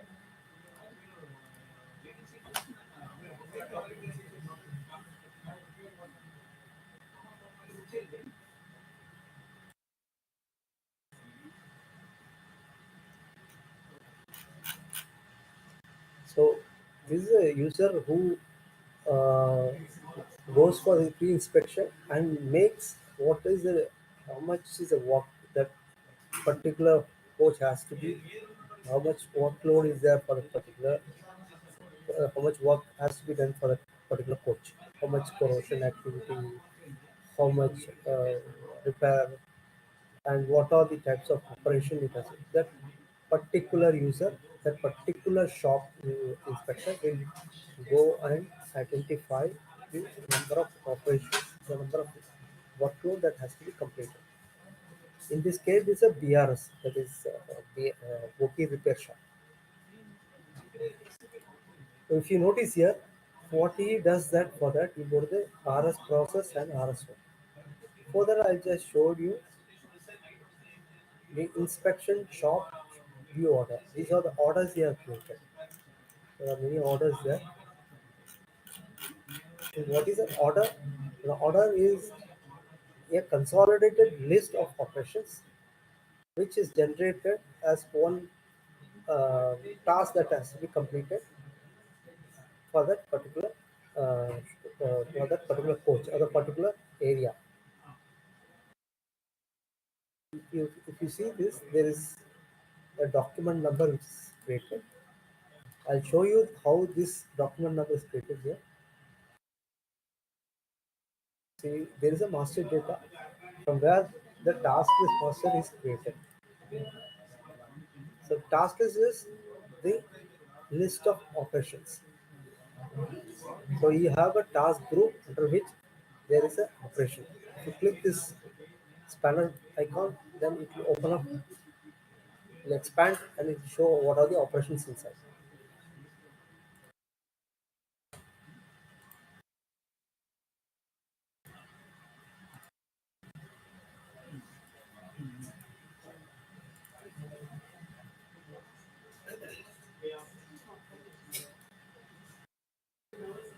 So the user will create this kind of task list, and this task list is assigned to that particular user using a work center. That we will back it. So how he does this? Using this create new task list. So he will take this task list type, whether it's a rolling stock, machine and plant, or assembly. In this case, we have rolling stock and machine assembly. And task list title you have to give, and what type of category it is, a coach or a wagon or a diesel, effective, whatever date they wanted to put, and the document number. This document number is reflecting here. You can see here the document number. This they have entered, and revision number for keeping multiple revisions for the particular operation, approved by PEWM-CE. And here if you see shop, so which shop it is you wanted this task. So in this case it's a BRS shop, they are mapped for BRS shop. So I was saying, what is the order is all about list of operations consolidated into one order. An order is created. Like you can have in e-commerce site, an order is created. Similarly, they have created an order, and you can see only one operation is there. They have created only one operation, and here they can create multiple operations. You can see add operation from task list, issue to shop, print, and add new operation. Add operation from task list is there are for about 20 operations they would have taken only one operation. So 19 operation they may not have chosen because there's no requirement for them. But if they feel that another two operation has to be added, they can choose it from add operation from task list. If I click that, it will take to that operation to the task list of the operation. And then they can choose this. They can select all, or they can choose it from the check using the checkbox. And when they click this append operation, it will append it, and it will be reflected as 20, 30, 40, like this 1, 2, 3, 4, 5, like that. Upon which you can issue to shop. If you issue to shop only, this operation will be reflected in the SSC, corresponding SSC, who is a BR SSC, who will be this many has come for you, this many operations you have to do through an order. And SSC will start the operation. I'll come to that. So before that, how he creates, I will also show. Go to RS process, RS holding, where you can see the list of rolling stocks there. And rolling stock, you will have to choose whatever rolling stock you will have to. He thinks that that operation you have to create it. You click that and click here. You can see the inspector menu. Okay, it's off.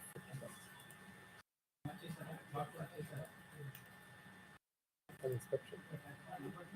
So it will take to the operation list, task list, and task list they have to choose which task list. Say for here, bogey overhauling, and they are choosing it. Then that group they have so many operations for that particular group. So they can select all, or they can choose.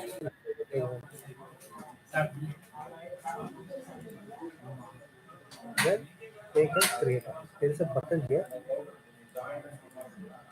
There is a button here, create all. If they click this, it will generate one new order number, which consists of whatever operations they have selected. Then it will appear here in the order. You can see there are many orders have been created. Then the inspector will have to send it to that particular user who have to complete that particular operation. So you can see here, he has created an order with multiple operations inside. Then he will have to issue to shop. Then only it will be reflected. Otherwise, at that time it won't get reflected.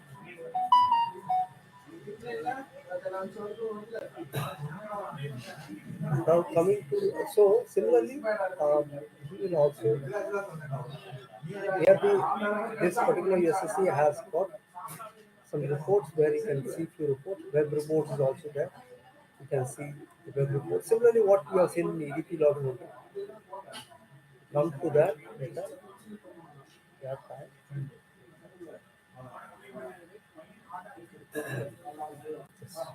I log out of this and show the SSC login.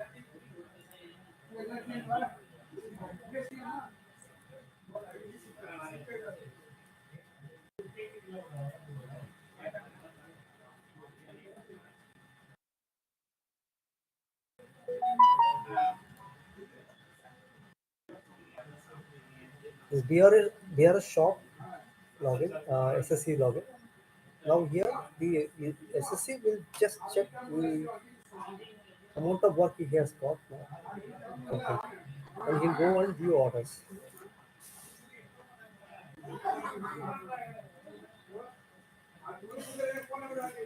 A lot of orders are there which has been sent to him by the inspection.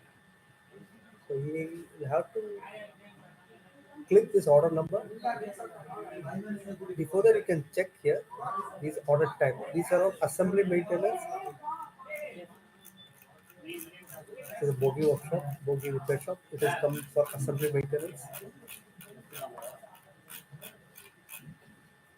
And it is having an ID, IR sheet ID. And these are all coming from the task list master. Asset type, asset number for which the is not, for which the order has been created. Now if you click this order number, you can see the hand symbol is coming. That means it have a detail inside. So here if you see this one order, one operation which has been created for that order.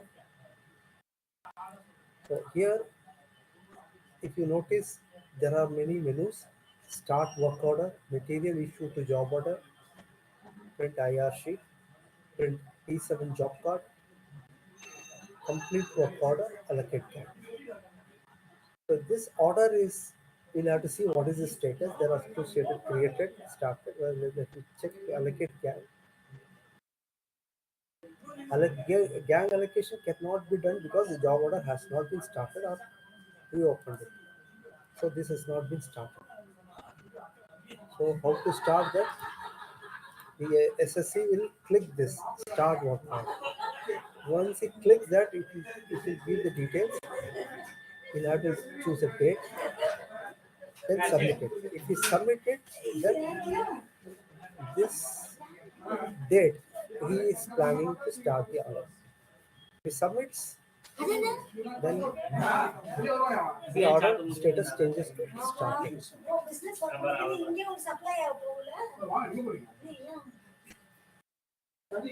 So I'm just clicking this view order.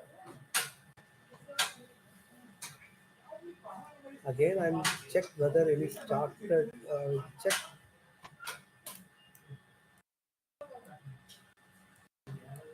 Created. You can see from order status any created. Started mode is there.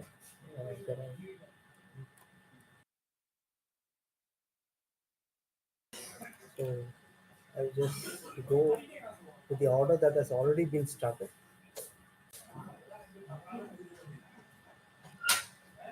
So here, this order is already completed. You can see this is all grayed out. We can't edit it, and we try to allocate. It says gang already assigned since operation for which gang is not. So it is completed. Let me check with the other order.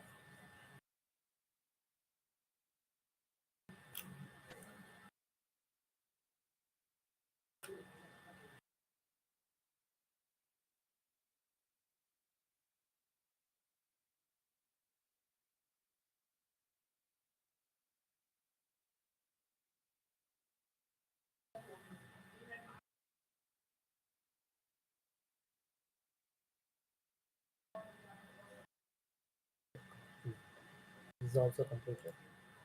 Finally, we'll try. Otherwise, I'll tell you the next step what to do.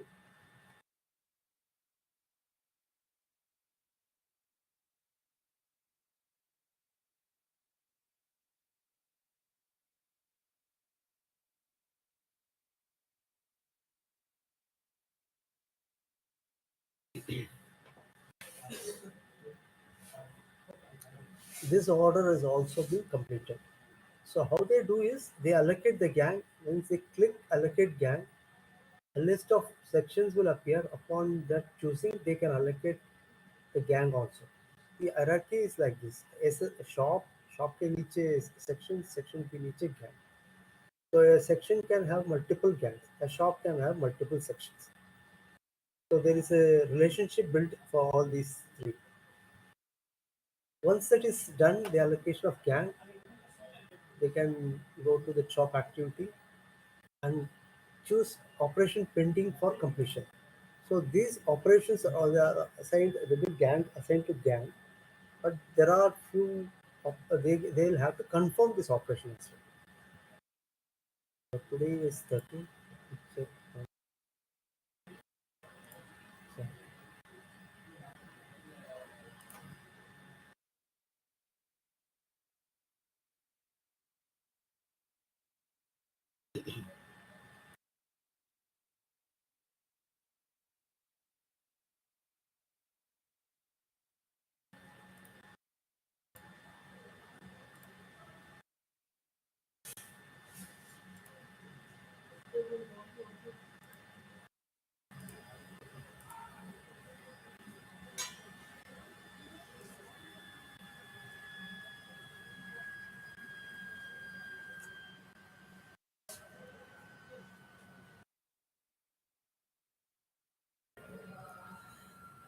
few minutes ago there was, I think they are all consumed this operation as well. Let me check with the user.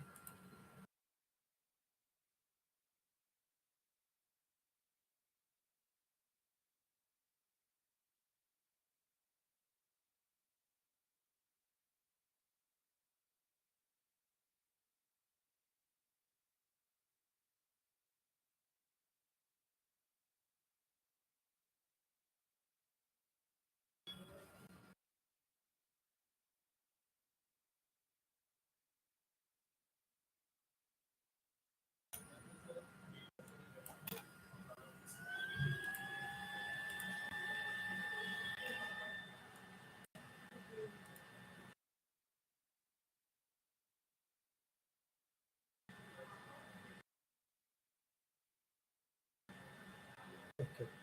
So previously I was trying to check whether any gang was available, how any orders there which is available to mark gang. How there are few operations which you can mark it for gang. How do they do that? Is it click those operations or just select all?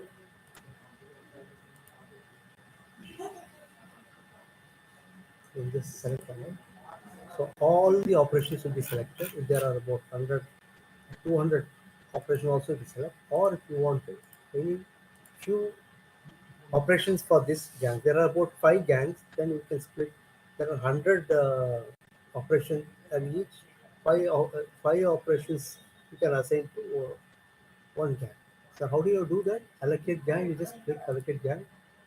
You can see this section and gang appearing. You can choose a section, choose a gang. Here there are about 2 gangs.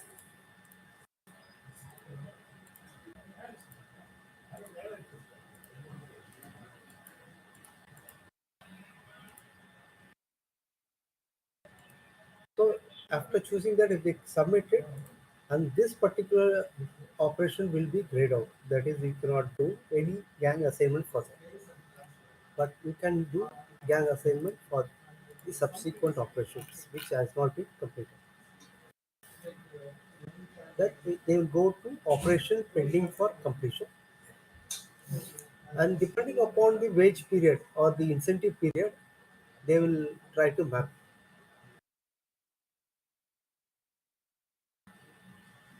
So since it is now around 13, I think all the operations has been consumed by the respective shops.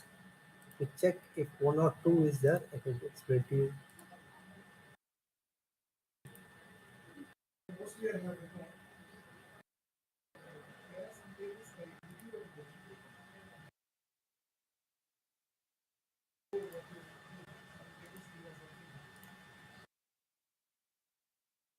there is no pending operation now.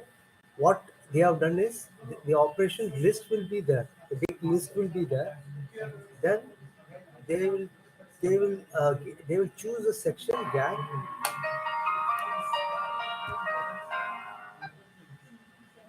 and they will, here you can see set completion date. When they click that set completion date, then the date of the for which the operation has to be completed, they can give it. They have started on 10/12/2022. Now they completed, they can put the date as set completion date as 13/12/2022. So 3 days. So it is something like a time taken, how much time it has consumed. Here, these two are total time taken is the JCOIS time taken is a report, and there's a gang formation also. So you can allocate a gang person to that gang. Say there are say about 100 people in a section, in a section, and there are about 5 gangs. Then four people if you wanted. 25 to 20 people if you want to allocate, then each 20 people can allocate to the gang.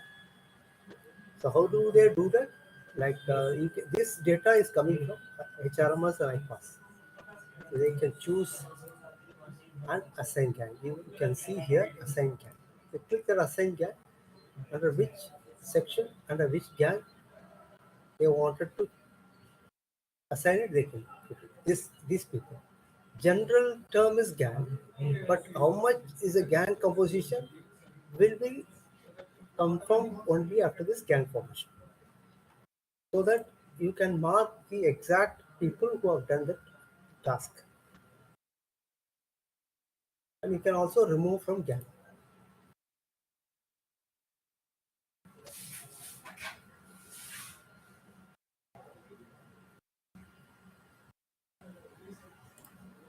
You can see a report here, JC-wise total time. For this particular shop, what are the activities has been completed, or how many coaches they have completed, what are the operations they have completed. For those period, you can able to get a detail. So you can see operation completion date from date, so 1 month period. You can see here it is a private table. You can see the work center ID. Work center ID is here, which is 0609308, which is a shop number. The shop is 308 Garage Repair Shop, under which you can see the section work center ID and section work center description, gang description, and the hours. And the total hours they have consumed it. You check it.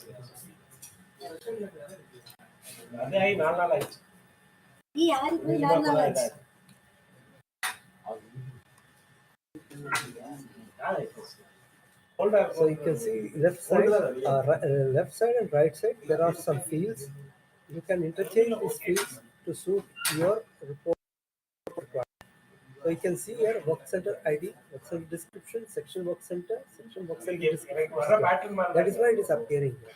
Now if you feel the work center ID can be, then you can just pull it across the top at the header level.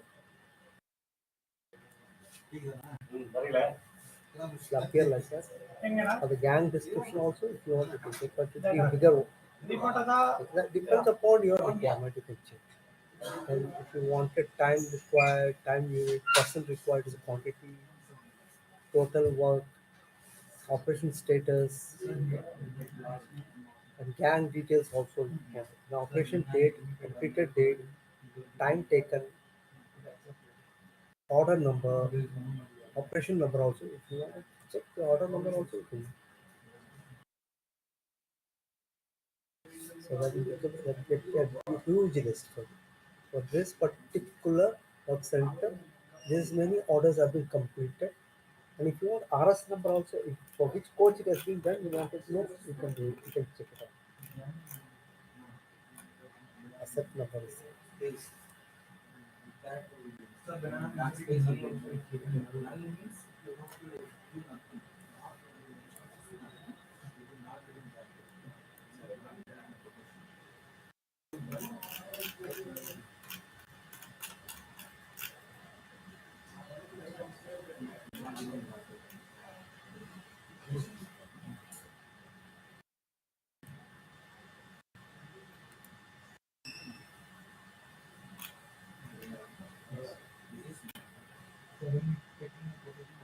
So there are details which you wanted to pull from left to right, you can do it.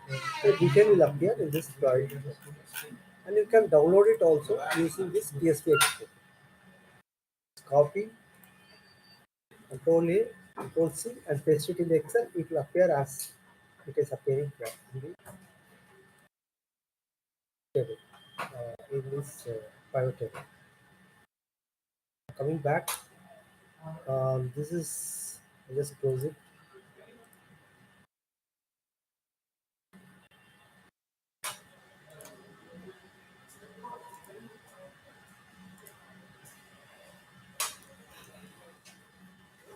Now, quickly moving to the reports. I'll come to the reports here using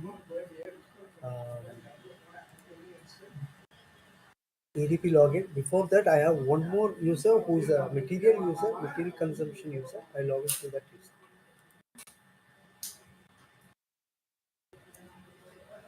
Let's see.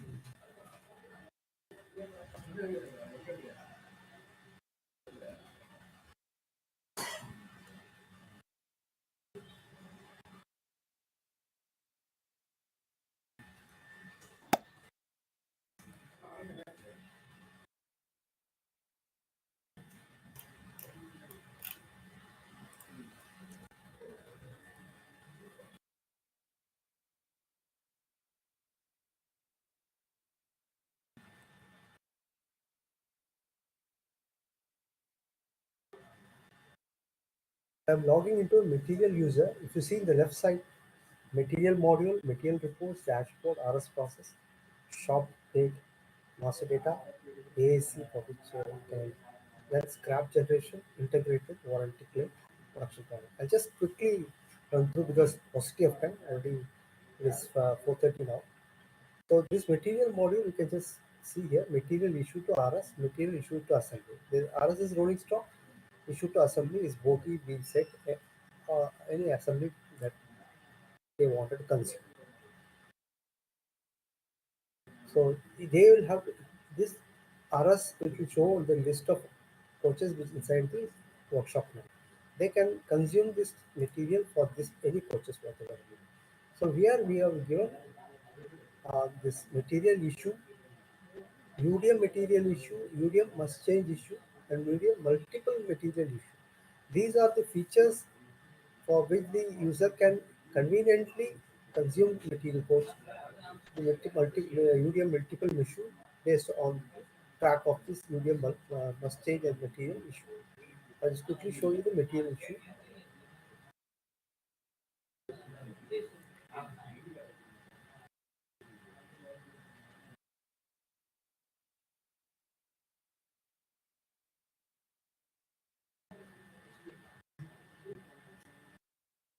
You can check here, and these people have already raised some material for that particular coach.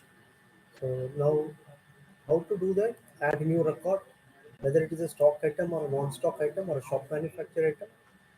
So you must be knowing stock item is having PL number, non-stock doesn't have a PL number, but we have made a provision to generate one PL number like PL number, which will be prefixed with NS, and stock manufacturer item also similar.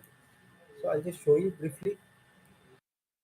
You have to know the PL number you can enter, otherwise just pick it from the description. Then you can just enter the issue quantity, remarks, and save it. Once it is saved, then it will appear like this. Similarly for non-stock item, you have to enter the description for the first time. The length of the description it has about more than 100 words, and you can enter that. After that, you just have to click save. If you are not very sure about that this cost, here this cost you can enter it if you have any idea, but you can leave it because it's not mandatory. But it will generate a PL number, new PL number with NS.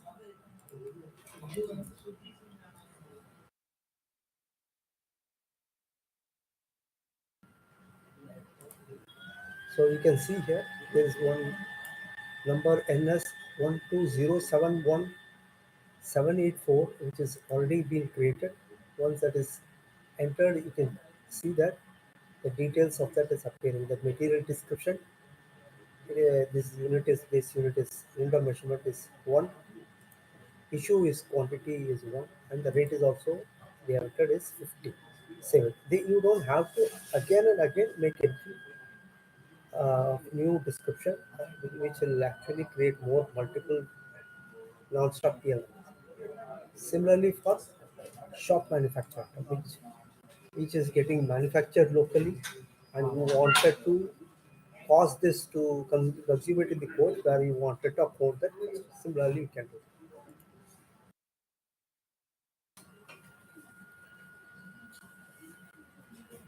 And further, you can also do the UDM material issue. The UDM material issue, will have to click this ledger number.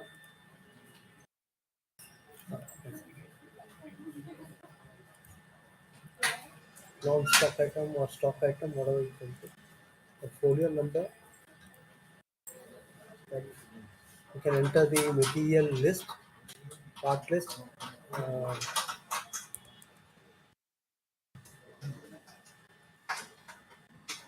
The details once entered, it will take from iMMS and it will populate the fields, and you will have to enter the actual date of issue, receiver details, purpose, usage remarks.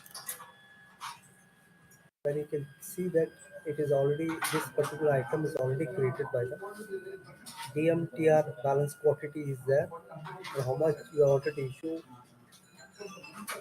and make brand of items issue and product serial number if you have. Then click material issue. So this many material issue has been done for this user. These details are available. Like that, the material user also consumes for the code. Once it is done, you can go to material reports. You can see RS-wise material issues. For that, you have to know the RS number. Not sure about this.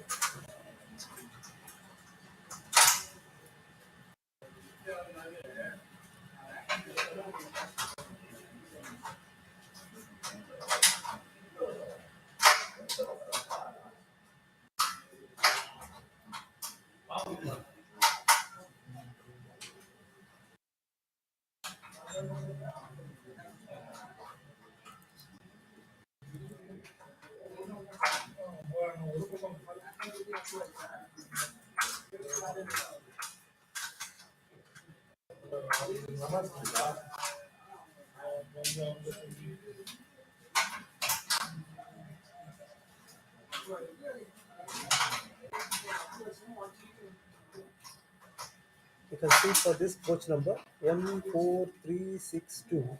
This type is WGSCL. Rolling stock number, owner is Southern Railway. You can see this many items have been consumed. You can see this going to multiple pages. I can download this.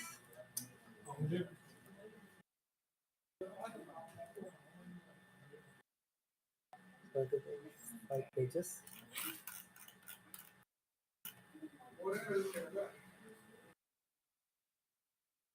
I'm just scrolling down here.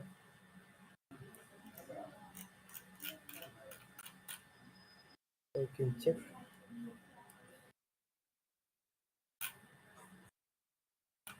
The UDM quantity, it has, I will show you here.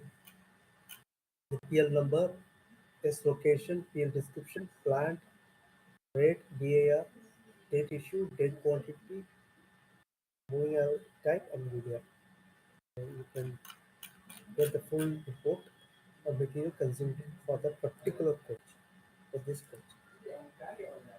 So you get the material cost like that. Similarly, I just go to the EDP login here. I can also draw reports for labor cost. How much manpower I can consume.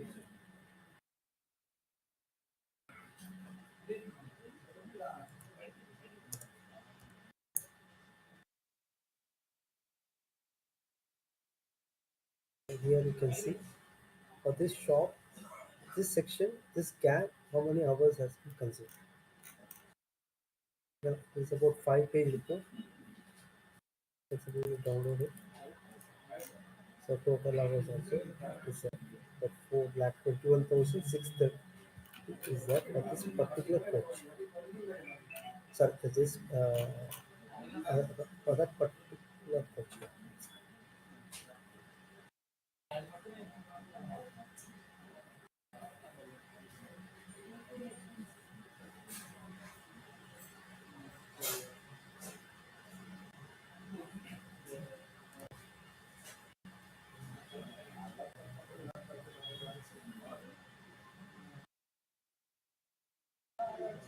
So work order assignment, rolling stock, boarding.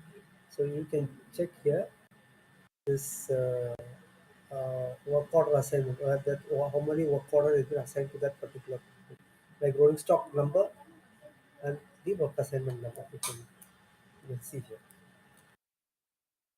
These reports, these types of reports are already available.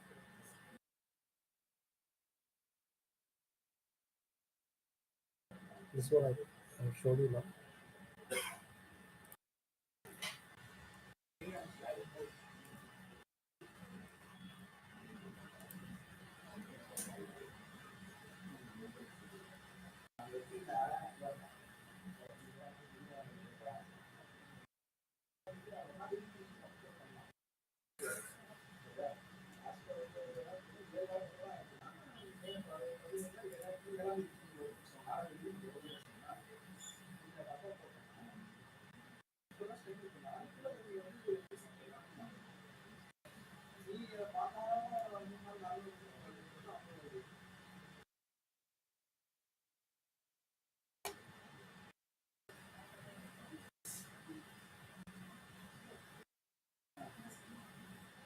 So here, work center code wise, from date to date also I showed you. This one I showed you. This one is going to show you this one. So shop wise, total hours you can just see for from this period to this period. So like this, labor hours can be seen. Another thing is that you can go to web reports and check man hours booked on RS turned out.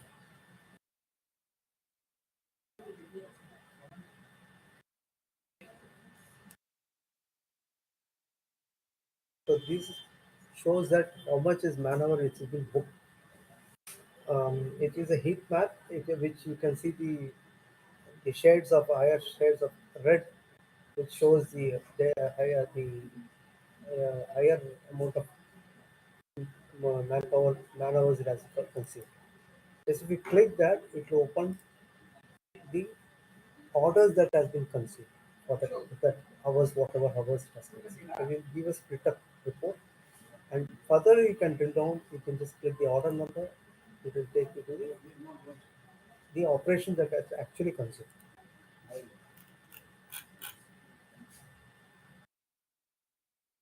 So this is to give an overview of for how much hours each rolling stock has consumed. You see the total here.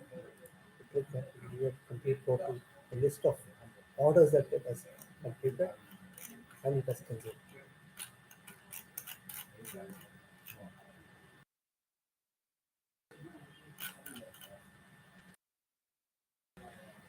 Similarly, it is a pivot report. You can change the field structure from here to there.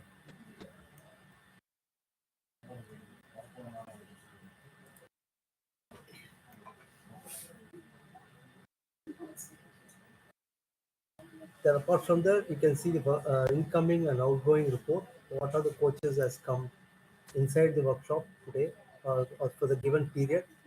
You can just choose whichever period. For that period, what are the coaches have come inside. You can choose category. And for outturn report, similarly, you can choose the period. Okay.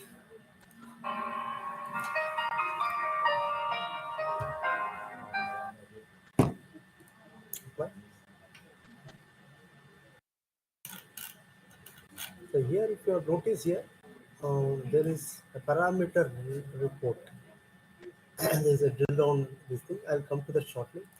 If you click that, it will take you to a report where it shows the reading of the parameter that you have made it.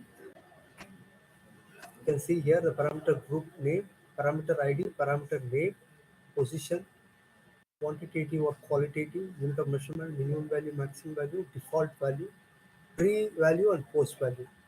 So you can also create this kind of reports using recording of parameters. So what is a parameter? A parameter is taking the record of the reading which the coach for which the item as previous description, previous reading like minimum and maximum value for which it should fall between that in quantitative, or the shape of that particular item should be, or the color or the shape of the particular item, it should be like that.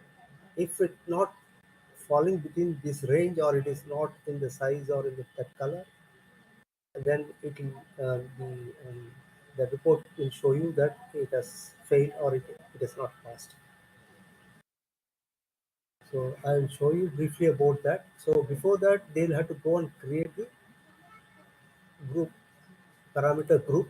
How they create, they'll have to go and create in the master. So parameter group is created through this menu. From the EDP login only, they can create the group. So they go and click here, create new parameter group. So I'll just show you how they have already created one. So I can just show you here, serial number, parameter group ID. Once the parameter group is created, an ID is created, and this is, you can see for which category it is a rolling stock. And here you can see ASMB, which is nothing but assembly. RS type category is coach here, and group name they have given. For that group, they have created single car air brake test for coaches. For which shop it has been assigned? It is for carriage repair shop. Whether it is a post or pre, it is post here. Now they want to delete it, they can delete using delete button. And you can see a parameter here. There is a symbol here, which is a spanner symbol. We just click here. It opens the list of parameters. The parameters showing the parameter ID here and parameter name. And there are multiple parameters they are created for that particular group. And there are majorly quantitative and then one qualitative. So what is the difference between quantitative and qualitative? Quantitative has minimum value and a maximum value. The default value should be, they have given is within that range only, so that it get passed. Or if they want to change the default value to actual value, then it will reflect that. Then, like you can see here, they have created multiple quantitative parameter, and like here you see qualitative. You can see they only the list value are they given, break applied, not applied, this kind of things. This qualitative is either visually what you see is, like what is the texture, what is the color, what is the shape. All this comes, whether good or bad. Like that, you can keep the rating like that. But quantitative, you will have a minimum value and a maximum value. So this is parameter recording. So this is a report also. There is available that we saw. Then coming to, we have talked about assembly, but I'll just show you very briefly about assembly. This paucity of time. So assembly is having, there are assembly which is coming from division. Assembly will get detached from rolling stock. So both I will show. Assembly is a major activity in workshop.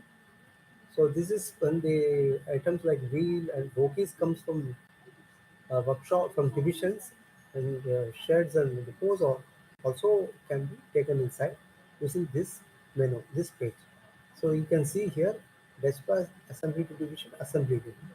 Say to take an assembly in, they'll just click an assembly in, choose a category, coach, wagon, diesel loco, electric loco, and whichever category, that category sub assembly will come, assembly type will come, and from there they can choose any one of these items, bogie, and sub assembly will be, a subtype will be RCF bogie or LHP bogie, whatever bogie they can choose, and receiving work center, which in this case is bogie workshop, bogie workshop here, and quality received is 1, 2 or 10, whatever quality they have received. Division they can choose, and depot. They'll make entry of the work order number, work order date, and allocation number, whether this type is required type or IOH or RH, NPOH, receiving date, received by the marks, then save. Once it saved, then it will appear in this list as it is appearing.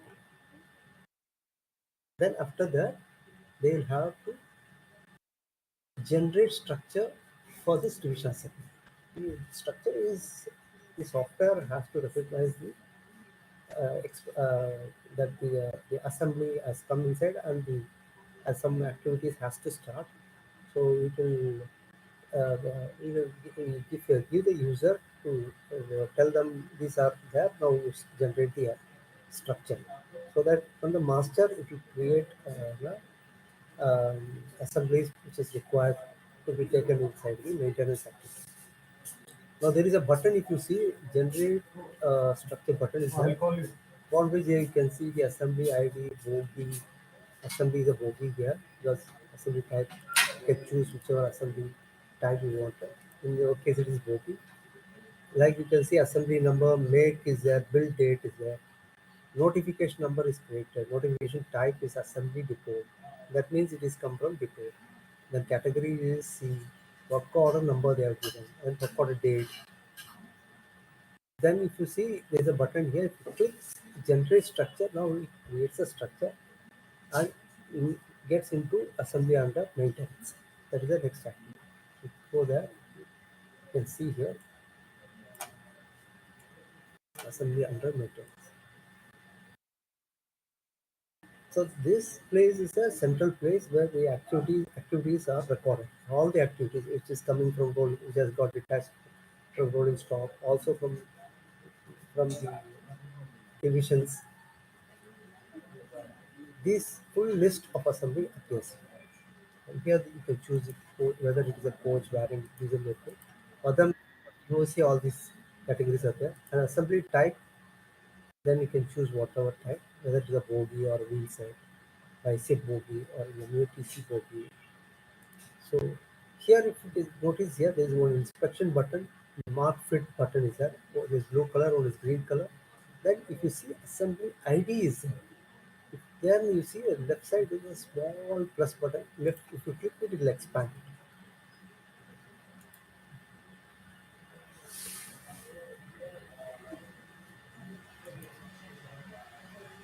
So you can see there are sub items below that bogie, which is having air spring. It is having two position, 1 and 2, bolster, brake cylinder, four brake cylinders, brakes disc, then it's FIBA, frame, lateral damper 1, 2, 3, 4, spring inner 1, 2, 3, 4, primary and spring inner. Like that, there are many sub-assemblies are inside. You see that.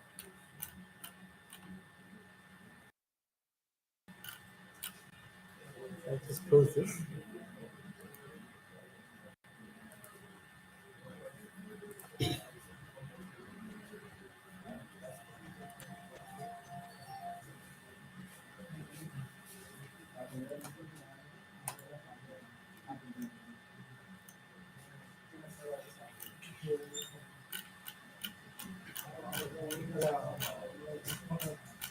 Okay, so just going forward, and they can have maintenance for each of these assembly. If there is a sub-assembly, grandchild, then that grandchild can also be dismantled. So you can see a button here, left side here. That button is to dismantle that item from this board.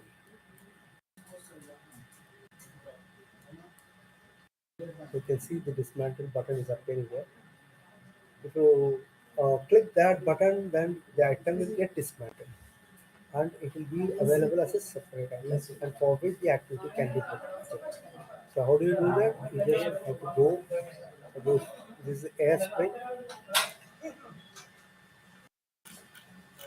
You can go to this assembly type, choose air spring here.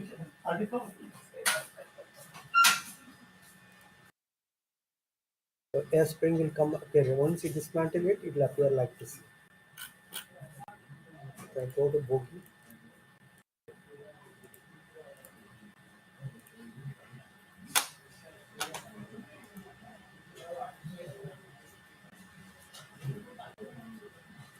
Now you can see here this notification type is RS maintenance, and further scroll down to the right side. If you see the category and dismantled from rolling stock ID, you can see the dismantled from rolling stock number. From which rolling stock has been dismantled? What is the type? Owner is this, and you can see 3 buttons here: condemn, material issue, also warranty claim. So you can just when you click all any 3 button, it will go to the respective question. Like we have seen this condemn, material issue, also warranty claim. You just click this, you can make claim for this item. And for this material issue, you just can issue material to that particular assembly. And condemn, you can just mark this particular assembly as condemn. So feature it is given here itself. Finally, you can mark it fit. Before that, you can create inspection orders and send it to SAC. SAC, what we have seen shop, people will confirm it, and once they will confirm, they can also operation also they can confirm assignment of channel operation after confirming order. Then everything is done. Then they can mark it fit. Once it is marked fit, it will be available for to be installation for the rolling stock, or it can be dispatched to division. So this is assembly briefly I'm giving you because it's a very big topic to cover in very short time, because there are multiple things to be shown here. And coming to finally this production planning. Production planning is, we have told that this is an USO activity, the inter-shop work order it can be created, for which the work order master has to be created. This is one-time activity. So whenever the requirement comes for local manufacturing, the SSC will go and add your record. For which the master card he has to enter 1, 2, 3, 4, 5. Name of the description, size of the job size. If you have the drawing number, you can enter. Material specification, classification of the material, and rate of EAR and stock used for what purpose. Whether it is assembly or not assembly, yes and Y. Weight, which is approximate weight, you can give AAC and save. So once it is saved, then you can see the master card part list appearing like this. It will appear here. So you can check here what are the details they have provided. Size is job size. Now after that, they will have to add material and operation also. You just click here, add operation. For that, you'll have to click the line item and add that material and or that job number. So here you can see the operation. They have already given one CRS store. Operation description: manufacture of body part pillar LH. So how they are given is they'll just click this add new. Before you can see all this detail here: Mastercard number, description, drawing number, material specification, classification, size. All these details are there. Coach, stock use for which coach, and they are given. So they will just go click here, add new record. Then they will enter the operation description. Cost center is whichever sub-store it is, they will come here, for which the operation unit is the numbers or each liters or whatever. Then preparatory time, how much time is required? This is setup time for manufacturing of, say there are 10 jobs to be done. For each job it doesn't have, but one first time it may take consume say 2 hours, and further it will not have, it is only some 0.5 minute or something like that, like 30 seconds or something. So they can put here in minutes, here they can put it also minutes. A load center to which actual work center, the load center it belongs to which machine it is. Load center means where the particular work is taking place. That detail they can enter. Remarks and save it. Once they save it, then you can see the line item appear like this is coming. Like here they have given CRS store, operation 1, manufacture of body part pillar, sets, operation movement set, and their allow time is 4:34. So they're not given any preparatory time. After that, they can add material. Similarly, they can add raw material also. Go there, you can click add material. Similarly, you can add material here. Now, how we have consumed material in the code, like that, we can make entry here. Once it is done, the material will appear here. Finally,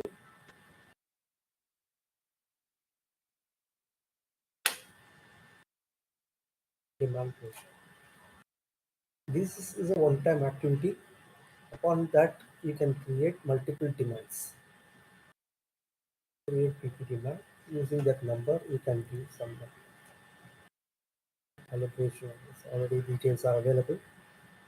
Enter this. Now, indenter SSC, whichever shop SSC, indenter name you can give, work order number, work order date, work order type, whether it is a divisional inter shop or stores, and demand received date, batch number, sorry, quantity order, which is quantity, and batch quantity, which is not mandatory. If you know that, you enter.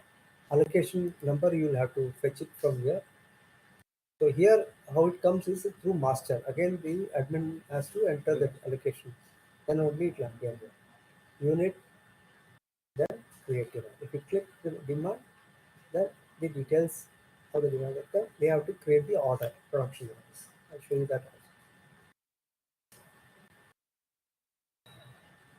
Create production order, just orders already generated.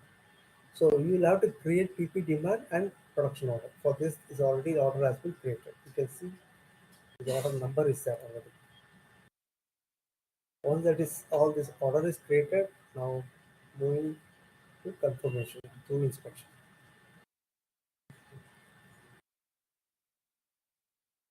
Here you can check, you just have to. So if you want to update inspection details, you can update it. So just scroll down, you can see the operation details here. You can give the details of actual time, shop code, quantity produced, quantity passed, quantity rejected, who is inspector, remarks, save the inspection detail. Like that, we can complete this task of inspection detail and order confirmation. Then you can see these reports: road card report, job card report, squad command. This is job card report.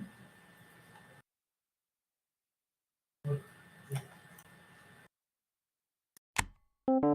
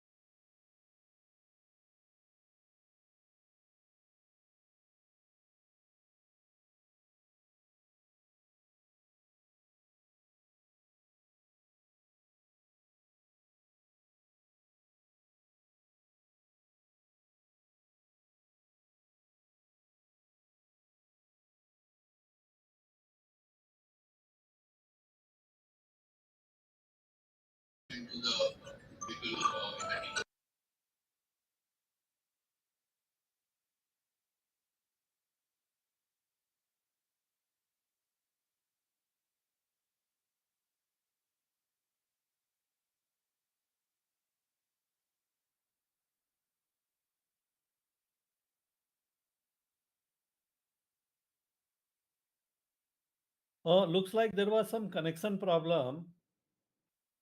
Hello? हाँ गुप्ता जी हाँ कुछ connection problem था लोग disconnect हो गए थे problem अभी फिर से रिकनेक्ट कर रहे हैं सॉरी सॉरी सर नो नहीं आपकी तरफ नहीं है ये रेल नेट में कुछ इशू था अच्छा ओके ओके जब भी होता है ये always it is rail net अच्छा अच्छा अच्छा sorry sir so is it fine should I continue और otherwise now now it seems okay overview people are joining okay okay okay लोग ओके आई ज्वाइन जस्ट कर रहे हैं चाहे summarised तो आप फास्ट कंटिन्यू कर सकते हैं दोबारा उसको वो करके क्या बोलते हैं हाँ अपना स्क्रीन दोबारा शेयर करके स्क्रीन अच्छा अच्छा I share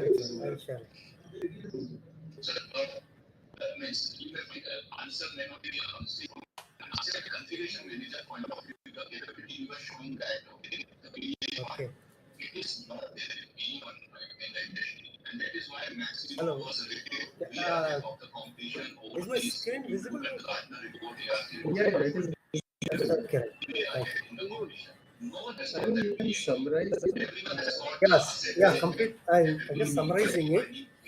So we have covered it most of the thing except for this integrated warranty claim. And this integrated warranty claim, I was just telling you that respective shop user, the end consignee can claim make warranty claim from his login, and there we have created one single consignee who will be able to monitor all the warranties across coming from depots and sheds, as well as it's been raised to direct and PUs also, for PUs also. So, so the users are like this, like warranty complaint by workshop to PU, warranty complaint by depot sheds to workshop, and warranty complaint by workshop to area. Which just I'll show you one particular warranty, which is same thing for the rest of us. So here This is a UTP login, so which I am not supposed to login. There is one user login which I have to do.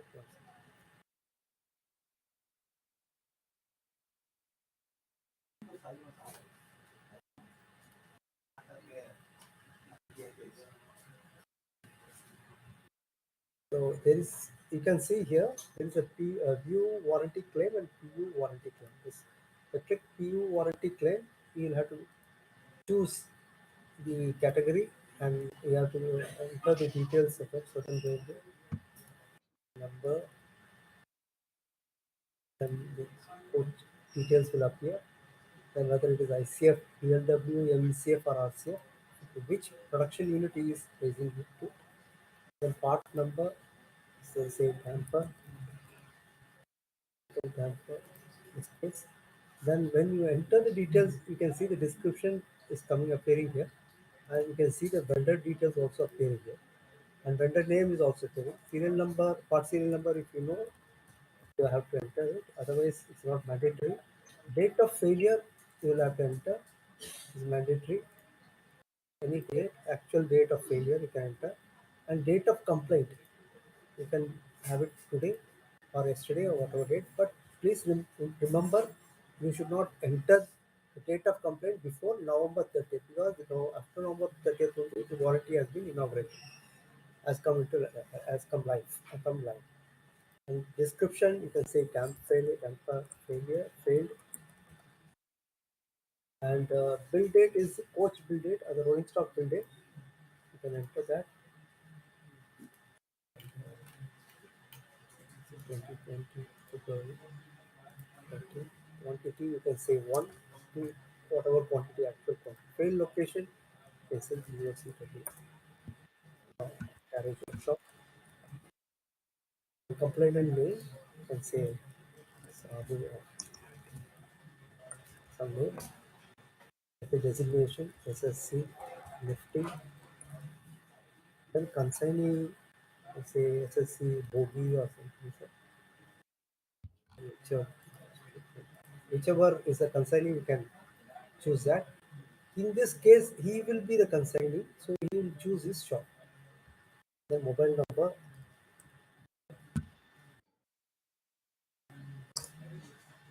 marks if any, shell number if you know, he knows that, then component manufacturer. Let's save it. Once this button clicks, it will immediately reflect in the ICF portal because you have chosen railways as ICF. If you chosen MCF, then it will reflect in the MCF portal, MCF warranty portal. RCF, then it will reflect in the RCF. So like this, the warranty can be claimed, and immediately the PUs will initiate action against this request, which claim, which you will raise it through a UDM, and it will go to their officer, and finally the supplier will come and act it.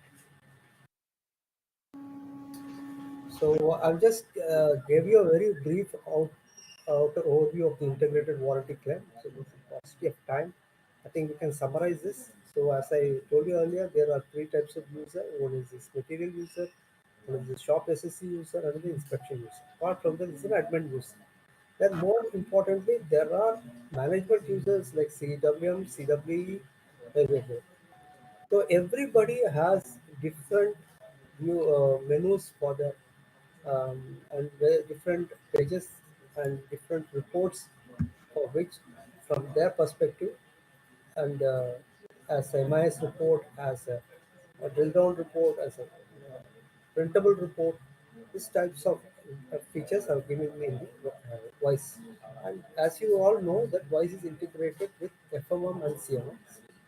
And this movement of the data also happens similarly as the coach or the rolling stock moves from workshop to shelves or depots to further to trafficking. So thank you everybody. I just conclude this.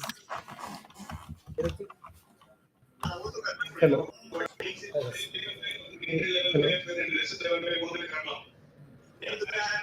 अरे ये activity गई है तो अभी ये fund certification के लिए किसके पास भेजना है?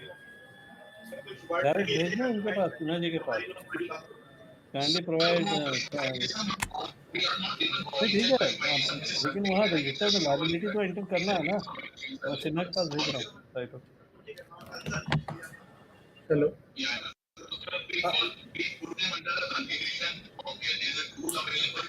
Hello Hello. We have summarized this अच्छा voice yeah, application now. fine. And Yeah, any fine. queries they may ask, they have any queries. Sure. So let us see if anybody has any query.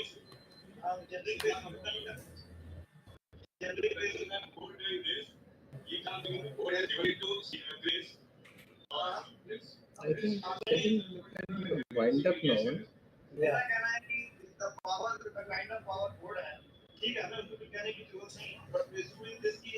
Okay.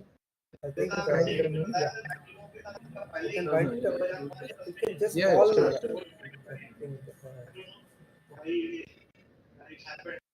I think, sir ये हम लोग बाद में discuss कर सकते हैं मतलब IBM के साथ डिस्कस। So no ending है। तो ये आप ऑलरेडी डिसाइड हो जाएगा कोई